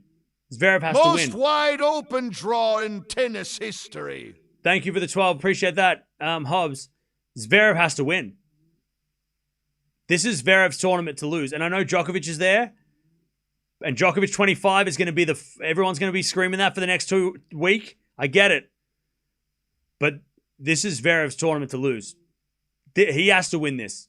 This is it. This is Zverev's chance. There's no excuse. Yeah, Djokovic is in the way, okay? If he loses to Djokovic in the semis, fair enough. Maybe we can give him that. But if he loses to anybody else, if he doesn't win this tournament, Zverev, he's not going to win Wimbledon. Wimbledon's off the cards. You think Sinner's not going to want to win Wimbledon even more now? Of course he is. But man, what the hell? By the way, Anisimo hasn't even started yet. We're still going to watch that. What the hell just happened?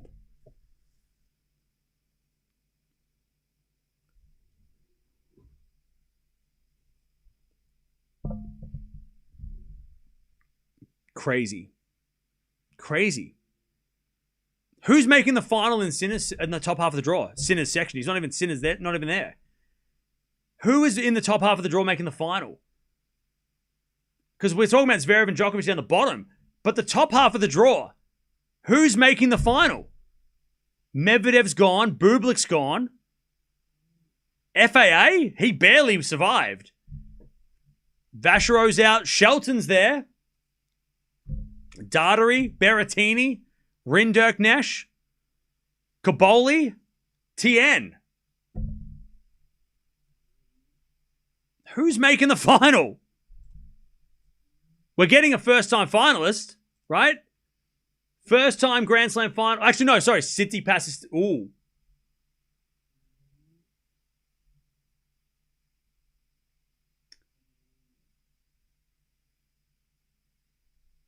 Now, just wait a second. Just let me finish. Let me finish. Hang on. Stefano Tsitsipas has made a final before. Stefano Tsitsipas. He is up the top half of the draw. And Sinner is out of the way. Tsitsipas. What do we think about Tsitsipas? No Bublik. He might have to play Hurkacz or Tiafoe. Daugherty, Rinderknecht, Berrettini quarterfinal. FA, I mean, he's got to get through Shelton too, though. Could Tsitsipas make the final? Could it be Tsitsipas? Tsitsipas going to lose to Rinaldi. Okay, maybe, but like, can we actually? Should we? Yeah, is that too much? He's 80 in the world. Could Tsitsipas in the final? I'm not saying win the title. I'm saying in the final. Can Steph in the final? Is it too soon to say Steph could make the final? Are we getting too? Tiafoe's up 2-1 against Hurkacz. Tiafoe in the final? Chat,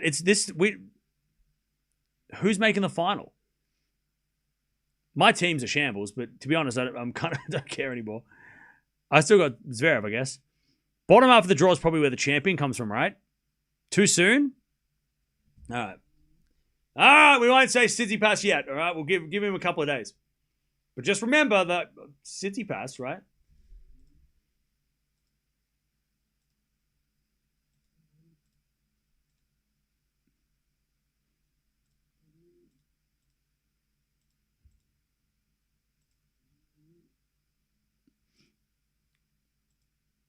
All right.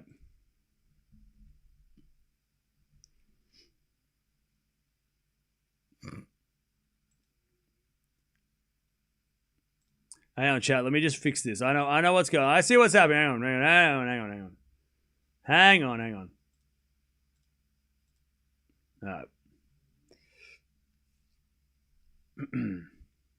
All right, that should have calmed things down.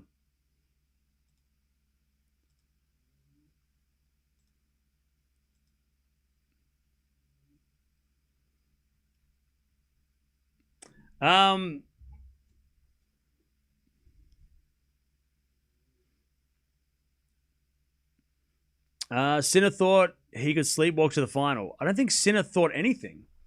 To be honest. I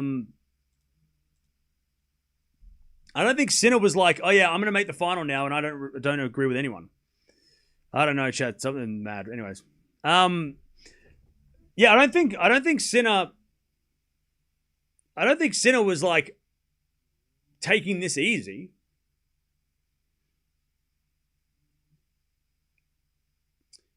If Nole is out, then there will be a first time winner. Yeah, I tell you, Djokovic though, I mean, it's a great opportunity, but also like after the first two rounds, like shit. I mean, his matches haven't been crazy either. I mean, he hasn't been that convincing either. You know, like he hasn't been that convincing. Novak Djokovic. So Roland Garros, survival of the fittest. Yeah. Why did Sinner choose to play during the day? I don't know. But also, I don't think it was his. I don't think it was all just him. I think that they wanted to put on Rinderknecht at night because he's their best player, like France's best player. So why? I think it's more. I don't think he had the choice as much as we all think he did. I reckon that Rinderknecht and Berrettini got the night session because that's the best Frenchman. By the way, chat, we're almost at 1,000 likes, so don't forget to like the video if you're leaving. Holy shit. Commentators said they requested first match. Yeah, but well, we said this earlier, right? Why was he playing first thing in the morning? Well, yeah, that was the earliest he could have played. It didn't help, right? Obviously, the heat affected him anyway. It didn't help that he was first thing in the morning. We thought that, maybe if he's early, he can avoid the heat if he finishes in like 2 hours, but he didn't. The night session maybe would have helped, maybe, most likely, but again, we're just assuming that Sinner could like walk up and say, hey, I want to play when I want to play. But like Rinderknecht and Berrettini, Rinderknecht is their number one guy. So you got to think that the French Open are going to cater to that guy. It's like De Minaur, right? De Minaur would get priority over Sinner at the Australian Open. Like if they're like, we're going to put De Minaur, because again, Rinderknecht is the French De Minaur to what the French Open is to the Australian Open. They're not the same guy. Not technique-wise. I'm saying that De Minaur is what the Australian Open look at him like, that the French Open look at Rinderknecht, right? So Rinderknecht is their number one guy. He's their best guy. So obviously the Roland Garros are going to be like, okay, where can we put our best player on prime time? So I don't know if Sinner might have got the options to play during the day, when, middle afternoon, first thing, whatever. But I reckon that like the Grand Slams do with British players, Australian players, and US Open players, right? They're going to put the local number one on first prime time, right? They're going to do that. Rinderknecht deserves that. So I wonder if it wasn't just Sinner going, I want to play in the morning, not at night, as much as it was Rinderknecht is playing at night, you got to pick during the day, and he's like, first thing. Like, there's got to be a little... I'm not going to be convinced with the narrative that Sinner chose to play first thing because there was no other option. I reckon Rinderknecht had that spot locked. Because also, you got to remember the French Open, they put Wawrinka on court 3 to put on Alice versus, what was it? Humbert versus Alice or someone. Like, remember that match the other day? They put Humbert on center court. So the French are going to give the French Open, like the French Open's going to give the French players a priority. Right? That's not unusual. The home favorites are going to get the center courts. That's what the point of playing your home slam. You get a chance to play center court. So I don't know. I don't think Sinner... it would be interesting to hear, though. I know Darren Cahill said something about, like, we chose first thing in the morning. Or first match, whatever. But I do think that maybe they already locked in the night session for Rinderknecht. I'll tell you, though, the press conference is going to be really interesting because I want to hear what happened from his point. And I'm actually... And look, it sucks that Sinner's out. You know, it would have been great to watch history this week.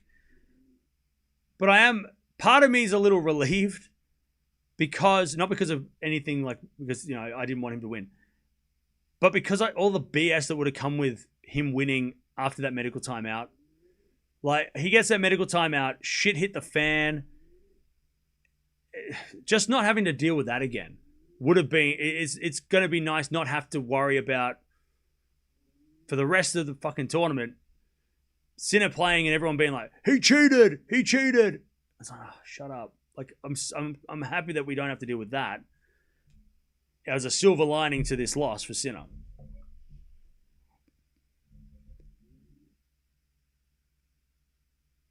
Now RG's become more interesting. It's become more random, yeah. But I mean, there's going to be a lot of people that are not going to give a fuck about this tournament now. Like we said this earlier in the week. You know, if Sinner loses, is that going to make the tournament better? It makes it more interesting for us, for non-Sinner fans, but we've just lost a massive chunk of Sinner fans that are not going to watch this tournament now. They don't care who wins. So I think it hurts the tournament more than it helps. Having the world number one out, how do you sell How do you sell tickets to Cerundolo Capriva? You know, like Rinderknecht has to make the fourth round to make that part of the draw good for the tournament. Because if Rinderknecht loses, that whole top section of the draw with Shelton, Tsitsipas, I mean, that's a tough sell that quarter. How are you going to tell the French people to show up if it's not the world number one or a French player? Like, I reckon more people are going to not watch for Roland Garros now because Sinner's gone than there are going to be like people actually paying attention to be, oh, it's actually interesting now. Sinner losing this early is bad for the tournament. We'll still be watching, obviously, but I'm saying that like I think it's a net negative. Because we said this the other day, right? Like if Sinner losing brings in a lot of people, I don't think it brings in people to watch. You know what I mean? Like, I don't think more people are going to go, I wasn't going to watch the French Open, but now I am. They probably don't even know Sinner lost because they weren't watching. Whereas Sinner playing and winning keeps all those Sinner fans. But now that Sinner's gone, they're all gone. They're not going to care. They're going to pay attention to Berrettini and Rinaldi and maybe the Italian guys. But I think after today, they're probably like, we're watching Wimbledon. Fuck the French Open. We're not watching this. You know, and that's going to... There's more Sinner fans lost than maybe like neutral fans gained, if that makes sense. It happens... The world number one losing in a tournament like this, any tournament, any Grand Slam is bad for the tournament. Bad for the tournament, obviously, like always. Especially like Djokovic is playing tomorrow, so is Zverev. And then what about the next day? Who do we watch then, right? It's like every second day is going to be a big hole because no Sinner. You know? Top half of the draw was already tough. Now, this is on the men's side. Obviously, the ladies are going to, you know, they're holding up tennis at times. But I'm talking about just if you only watch ATP, you're not going to watch every second day. You might watch the men. Like, every second day is going to be... It's not going to be the same without Sinner. I'm very tempted to skip RG now. See, please don't. Keep watching. It will be interesting. It's worth watching, even if Sinner is your favorite and he's gone. We're going to Nissimova next, apparently. I feel like Hodar might win it all. That's a lot of pressure to put on that guy's shoulders. I feel like we got back off Hodar and let him breathe.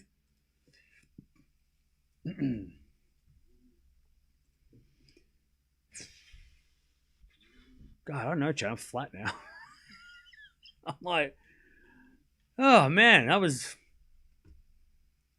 a trip. It went from like chilling to then all hell breaking loose for like an hour, and then the upsets kind of make me feel flat. I feel exhausted, and we're on the second match of the day. We're still got to watch like 4 more matches.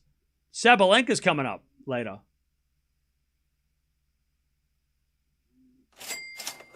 Blunted.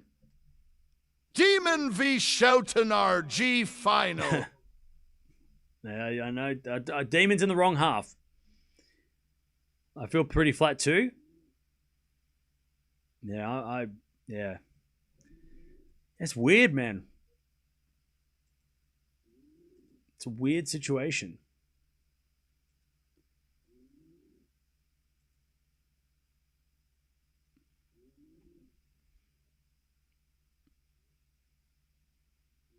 Didn't read the rest of my comment. Oh, I said I'll be back for Tien though. Oh, that's lucky. Okay, good. Well, he got through, luckily. He got through. Shock to the system? Yeah, I don't know. I don't know. It's weird. Heck, by the way, Cerundolo, I hope gets credit. And I'm trying to give him a lot of credit because he deserved credit. Because one thing to get given a win. Sinner won 2 games after everything went crazy, but he did play a smart match after when he saw Sinner starting to fatigue, starting to fail. He started to he didn't play stupid. He didn't try and overplay. He was very, very, very smart and just played very, very calm. And respect to his coach as well, because you could see his coach was just like, relax, and not trying to get overexcited. Like, mentally, that is a very good win to keep you cool when all that is happening. I mean, he could have lost his mind when Sinner had that medical timeout, and he could have been like pissed off and angry and then lost, right? So credit to him for like keeping his cool, keeping his head, making Sinner play. Just keep making Sinner play. That's all he did. Kept on making Sinner play. By the way, thank you, Kiwi Nate, for becoming a member. Appreciate that. And thank you, Sabina, as well, for becoming a member. Coach was a sensei in Cam's word. Yeah, he was a sensei. He was. Not sure what happened. I've been a member. I don't know. Must have run out. Just tuning in now. Things are really interesting. What do you think of Sasha's chances? Sasha's chances improved slightly, but he's still got to play Djokovic probably. Like, if you're down the bottom half of the draw, this didn't really change anything. Like, that's the... I think people are getting confused, being like, wow, Djokovic has a chance. Wait, Djokovic still has to play a lot of players first. Like, the bottom half of the draw is still the same. Sinner being up the top, like, you know what I mean? Like, the chances of everybody down the bottom did not change. Ruud, Djokovic, Zverev, Hodar, Demonor, they've all still got to play each other. Like, the bottom half of the draw is still very, very tough. The top half of the draw is now open for somebody to make a final. But, like, if Djokovic was up the top, that would have been the best for him, right? It would have been awesome. But he's not. He's still going to play Zverev. He's still going to play Ruud. He's still going to play Fonseca tomorrow. Like, the draw is still very tough down the bottom. So it might have helped. It might help them if they make the final. Whoever makes the final is going to feel good down the bottom half. But it also, I don't know. It just doesn't feel like the bottom half of the draw should all of a sudden celebrate because they've still got to play a lot of tough, like Djokovic, Zverev for sure. He can't get excited. He's got to play so many more matches first. Like, he's not even close to this title. If this was a semi-final, it'd be great for those guys down the bottom, but it's not. This is a second round. We're just getting started. Like, there's so many players down the bottom half that need to lock in. Otherwise, they're going to let it slip, and they could lose. They could slip up, right? I mean, things could happen. Zverev is I'll have my eye on. Tomorrow's match for Zverev is huge. The Fonseca Djokovic match, great. Zverev could lose tomorrow night. He could lose tomorrow night. He better not. But he could lose. Sasha, by the way, if you don't know who Zverev's playing tomorrow he's playing Alice.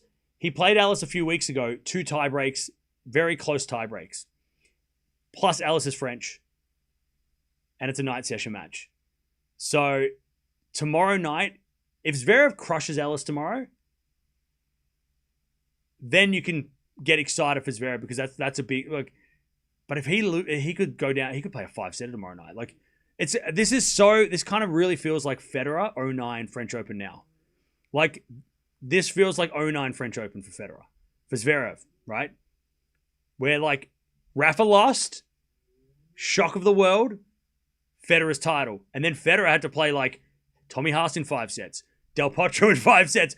And, like, he got there eventually. But, man, Federer had to do... Like, this is like 09 Federer, but for Zverev 26, right? This is not like, now it's my title. No. He could lose to Alice tomorrow, and then it's like, uh-oh, that was a miss. He was already... Alice was already going to be a problem before this match happened. So, yeah. So, don't be putting anyone in the final just yet. All right, now. We're not even done yet. We've got so much more to go. Jump on over here, talk amongst yourselves. We are back in about 5 minutes to watch Anisimova over. And then we've got Coco later as well. And Sabalenka. Azar, thank you for the 47 months. What did I just wake up to? Madness. Absolute madness. But yeah, Anisimova versus Grabber is coming up next. Sinner lost against Cerundolo. He was up match points 6-3, 6-2, 5-7. 6-2, 6-3. What was it? 6-3, 6-2, 5-2. Cerundolo comes back and wins 3-6, 2-6, 7-5, 6-1, 6-1, and he knocks out Jannik Sinner. And now This tournament is wide open. Up the top half of the draw, somebody's making a final up there. Only Tsitsipas Berrettini made Grand Slam finals before, so somebody might be a new finalist. I don't know what to think anymore. Let's watch Anisimova.